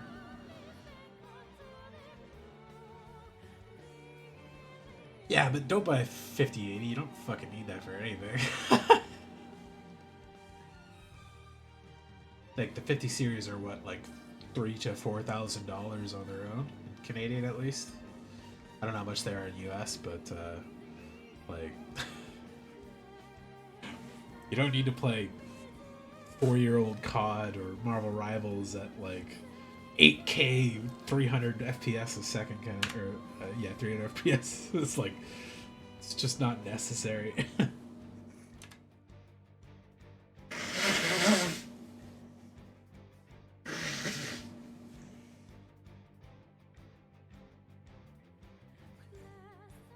Okay, let's crew this.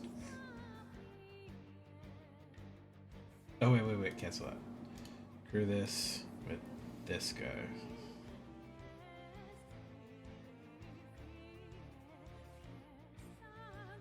They got removal right away? That'd be okay too. I could tune it back up. Then it gets haste with pre-combat. Should've crewed it with this guy. I don't know why I didn't leave that up and swing with it, but whatever. I want the max speed, so swing at this. If he double blocks, I'm very cool with that.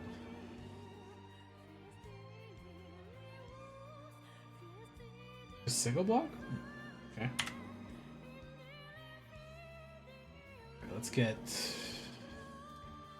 Magma Can out there then.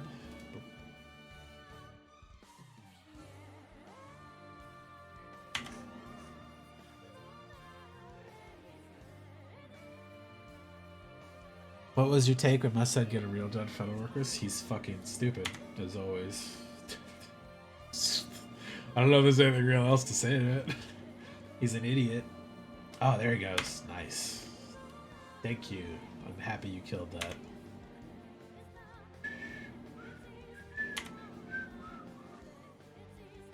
Okay. Tune up.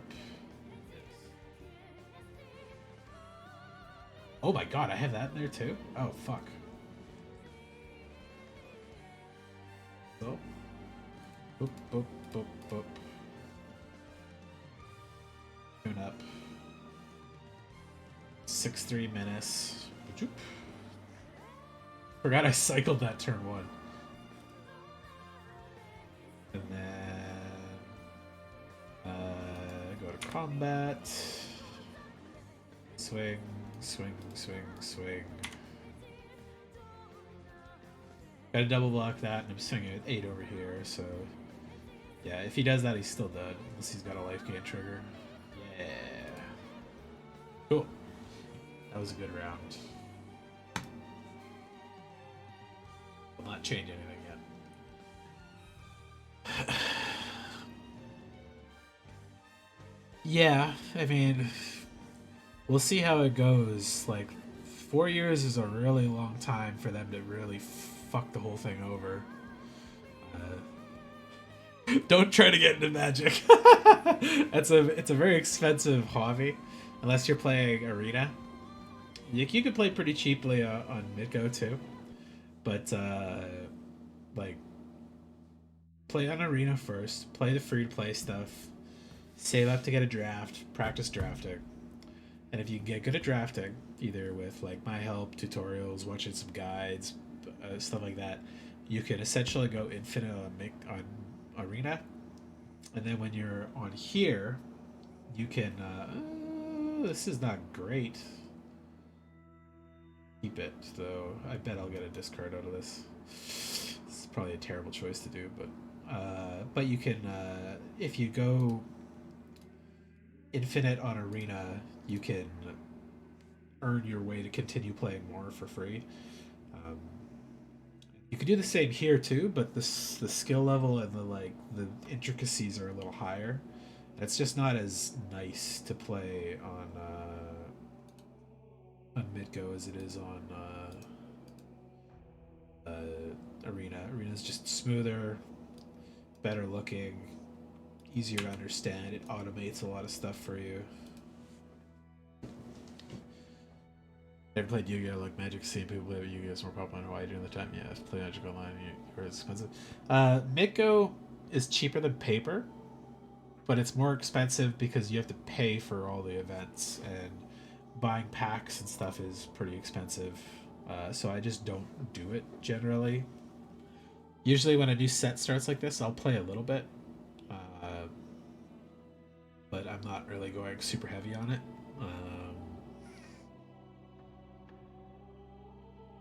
Alright, combat. You want to trade your 3-1 with my 1-1? Yeah, he'll do that. Okay, cool. Not great for me. This does not have cycling on it. Keeping the hand full of lands is not the best idea. Like you could, so you don't have to pay for an account on Midgo anymore, so you can sign up whenever you want. And then depending what you want to play, like if you want to play Commander, which is the casual multiplayer format that I play with my buddies all the time, you can get into that pretty cheaply by buying like one Commander and then building the deck out. But pretty cheaply is like instead of paying $1,000 for stuff, you're paying like maybe $15, $20 kind of stuff. All right, let's play this. Combat, swing. Is that a flash?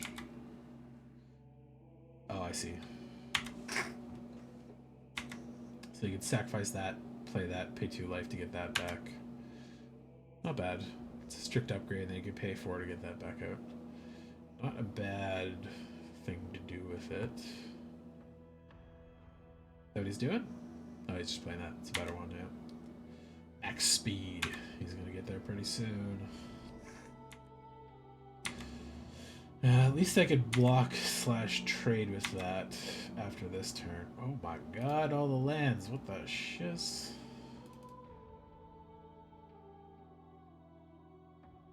Okay. Pass. I'm not swinging through that thing. Please stop giving me lands, deck. I really only need what I've got here.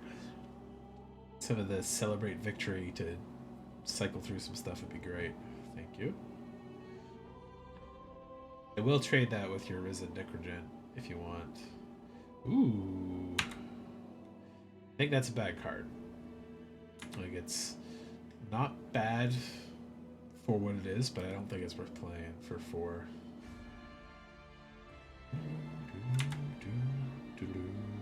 Sorry for both? Okay. Let's trade this crew.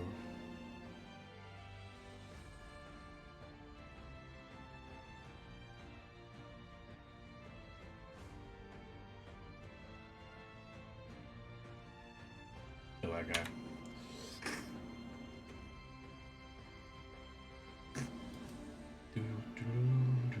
Please give me a real card. That touch rat. Oh my god, what the hell's with the lands? Combat. I'm gonna eat at least 3. I mean, maybe he'll want to trade this with this, but I doubt it. Or he shouldn't. It's a 3-1, but.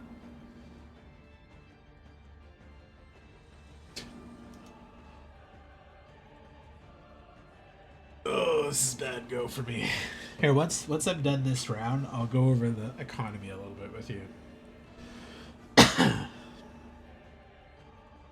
Basically, the way you look at it is Mitgo does not have a free-to-play on-ramp style thing you can go with. And Arena, or MTGA, does have a free-to-play on-ramp you can go with. What did he just do? Oh, he had that in his graveyard. I see. Nice. And for 4. Ouch. Okay. I got Gear Hulk.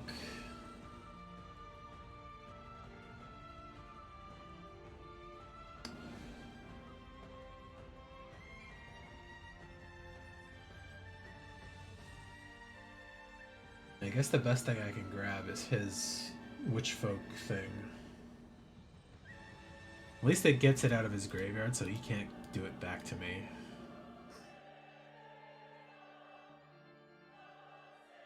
Taurus with Defender would be hilarious. Right. Let's get his thing back. Got Combat. Swing for 4.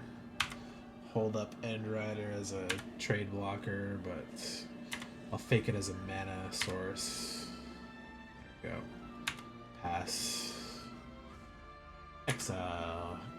Get rid of your shit that you can't bring back no more.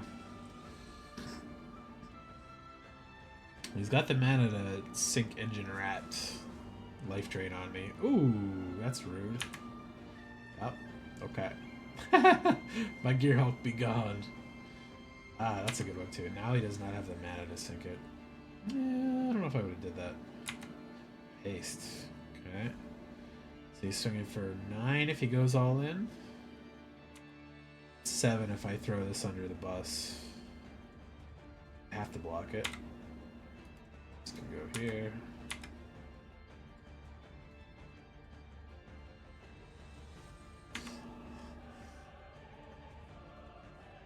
Yep. Alright. Play, land, cycle, grave. Ha! Okay, cycle this for doop doop. Cycle this for this. Oh, concede. Land. Fuck that opening. I thought for sure having the like 5 lands would have been I get less lands after, but I drew a lot of lands.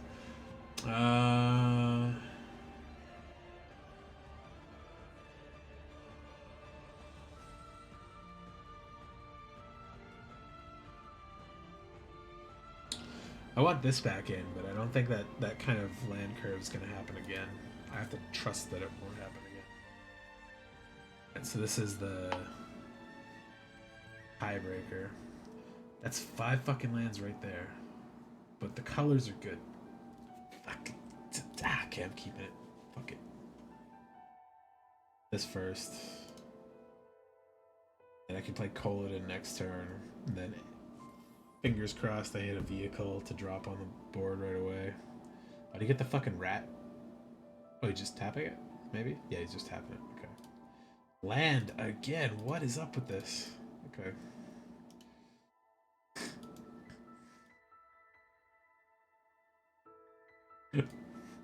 Why? Why does it when I keep high land hands I continually draw lands? There should be much less in the deck. That pilot's a pretty good one. I can't cast that this turn, but it is what I want to throw out sooner than later, so swing at this because that's just a 2/2, and I've got a 2/3. Yield.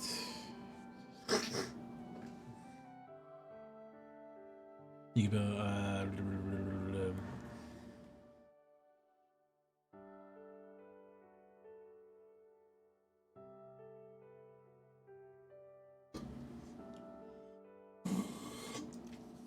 Yeah, I think the one you're thinking about wasn't an official one, where it's like it is something you can do, but it's obviously like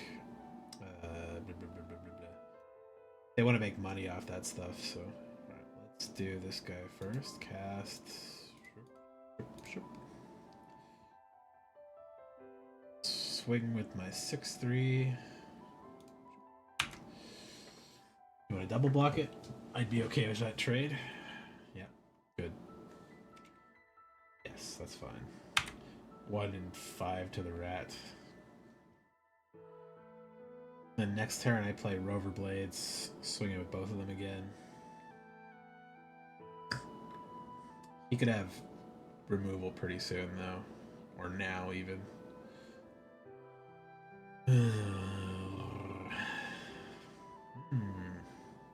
Mill 2 cards, put counter as creature for each artifact and or creature card in your graveyard. 2. Okay, so it's 4/4. Ooh, Gear Hulk. Nice. I got 2 blacks, 1 red, or 2 reds, 1 black. Either way, not the best.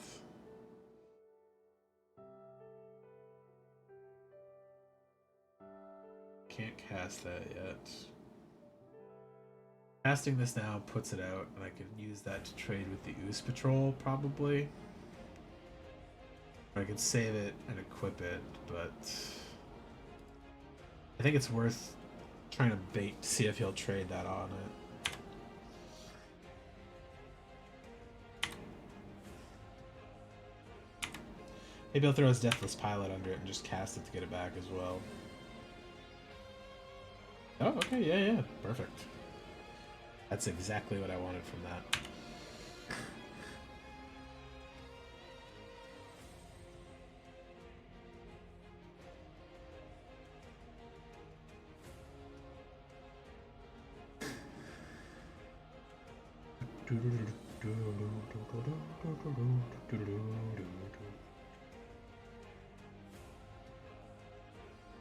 Nice. That Necrogent Rising guy again. Pretty good zombie cat tonight. Starting for 4? I'll take 4. Locks.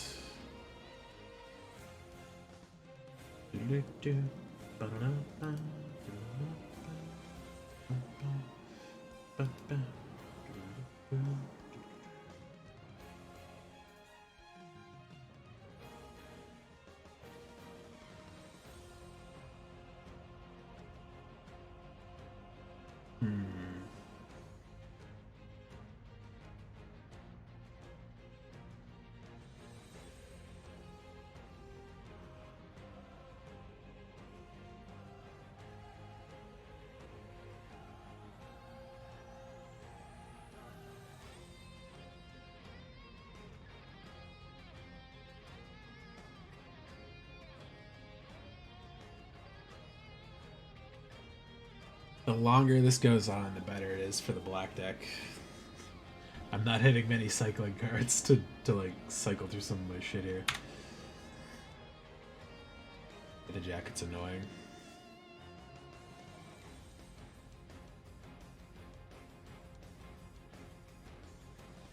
Ooh, nice. Good surveil card. Is that guy? Okay. I will trade this guy into there.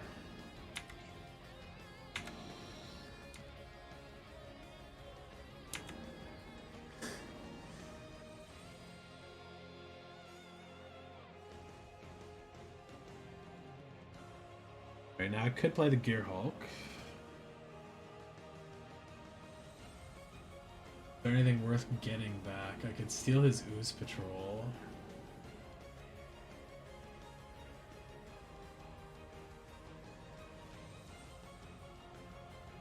I could also take his Deathless Pilot back.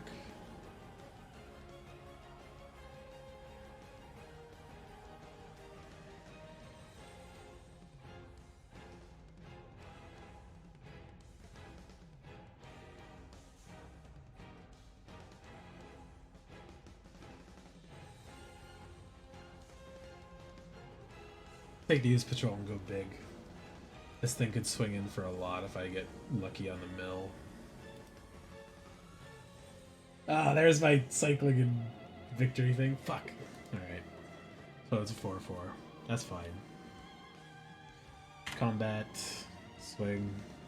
Death Touch Menace Haste. 4-4.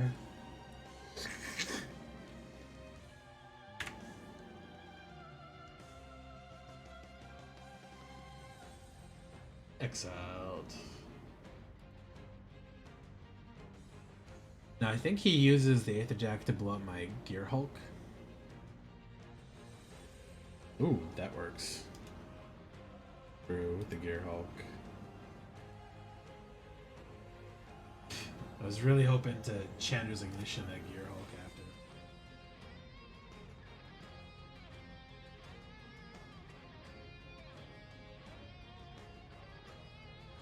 Wipe the board, deal him a bunch of damage. You could pay the Aether Jacket to kill the Rover Blades, which is pretty funny. Yeah, there he goes. Good choice. Ooh, do I throw that under the bus? Or do I take 9? I'll take 9. So I could get lucky on the creatures I hit here. That's pretty good.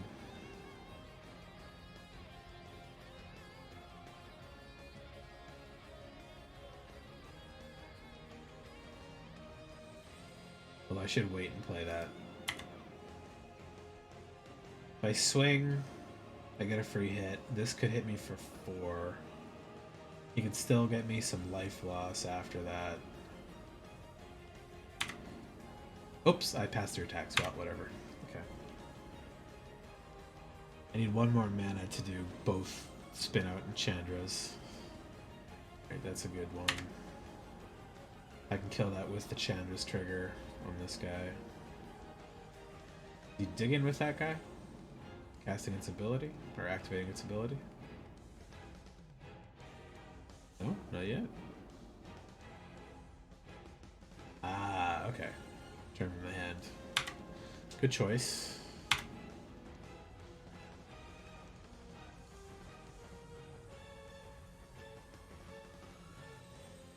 Targeting itself with that? Yeah. Okay, let's cast this. Target this. Black, black.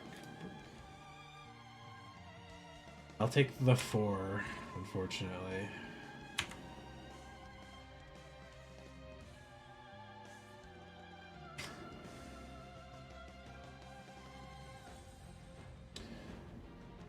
Rat is nice. Okay. Combat. Swing.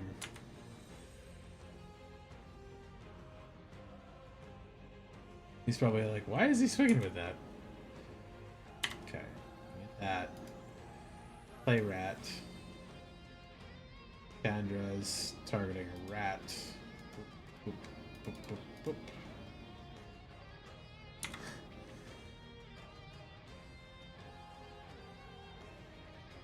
Alright, so he's got a pilot and probably a land in hand, I'm guessing. Nope, he had something bigger. Oh shit. Ooh, that's a good vehicle. Start targeting non-land permanent foes. No ground you less. Goodbye, rat. Good hit. But the other one he's got is the pilot. What did I top deck? That's not a bad one to top deck. It holds off the pilot, but I want something better to, like, you know, actually affect the game.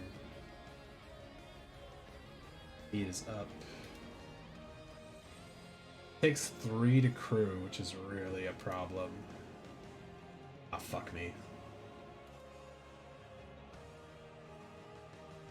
Let's see. There you go. You got me. Ah! 1 2 2 1 1 2. Fuck. Good game, guy. Alright, that's the end of that one. Let me see what I got here real quick. Tradable. Drift, sort by name. Oh, I've scrolled down. Oh, what's with the... Why does the numbers go away sometimes?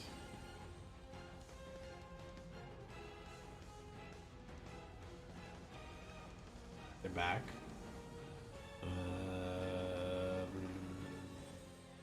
Odd. They updated this client a little while ago, and it's super fucking buggy. I don't understand why.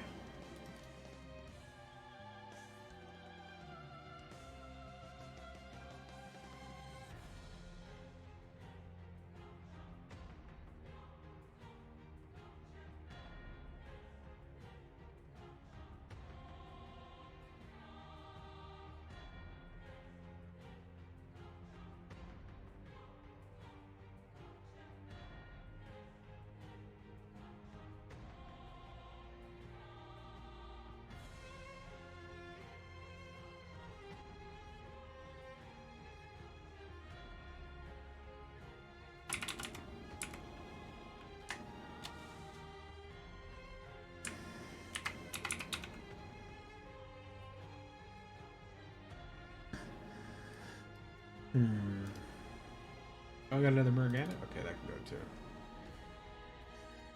Nesting bots. The metal.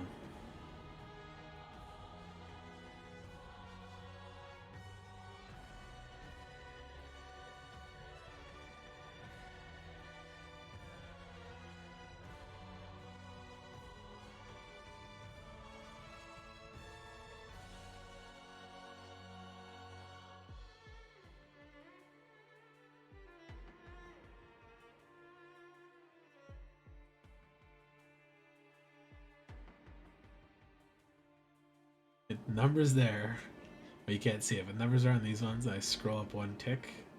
Okay, they stayed there this time, annoyingly, and now they went away over there. They're back. Okay, so there's nothing there.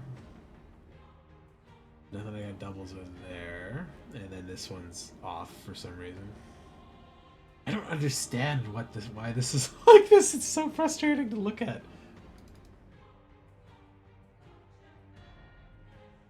Okay, put that in. Okay, give me one quick second. I'm gonna close this, reopen it, just in case, because it gets buggy after a while too. It's not a DLC for Elden Ring. It's a new multiplayer Elden Ring game. So it's like an expansion that's not part of Elden Ring. It's called Night Rain. And it's a 3-player, I think, specifically. No more, no less. Multiplayer, like, preset experience. So you, like, select a built character and you fight bosses from all different universes and stuff. It's a weird setup, but it's like... it is very interesting, to say the least. Oh, ad starting in 20 seconds? Okay, maybe I'll run out for a cigarette and grab my drink here real quick. Here, let me pop the ad thing back in. Okay, I will run out for a cigarette real quick. I might get it. I'm probably not right away, because I always find their online stuff pretty archaic and fucked up. But Elden Ring is really fun, and I'm sure multiplayer stuff will be real fun too, so be back in a couple minutes.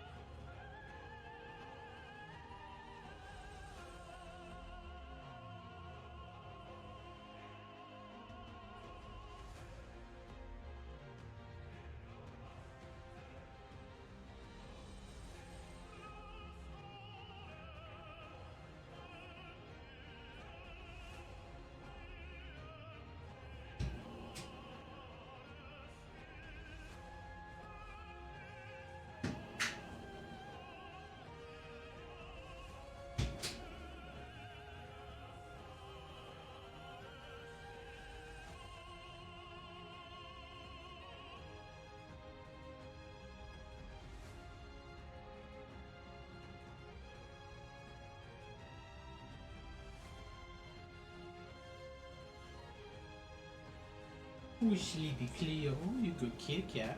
Okay. Alright, I'm back. Alright, so we can talk a bit about the economy in Mitgo and MTGA.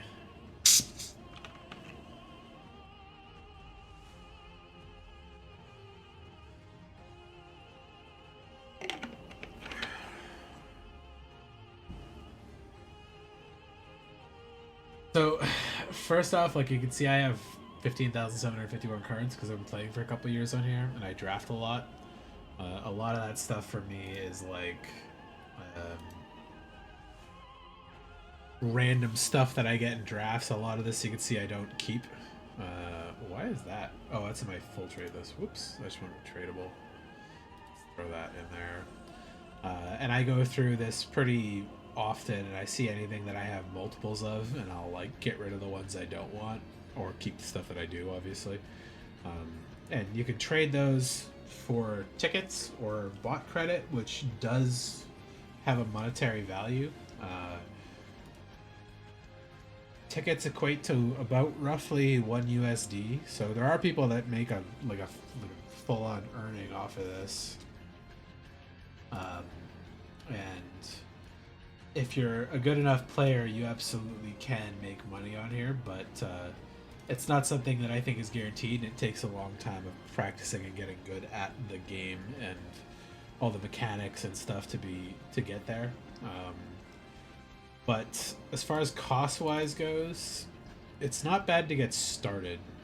It gets rapidly more expensive depending on what you want to play and the kind of stuff you want to get into. Like Magic is always a kind of expensive hobby. I do treat this as kind of a thing where I'll put a little bit of money in each set, or I'll pick up a couple cards here and there. And then if I do need somewhat quick money, I could sell the collection for like $200 or $300 and get some of that cash back. But mostly it's because I'm not paying for money the expensive cards or anything, that I don't have a huge amount of value on this. But let me see. Where's my collection window?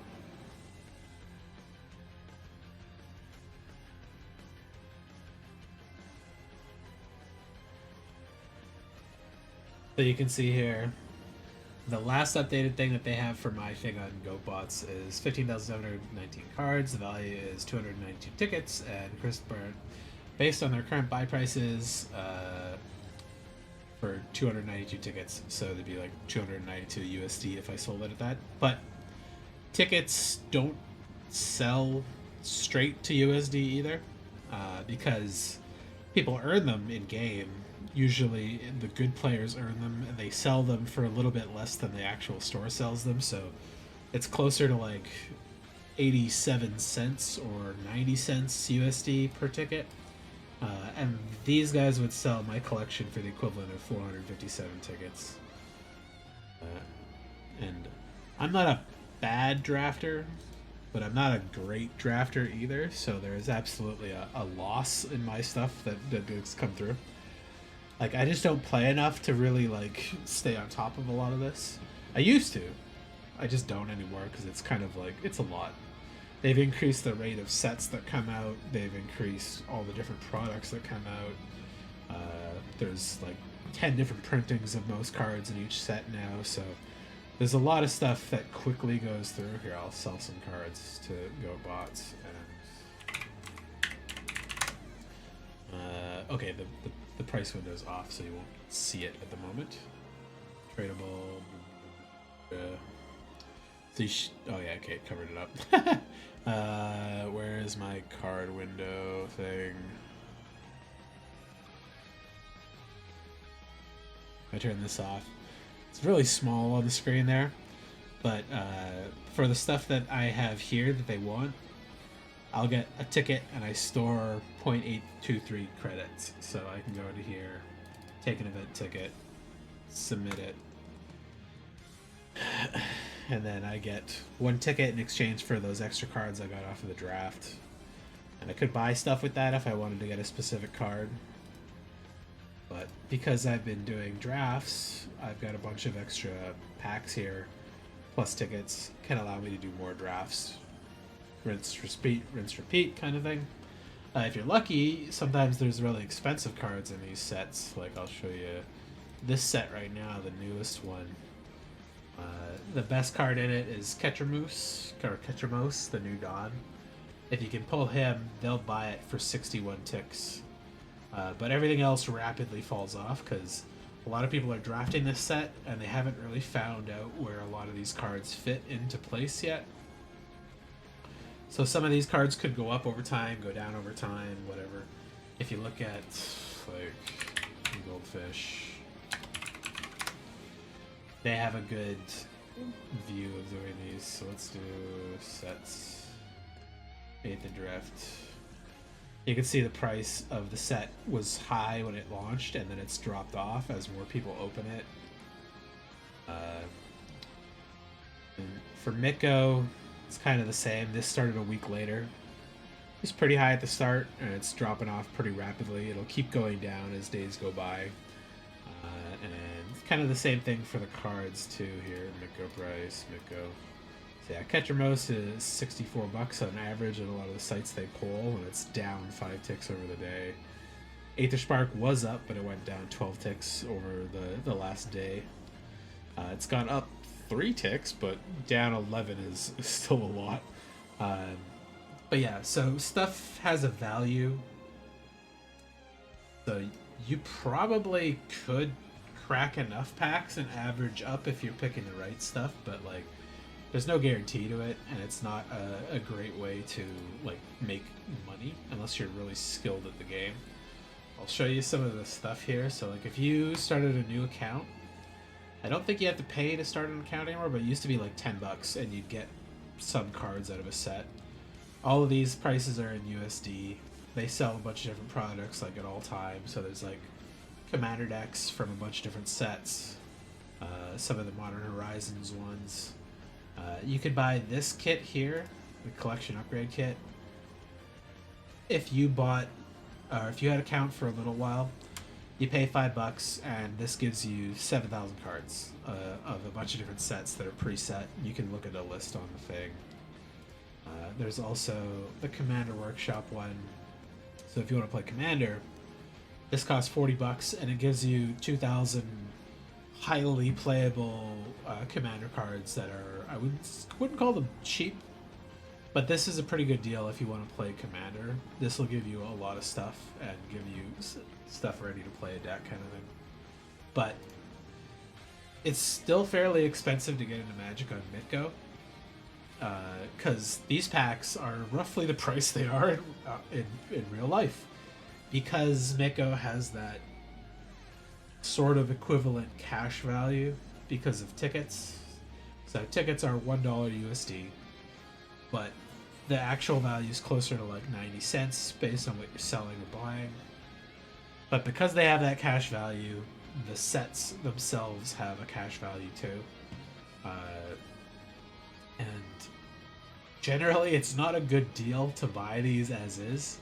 So unless you really want to play a draft, you'll have to buy some packs or buy enough tickets to enter a draft or an event. So if I wanted to play another draft league, it cost me 12 tickets or $12 USD essentially, which is pretty expensive. So I don't like doing that unless it's the start of a set. And it's just kind of like, I want to play a bit to get some of the cards from it, have some fun playing it, stream it kind of thing. And then if you win, 3 straight wins gives you 7 Aetherdrift boosters, gives you qualifiers for the Pro Tour stuff and the Championship Series, and gives you competitive trophies, which don't really give you any value. I think they give you an entry into something when you have enough of them. But because I only play a couple drafts a set, basically, I usually only get maybe 1, maybe 2 if I'm lucky. But I usually end up right here. I'll win 2 and I'll lose 1 almost every single draft, because you're always paired against people with no wins, people with 1 win, people with 2 wins, and then the competition gets harder as you go up, obviously. But if you win 3, you keep 3 of those draft boosters, you sell 1 for the next 2 tickets, then you can enter again, and you've still got 3 for the next thing. And ideally, you roll infinite with that. And the people like these guys, These are the like undefeated ones, so he's won 7 so far. They'll probably put a couple $100 in right away and just draft. They get better at the draft. They'll win a couple that allow them to roll over more, etc., etc. And you can do that with a lot of different stuff too. So like constructed events is where a lot of the pro Mitgo players play, because you can earn points to the Pro Tour, the big tournaments, and the actual money tournaments on here by playing Standard, Pioneer, Modern, Legacy, Vintage, Pauper, Commander, etc. And there are like premier events in these ones, so if you're playing like one of these ones, gives you 100 treasure chest boosters if you get the best out of the league in this one, which I think are worth about a tick or 2 each. You get a bunch of golden boosters, you get a whole set of Aetherdrift, you get a bunch of play points, you get a bunch of qualifier points, etc. So the guys that are playing on this stuff for real will grind draft when they want to like just roll over and get used to a set, and then they'll play something like Modern Leagues. I don't know. Let's see, Modern Showcase League. Yeah, so there's almost enough people to fire this one right now. They're just waiting for a couple more people to enter for this Modern Showcase Challenge, which is again a quite expensive set to get in, or not set, but like play style to get into. And you can earn well in there if you're really good, but these guys are like tend to be the pretty confident ones to do it. But yeah, I usually just draft, but I play on here with Commander because my buddies are 3,000 kilometers away, and Commander on here is fairly cheap because, as I showed, let me see again, let me duplicate this, bring this over. If I wanted to make a Commander from this set, it cost me a couple bucks. So like I wanted to do loot. So loot costs like a less than a tick to buy if I want to play with him. In paper, might cost more, but let's see. Goldfish.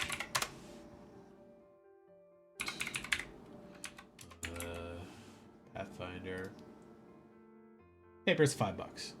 So that's not too big of a difference, but this is USD as well. Then for Commander, you need 99 single cards. Doesn't include your basic lands, so you could have 5 forests, 5 islands, 5 mountains, and then 10 specific lands.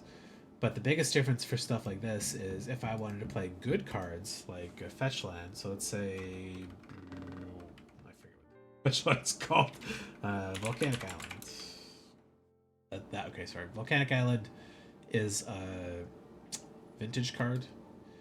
The original... Oops, that's Volcanic Geyser. What the fuck?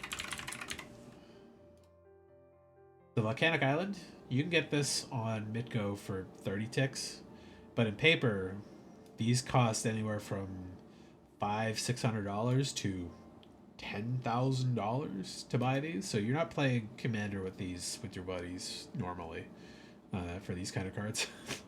But you can get it for 10-15 ticks on Mitgo, because there's no reprint limit.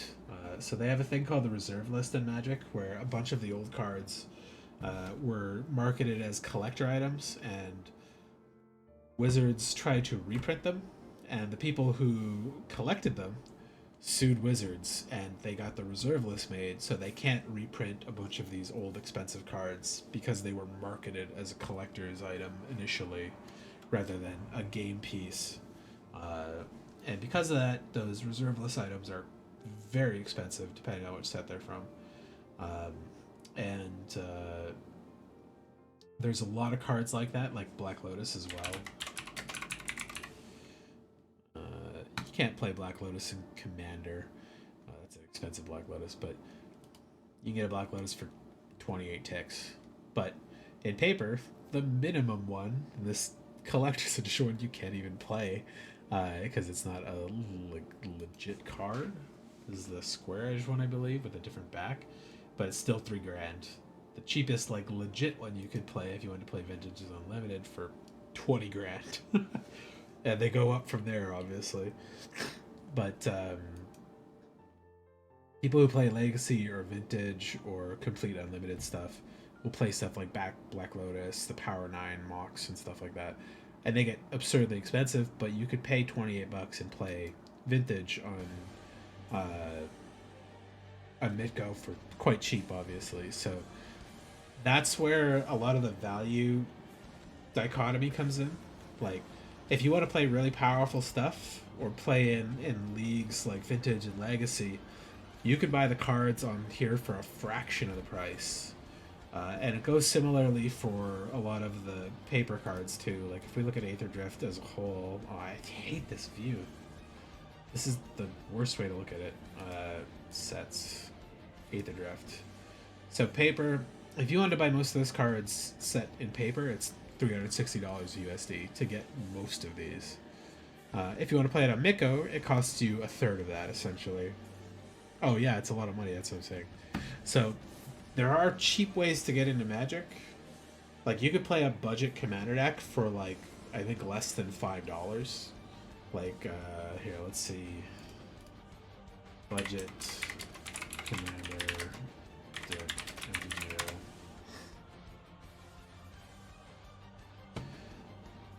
I don't want these. Let's see the Miko ones. Yeah, so you can play a pretty decent commander deck on Mitgo for 12 ticks. And that does let you play commander, and it's going to be pretty decently powerful. And you obviously could go up from this, but a lot of these cards normally are a little more expensive in paper. Not crazy expensive, but definitely a little bit more expensive, like $12 to $50. And it goes similarly across the board too, so playing something like Commander is quite cheap on here, I think. But playing Modern, Legacy, Vintage is like very expensive still because it's a very popular and competitive format that you can actually get entry to like Pro Tour or qualifying events for regional qualifiers and stuff like that. So because there's that monetary value, Mitgo can still be quite expensive to get into. But for Arena, here I'll pull Arena up. Arena obviously has a monetary value to get into some of the stuff as well. But Arena has a proper free-to-play ramp, and I think it's a pretty decent one. Like, you're never going to be super competitive, top-of-the-line decks in Arena without paying for some cash. But you can easily get into Arena for free. Play it on your phone while you're waiting, killing some downtime, do the daily missions, and get up your skill and learn the game and stuff. So, like, where is it here? If you go to achievements, mastery, no, where's the color things?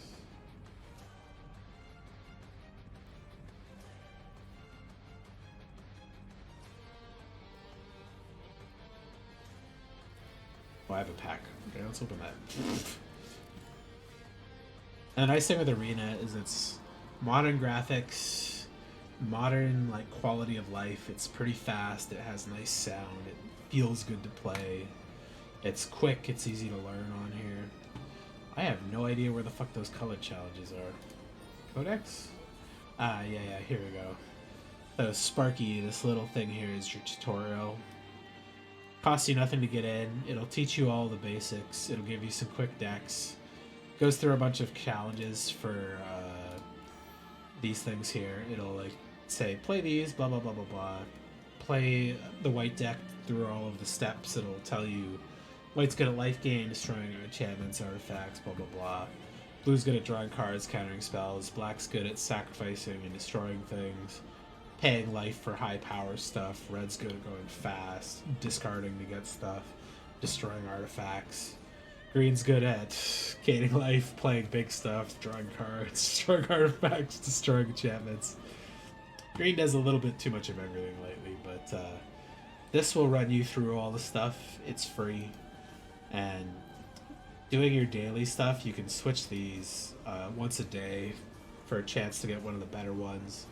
Every now and then there's some free stuff in the store, but play your basic stuff, get through your challenges, get your basic decks, and then just play like a unranked match daily and like finish off your challenges. What I got? blue green, green blue, white blue, so blue would do it. I don't have a mono blue deck right now. Let's see this. I don't think I finished this deck. I think it's just a pile of shit. Yeah, okay. Back out of that. I could play one of these basic decks that it gave me, but I don't think they're very good.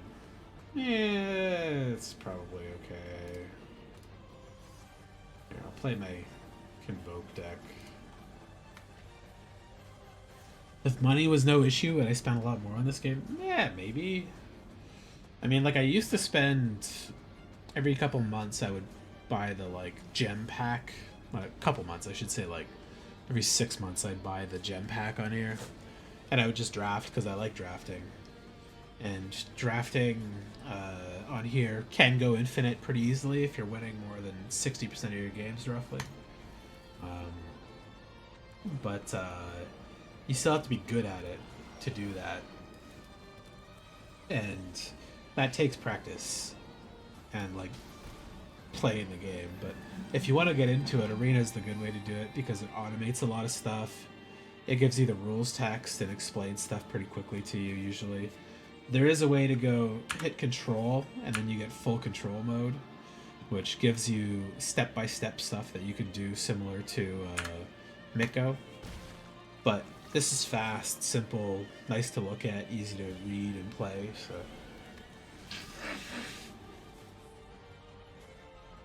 Alright, let me see what I can do here. Is a good one.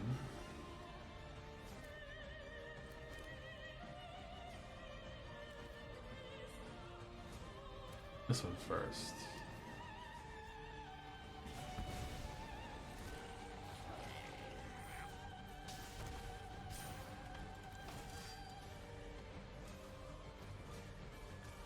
So I don't play enough to keep the rank up. I used to.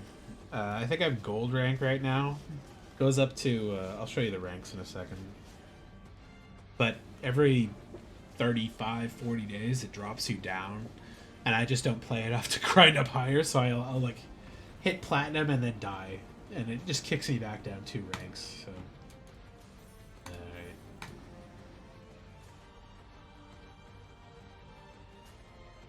And there's end of season rewards, there's a battle pass and all sorts of shit on here that I'm not a big fan of, so.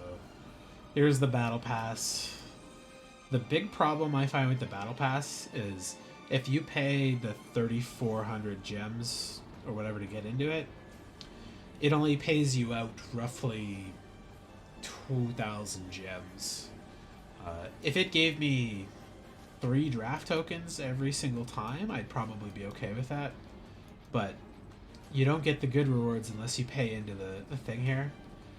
And what they do, really annoyingly, is it's like, oh, the last season we gave out too much value, so they like changed the number of max levels you can get value on. It's so penny pinchy in a way that I just fucking hate. So I don't support the battle pass anymore.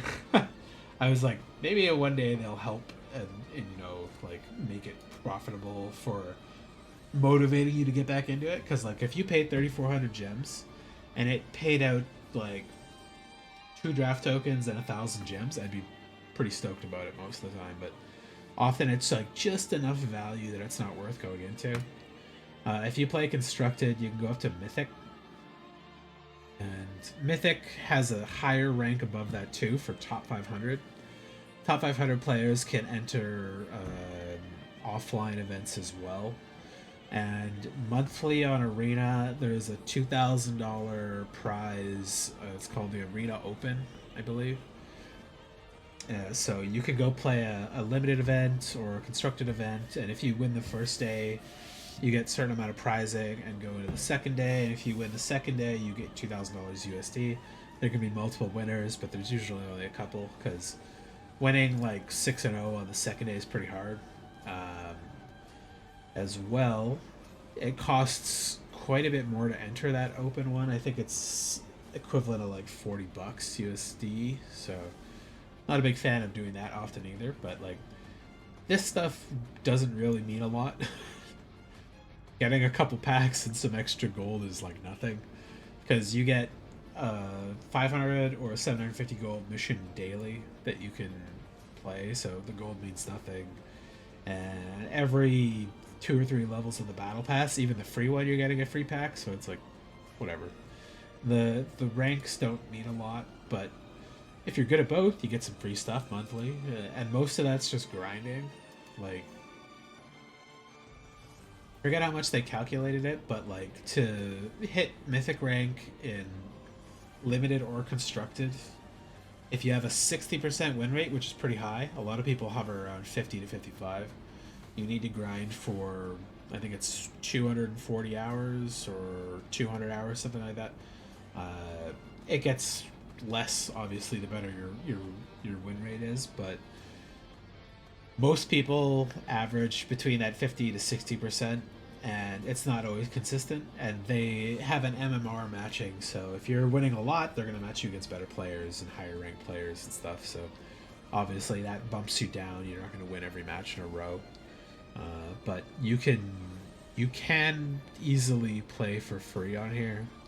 And then every, oh yeah, you can see up here. So I got 4,180 gold, and I got 821 gems. So if I wanted to play a limited event, Premier, which is the best money to value ratio, because if you win 4 gems here, or sorry, 4 gems, 5 wins, you get more gems than you would have paid. You get 4 packs, which packs don't hold a lot of value, but they do complete your collection. And collecting stuff on here is easier than Mitgo because you don't open. Here, I'll show you. It's like collection, Aetherdrift. Can I look at that more specifically? No. Once you've collected all 4 of a card, you have a playset. If it's rare or mythic, they won't show up in packs anymore. That means you're just going to get the stuff you're missing. And eventually, if you've collected the whole playset of rares and mythics, you're going to get gems or wild cards. And wild cards are what you use to craft cards you don't have. There's a vault percentage there, which is for when you get duplicates of cards over your playset of 4, it adds to that no matter which color or rarity it is. A little more if it's more rare, obviously. But like when you draft, if you've already got 4 of a card, you pull 1 out of that, it's going to add like a 0.1% to the vault thing. Vault gives you like 2 mythics, 4 rares, 5 uncommons, 5 commons kind of thing. And people are iffy on this system because they like the dust system better. And there are ways I like that better because, for example, let's see. What's a card I probably have multiples of? Braid. Whoops, caps lock. So, oh, get the fuck out of here. Braid's been printed in like 6 sets now. I've got 4 of this one, I got 4 of this one, I got 4 of this one, I got 4 of this one. I would love to dust 12 of those and get a bunch of like commons or something, but that's not how their system works on here. I'm gonna favorite that because it's a good one. If you open a set that's current, like Foundations, and you open another Braid, it'll add to that vault percentage and give you eventually more wild cards. And the nice thing is, if you have other versions of a Braid and you want to play it and it's valid in that format, like Modern or Brawl or Pioneer, you could play it in that without having to open ones from a current set. So it's like the value of wildcards is better for people like me that play free to play mostly and then do some drafts every now and then, because you're only going to pick up the cards you need to play constructed with those. And often what I do at the end of a set is I'll have like 10 wild cards of each at least, or 50 commons and uncommons. And I'll go here and set up like, where's the collection filter? I'll say not collected, commons, uncommons.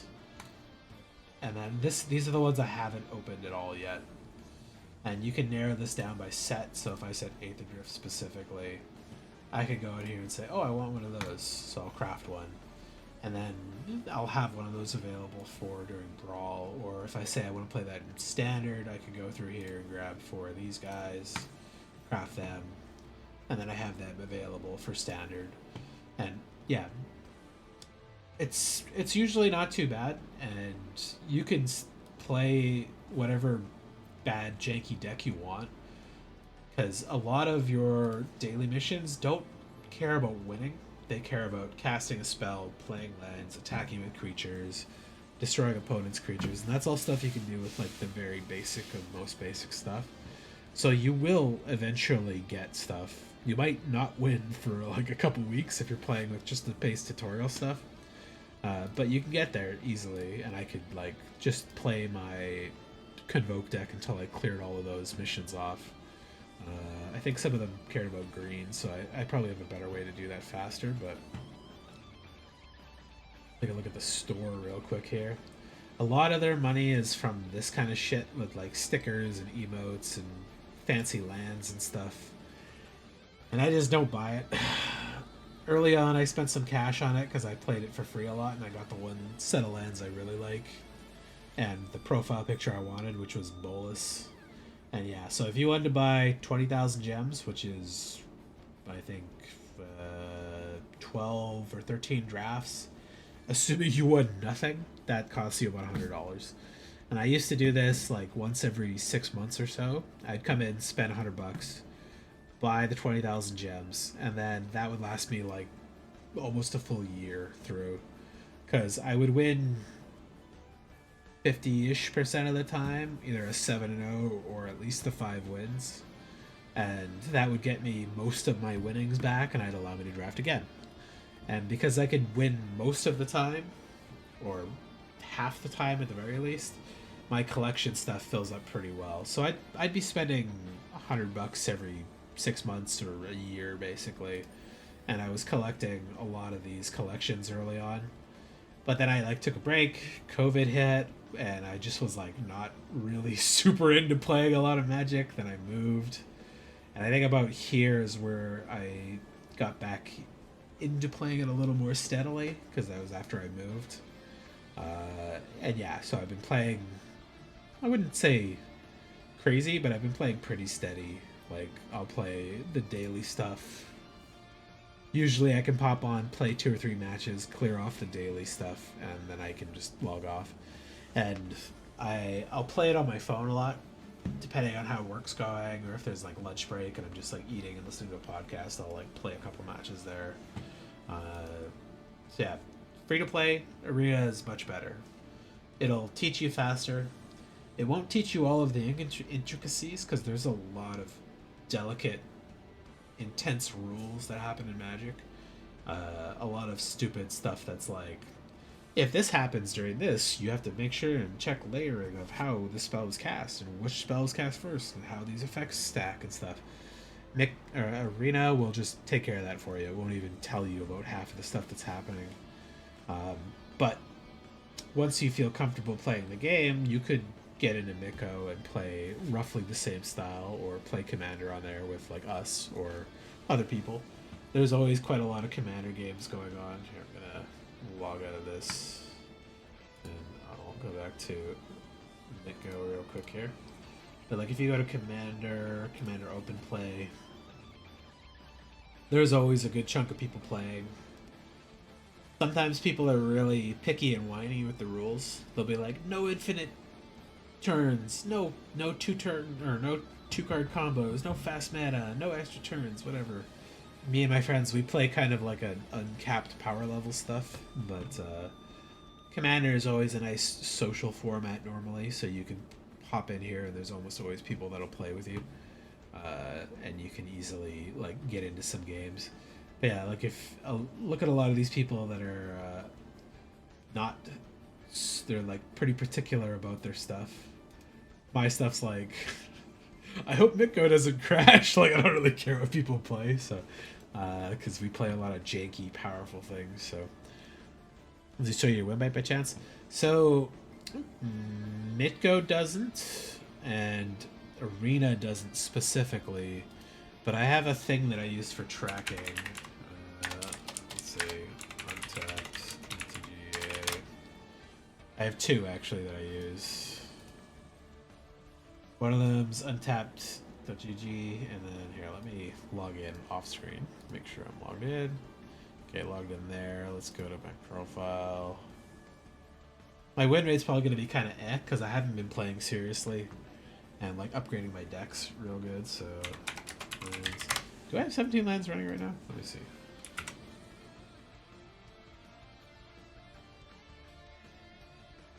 Oh, it's right. Okay, good. 17 lands has a lot better tracking for interesting stuff, but so untap.gg is an overlay for Arena. It can do stuff if you really wanted to do it. You can pay for like a draft. Here, let's see what they show. Yeah, so if you pay for their premium thing on here, when you draft cards, it'll say like this card's an S tier card, and people who pick it have a 53% chance of winning, kind of thing, or people that play and pick this card, their win rate is 53%, kind of stuff. It'll tell you what your rates are for decks. It'll show you what decks you can build. It's a pretty good one, but I mostly use it for tracking. So let's go to my thing here. So my collection progress overall sets is 68%. What vial cards I got. My vault progress is 26%. It shows how much of which colors I've collected. Let's see. Where's my win rate? What's this from? Oh, it's because it was new season, right? So I played one deck, and it was a one round, so I have a win rate of 100%. Here, let's go previous season. Alright, there we go. So, depending on the deck I played, this is my Mardu Discover deck that I tweaked around with. 50% win rate. Straight 50%. So, that does mean eventually you would get to Mythic, but I have to play like hundreds and hundreds of matches to do it. And it depends on like the order, because if I win and then lose, it's gonna knock me back down like even exactly every time, or worse after a certain point. But as long as you're positive 50% win rate, you'll eventually get to the mythic stuff. It just takes more. And then different decks I was using would get more or less win rates. But because I don't care about my rank particularly, I always just play ranked because I like playing against like serious decks most of the time. But I'll just play this one if it was like, oh, you need to play 20 green spells today. I'll play my green-white deck. And then it doesn't always win, but it's got, like, the cards that trigger my daily missions. So, and yeah, I didn't play a lot of this season, or this set, so I didn't really get a lot of the cards that allowed me to make some of the, like, higher tier decks. And I like brewing a lot of my own decks, usually. So I'll look at some decks eventually if I'm like, I really need a good deck to play for like starting the season off. Usually it's just mono red because that's easy. I'll look at whatever the best deck on like Goldfish is. So if you look at decks, popular metagame, standard, Gruul Aggro is the biggest meta deck in standard right now, so 12% of people are playing that, but there's a lot of other ones you can choose from. Mono red's always easy to build, very simple, straightforward. It's play a card, attack with a card, play a card, deal damage kind of thing. Domain's a combo deck. Jeskai is more of a mid-range. Dimmer's kind of a mid-range. There's token decks, but some of these cards I don't have because this one requires a lot of stuff, so if I show you these... The mono red one, or mono white one here, takes 8 mythic, 33 rares, 14 commons, and 20 uncommons to build. You might have some of these, you might not, but if you wanted to build it on Arena, you can go here, click it, export to Arena, copy this, and then, oh, I closed Arena. Let me open that back up. And Arena has a nice function to just copy paste decks in this format, and it'll just put it right into your deck list. And then you can see what you need to build it. I probably already got this in my deck list because I think I put it in there at the start of the season. I was like, oh, there's a token deck. I'll throw that on my list. So if I go to import deck, it'll take what I pasted into that, or what I copied on the clipboard, and it makes this one. So this would have been mono white caretaker card Caretaker, whatever, sure. And you can see that I'm missing some of this, I'm missing some of this, some of this, some of this, some of this. And if I look up Get Lost, I've got 2, needs 4. So I need to burn 2 rare wild cards to get the rest of that. Enduring Innocence.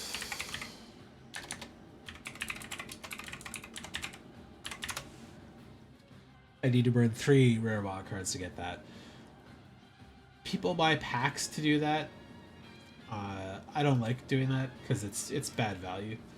But a lot of people a season will start and they'll immediately go drop $300 on here to buy all the packs to get most of the cards from it, which is, if you want to get the whole set and just play competitive, that's a way to do it.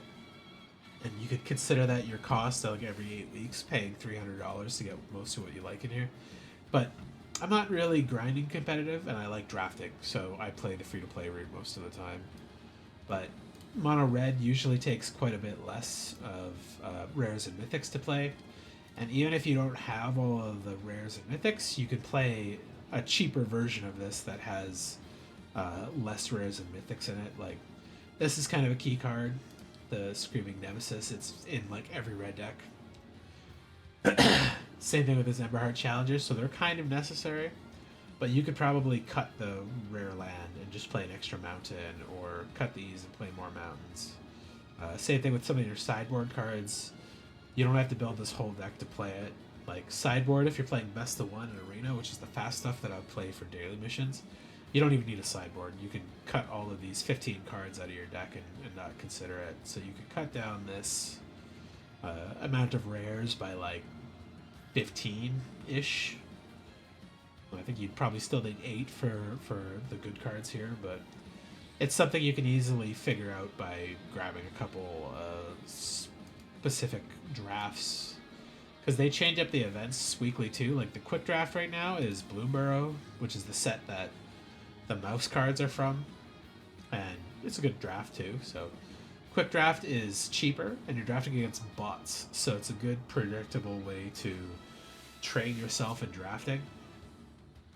And it's a good way to learn draft tells and how to pick and build a good deck, because the bots will always draft a set way, and you can predict it very well based on like how drafting points are set up, and that'll let you learn to draft well, and then you can take that to play a real person.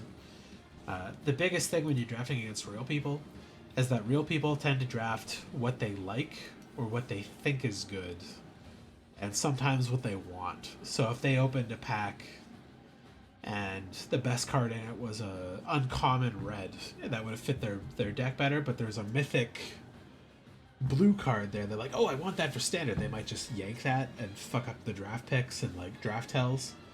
So you might not be as accurate with real people, but that's just kind of how it goes. But yeah, I'll play free-to-play stuff daily, earn enough coins, then I'll go do like a quick draft, or I'll do a quick drafts till I earn enough gems to do a premium draft, and then I'll go from there. And then I haven't bought into the gems on here in like a year, because I'm like, I don't have the cash for that right now, but I still like playing this, and I'm not a big fan of their monetization on here. But the free-to-play is good, and there is a pretty decent path to playing infinite or near infinitely with a small amount of cash compared to paper and compared to Midgo. But yeah, you can't sell your cards on here. You could sell your account, but that's like illegal by the terms of service. So yeah, don't do that. Don't say that you're gonna do that. You'll probably get banned. But yeah, it's one of those things that this is like a nice cheap way to get into the game and learn to play it, and then you could migrate to paper, buy a commander deck in paper for $30, like a pre-con, play with your friends, go to the game store, learn to play there. People will give you tips. Sometimes people will be like, oh, I've got a whole bunch of like commons that don't cost anything. If you want to peek through those and like pick some stuff out to make your own commander deck, you can do that. Like when I collected magic cards at the house here, I used to have 30,000-40,000 magic cards in boxes, because I was collecting play sets of each set, and then I'd have garbage stuff that I would trade into the store at like 1,000 cards per $5. But if somebody new comes up, I'd be like, oh, here, I'll pick out like one of every card of the last 10 sets that were in that pile, and I'll give them to you, and then you can choose to play standard or commander off of that or whatever you want. But yeah, don't get into any of the expensive sets like Modern, Pioneer, Vintage, or Legacy. Play limited for free on here. Maybe you can play some standard once you've got some decks, and then you can go from that. I'll show you 17 lands as well. Oops, that's the wrong window. Where's the other one? Did I close it? Oh, here it is. Duplicate. Pull that out. Minus that. So if I go to my data, game history, as long as you're running 17 lands in the background, it'll track every game you play. So if I play a draft, if I play through the direct, if I play a ladder match, which is ranked, there's jump-in events, which are free and usually have low pricing or something you can repeat over and over to clean up your daily stuff. Premier draft, ladders, yeah, there's Cascade Brawl stuff I play sometimes. Yeah, this tracks everything for as much as you play on here. It also shows you really cool stuff for, like, here, where's most drafted cards. I haven't drafted DFT yet, so let's see Pioneer. Oh, this is freaking out. Man. Did my internet just die or something? Okay, no, it's good. But yeah, so in Pioneer, by most drafted cards, let's look it up. I drafted Rimrock Knight the most in the Pioneer draft. Foundation, I drafted, I think twice the most. I drafted it 18 times. And you can show here player behavior and draft PNT. Let's look at Foundation. So they track all of your games and they plot you on courses here. They'll even give you generalized advice. So it shows your mulligan rate versus your game win rate, and it's a non-trivial negative correlation with win rate and mulligan rate overall. So you might want to mulligan less, which means that if I had a land with, or a hand with like 2 lands in it, and I mulligan because I wanted different colors, this thing is saying that it might be correlated to my win rate a little bit, but often it's usually because I'll play a 2 or 3 color draft deck sometimes. And if I pull 3 lands for the splash color that I have the least of, and I don't have any playable cards in that, I have to mulligan it. And often that means I didn't start good that round. They also show stuff like the cards that I picked pack 1 versus if I played them. Slight negative correlation with win rate and pack 1 pick 1 versus player normal, so you might want to play my pack 1 pick 1 less. Tiny little negative correlation, but not that much. Same thing with main deck color bias. Non-trivial positive correlation with win rate and main deck color bias overall, but you might be taking it too far and want to draft with preferences less. So it's saying that 0.03% of the time I'm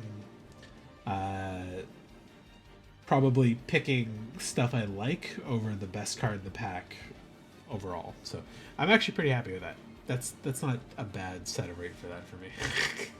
But let's see, rares per draft, slight negative correlation with the win rate and the rares per draft overall. So you might want to draft rare, or might want to rare draft less, which means that I probably grab a rare and a color or an off color and then don't end up playing it, or I pick like 2 rares of a certain color, but one of them is actually bad and I end up playing it and losing. So, or I'm picking a rare when I could have picked a removal, and yeah, that kind of stuff.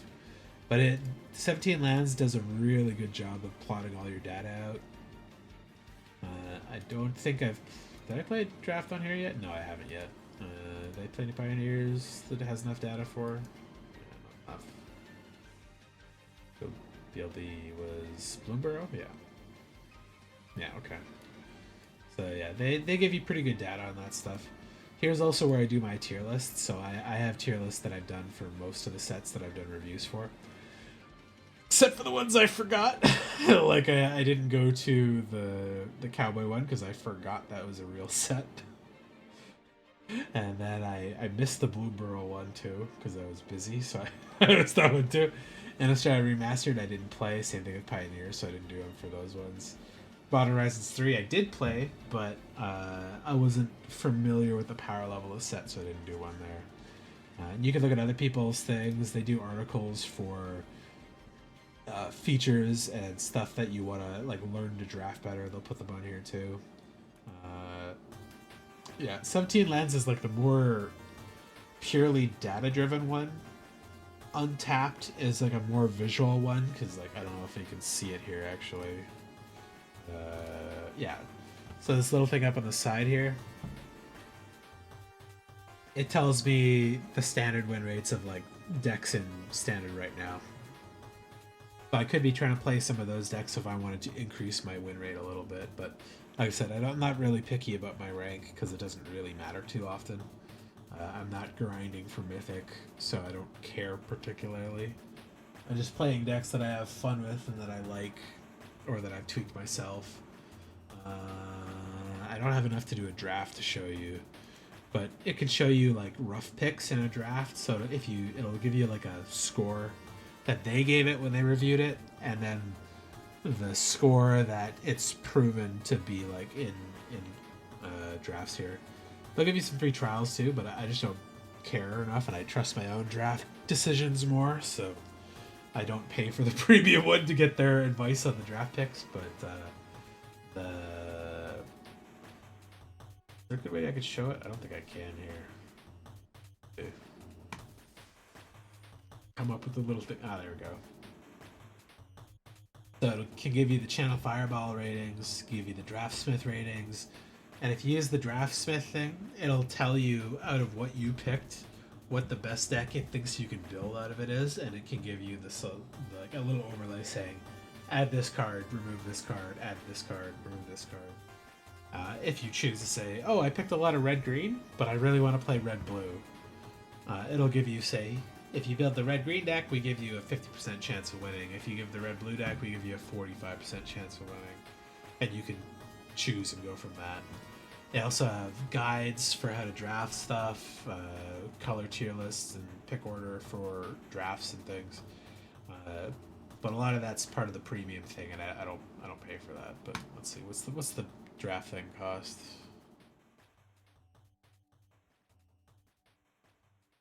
Let's see, what does the subscribe now? $6 a month? That's not really that bad. But yeah, I don't really care, so I don't do it. But it is good for tracking my collection. Like, I don't see here. If I go to my profile, does it show? No, let's open my profile back up again. I had it open before. Alright, so yeah, if you go to the collection thing on here, it'll tell you what you can craft and what format you can play it in. And then it tells you what stuff you're missing that are valuable played cards and stuff. It's pretty good that way. So do craftable decks.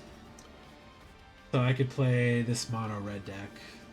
I could play this mono red deck. I could play this other red white deck. I could play this other red white deck. Another mono red, another mono red, another red white. I could play a mono black deck. I could play a blue black deck. I could play this one. The win rate's shit though. But yeah, so a lot of these, it'll just tell you what you could do with your thing, which is interesting. So I could play this one, but I'm missing 2 craftable cards, which would be Gastel Throw Rider, which is from the new set. So yeah. But yeah, it's good. Both of these untapped. Here, I'll give you links for them.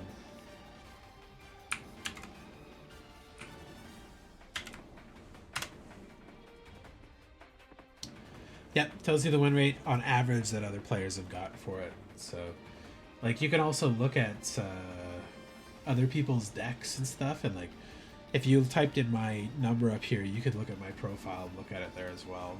Yeah, let's 17 minutes. And yeah, 17 lands is called 17 lands because that's what you should play in draft normally.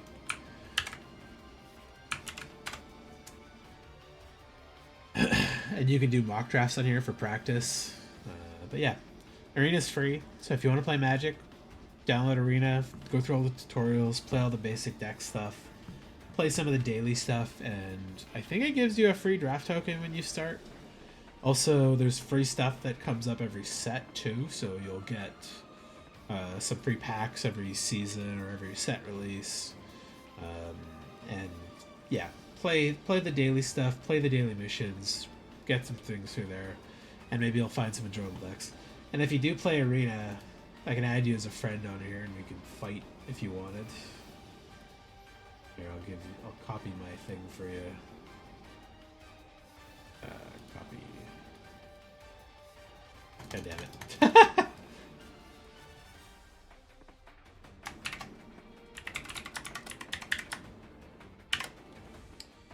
But yeah, throw me an ad on there. And when you feel like it, I'll crush you with one of my decks. Gold 4. Yeah, I just don't play enough. So the usual rank I end up in is like platinum, because that's like about as much as I can play and win without like really grinding it. I've hit mythic once when I was really playing like heavy for a month or two. But I can get to diamond in limited usually because I'm better in that than like I said, I play whenever in constructed. I really don't care about the rank too much, so like I'm not gonna play that much more in 13 days. I'll probably play 2 or 3 times a day, and I may or may not win because I'm just playing whatever decks to hit the daily limits and stuff. So I might hit platinum. I don't think I'll go above platinum, but I don't grind enough to go higher. But it doesn't really give you enough rewards anyways to get past there, unless you're in the top 500 mythic to get invites and play points for the actual tournaments and stuff. So I usually just don't care about it that much. Oh, adds up? Okay, yeah, whatever. Here, I'll play a couple of these. Am I good on Miko right now? Let's see. I need to buy a tick to do a draft. Okay.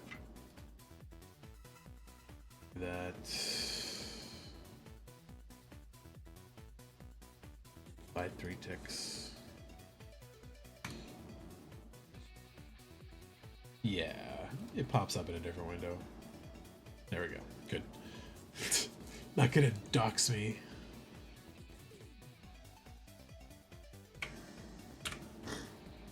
Just in case, though, I'm gonna turn the monitor off for 1 second. There we go.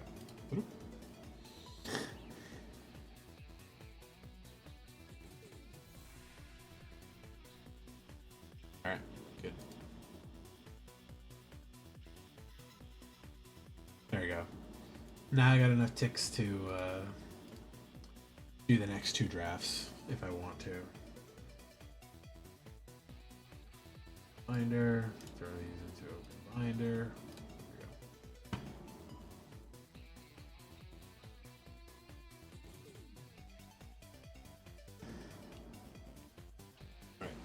Yeah, I'll just play through the daily stuff for now. So find match, ranked, and because again, I'm really not picky about winning or losing the ranked stuff. I just like playing the better decks against like a serious deck. So I have a little bit like somebody not playing some janky combo to test stuff out. But you could play in any format for the daily challenges. So if you want to play Brawl, which is like the Commander equivalent for standard stuff, you could play Brawl and complete those challenges on there too. Hello. But yeah, because I don't pay for the cosmetics or anything, I just got a lot of the default stuff that they gave us for playing in some of the things. I don't have any of the fun ones. And I've got like the default pet that I unlocked. Nothing fancy.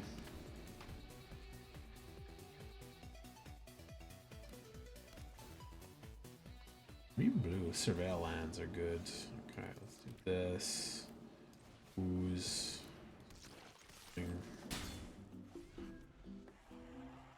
But yeah, Miko is nice and fast. Or sorry, Arena is nice and fast. Miko is slow and terrible usually. Cast spell targets only a single creature other than Ivy. You may copy that spell, and that spell copy targets Ivy. Weird one.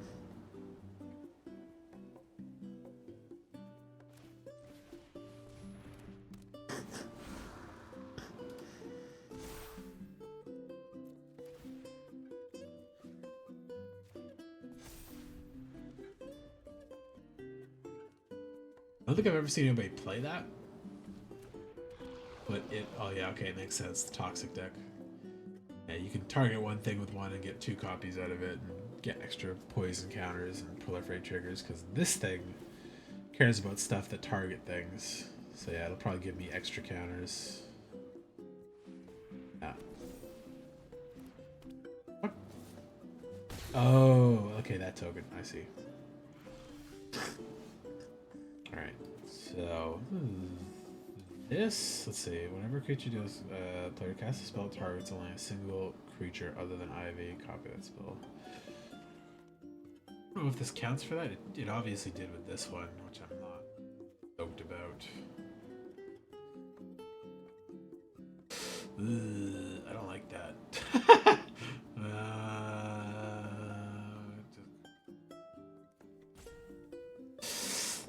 So they're gonna get a copy of my Sheltered by Ghost, which is not good. I'm gonna cancel that.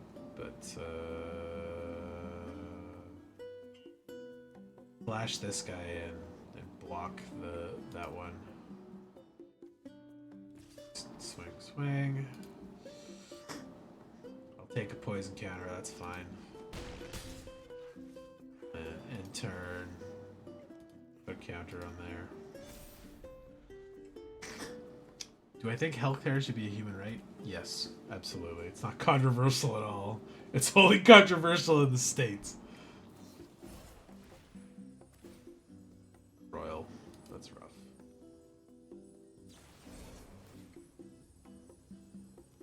Poison, poison, poison, poison, poison, poison. Hexproof. I gets a royal. Gross. I'm gonna take more. If he's got 2 more single cost spells, I think he gives me enough poison. Oh, proliferate, that's fine. So I go up to 5. This will put me up to 6. And the Shelter by Ghost thing is a real problem here. If I'm gonna cast that into that. Alright, so let me pass to attackers. Pass this. Remove some furniture. And can't block that, no. Ow. Draw cards. Okay.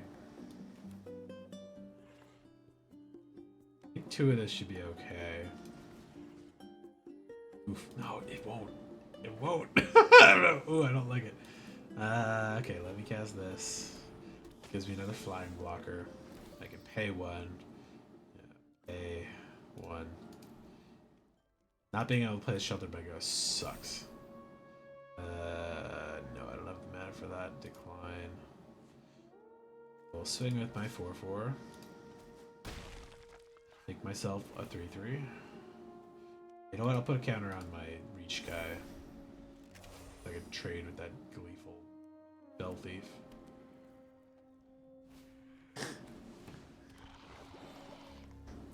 Yeah, it's only controversial in the US because the people in the US are idiots for some reason.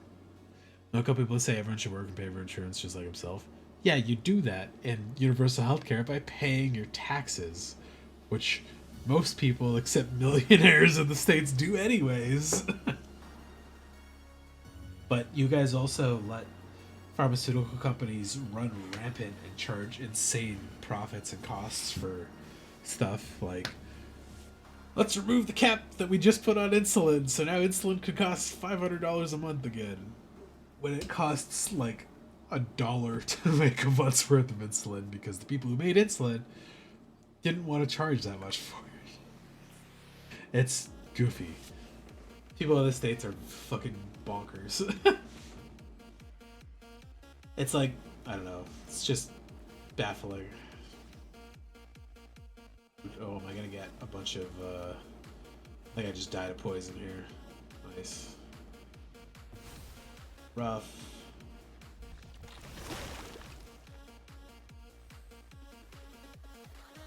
Good.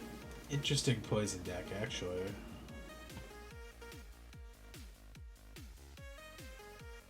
Let me quote this and tell you if you agree with this. I personally agree with this because I grew up in a Christian environment. I love people here and I'm same. Sure. Quote me what you're gonna quote me, and we'll see. Oops. Bonked my mic, sorry.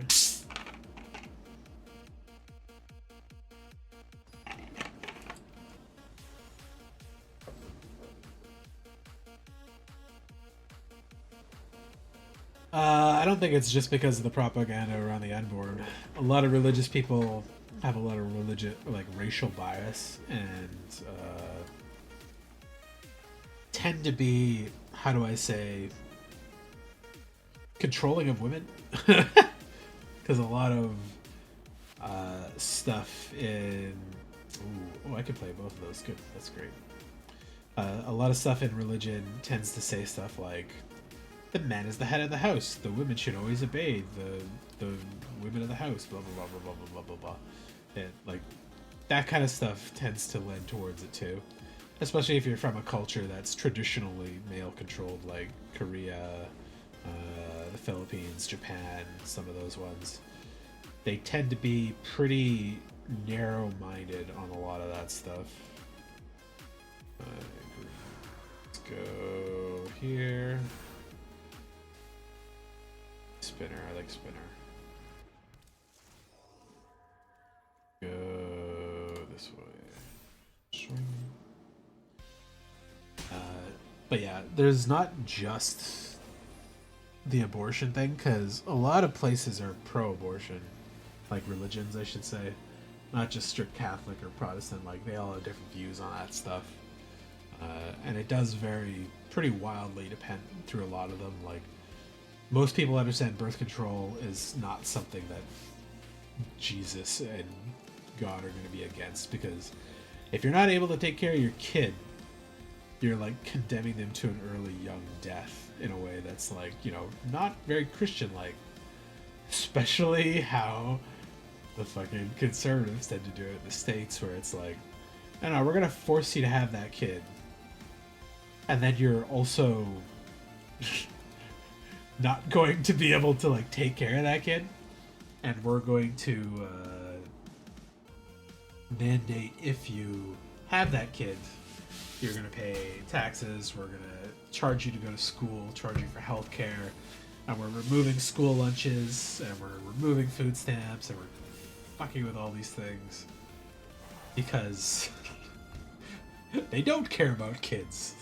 They want to control women. They want to impoverish people, so it's less easy for them to become educated and vote against the things that are keeping them down because they make money off of that. Like, that's just how that is in the States. It's not a good system.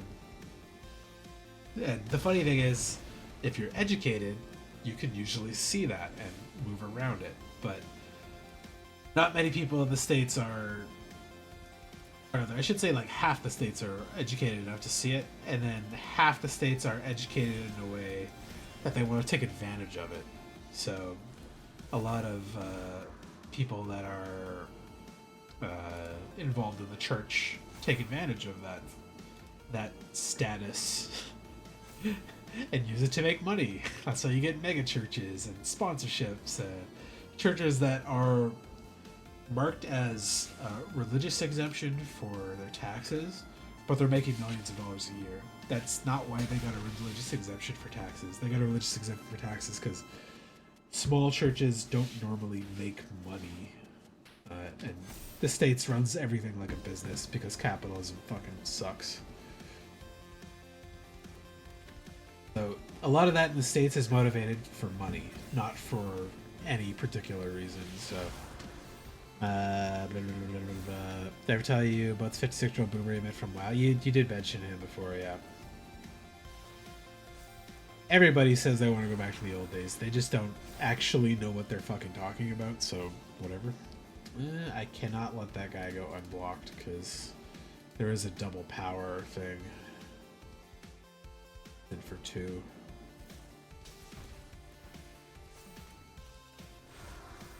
Yeah, that's not enough to get past 16 or 14 power. He might have one more spell. Ah, there we go. That might do it. Oh, it's trades evens. Nice. So I still take some damage though. Okay, so let's go Evangelist. This. Put a counter on my flyer. Oop. Oop. There we go.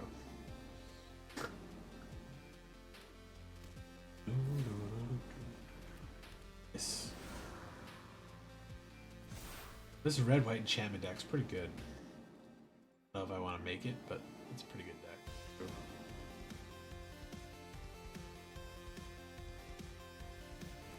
Nice. What's he gonna exile? My virtue? Fair choice. Play this. Play this. Let's put that on the other flyer. Bing! Gotta block that one. He'll gain 5 life, lose 4, lose that guy. I'll get the enchantment back. Counters on everything. Even bigger. Ha ha ha ha ha. He got a board wipe? He does not. Okay. Okay.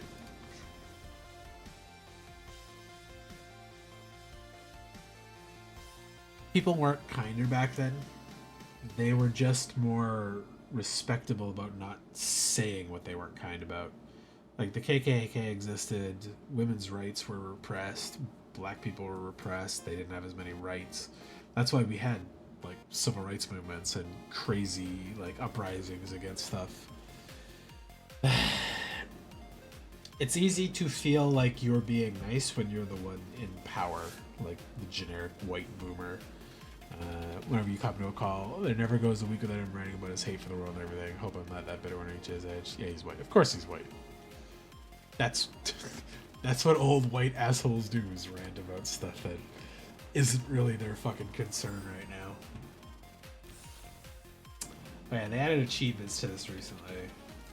I don't know what I fucking feel about those yet, but whatever. I don't know what these do. I got art, I guess. I don't know what that... Neither games against Spartan art, okay. I don't know what this achievement does. It doesn't do anything for me. And yeah, of course he's racist. He knows he's a redneck, even said in a call, I know people frown upon rednecks as being dumb. Yeah, because they're dumb and they act upon stupid impulses and inbred fear that they've told their kids every single generation. Like, that's the thing with a lot of like rural places, is why I try to tell a lot of people that I went back to that I went to school with when I was younger, is like, if anything you could do for your like betterment of your personal being, like throughout your life, is like, when you graduate high school, don't marry the person you're dating in high school. Like, they may be good people and that may be like a good dating option, but like, don't do it right away. Go to college in a different city, a different country if you can do it. Go explore, go visit a couple other countries, learn another language a little bit, see how other people live, see how much it costs to live in other places, explore your employment opportunities and stuff. Like, you can't just do the same like basic lazy shit every time you go through stuff. That counter on this. This one. Exile that. Counter on this one. Wing. He kills this, it has to pay 4 mana to blow this up now. But if he has an exile thing that doesn't target, he could get around that easily.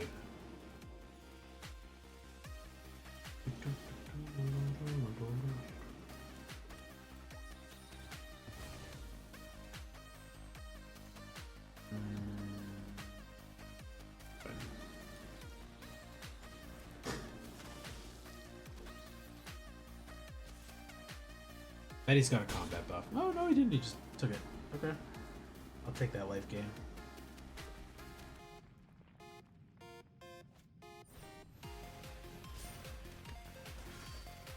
I'm curious about that one. I don't think that's normally played in like this life gain token rabbit deck thing.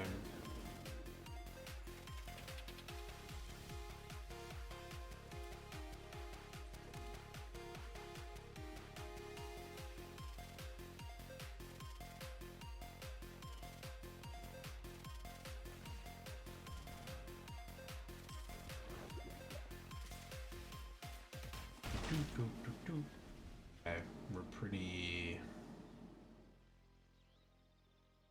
installed here for the moment. That's gonna get big real fast. I need another removal for that and Johnny's Pride Mate.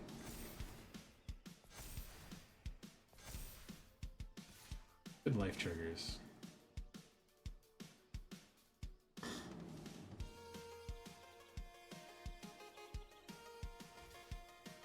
That under the bus for more flyers.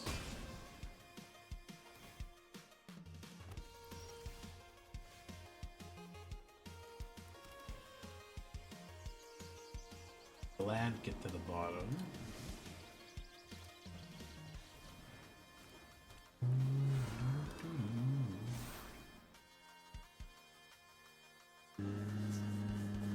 No tax. Take a body.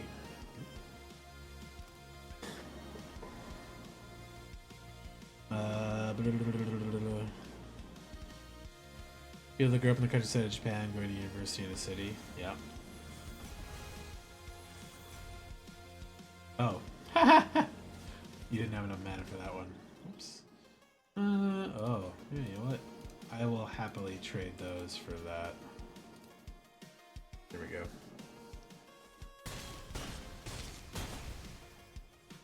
He's counted that poorly when he swung that. This goes here. Let's do tap.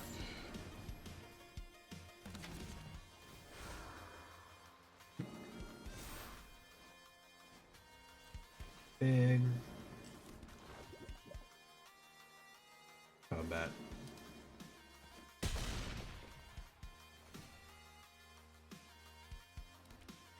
Untap. Okay.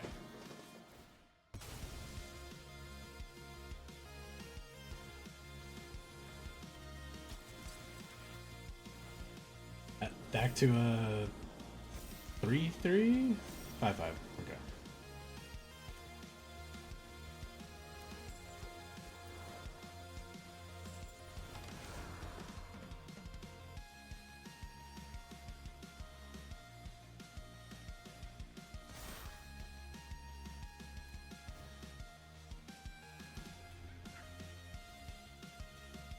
People that grew up in the countryside of Japan going to the university of the city and never come back to the countryside other than that to visit family once a year. Used to live in a rural city for 3 years and later on in life found out they never went back to the city they grew up in after going to college in the city.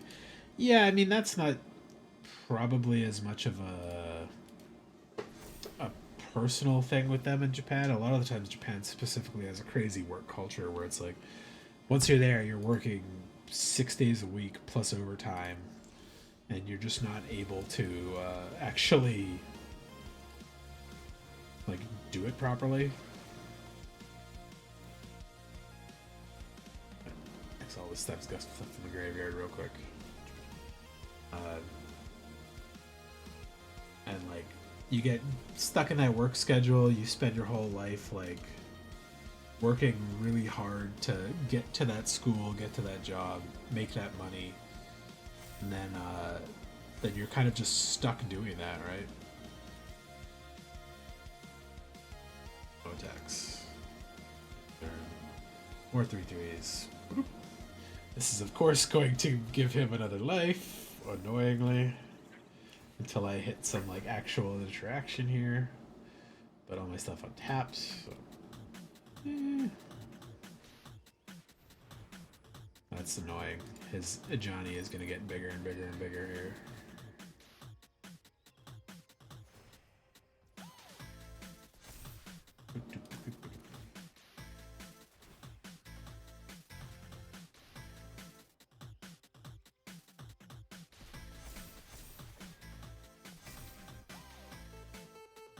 Ugh, these stack in such an annoying way. Could I draw, like, other stuff?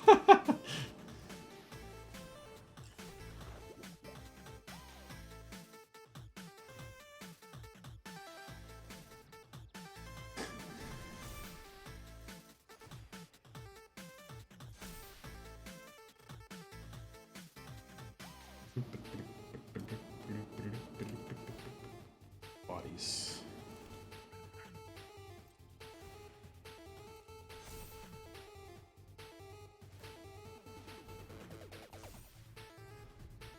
We're racing here. I am getting wider than he is. Eventually I'll be able to go around his board. But I'm super glad I locked away those things when I did. Okay, that's not bad. There we go. Now I can do some stuff. He does have a card in hand too now. Alright, let's tap. Tap. Tap.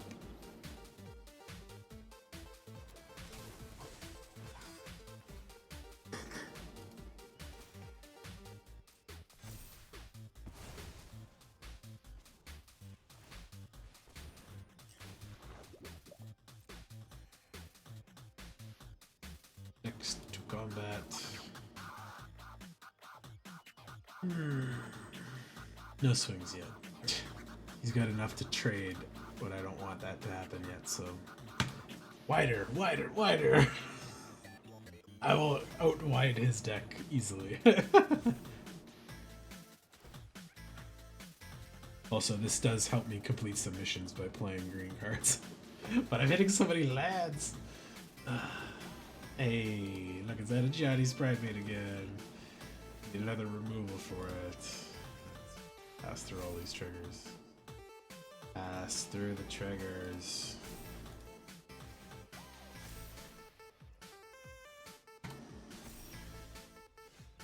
Good Christmas. Can I not hit some, like, playable cards?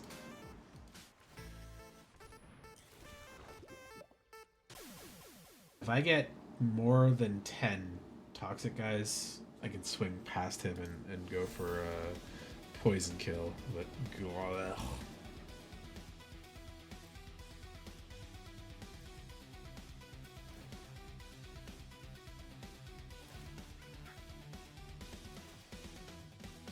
This is the sloggiest match.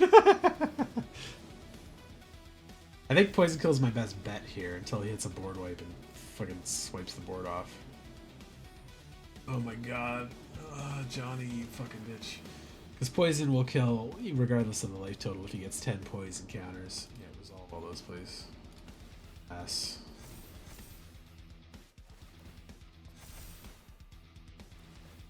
Oh my god.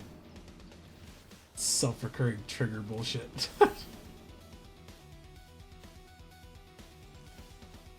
Yay, there's a thing. Ooh. Okay, let's put that on. Okay. Need to keep that one alive.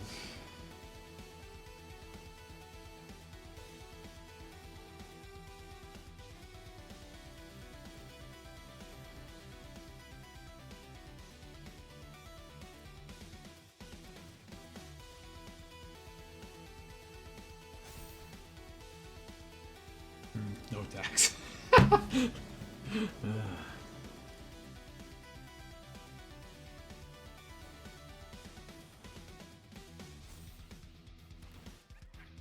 God, I hate resolving all these triggers. I want to just like pass the turn. Dissolve.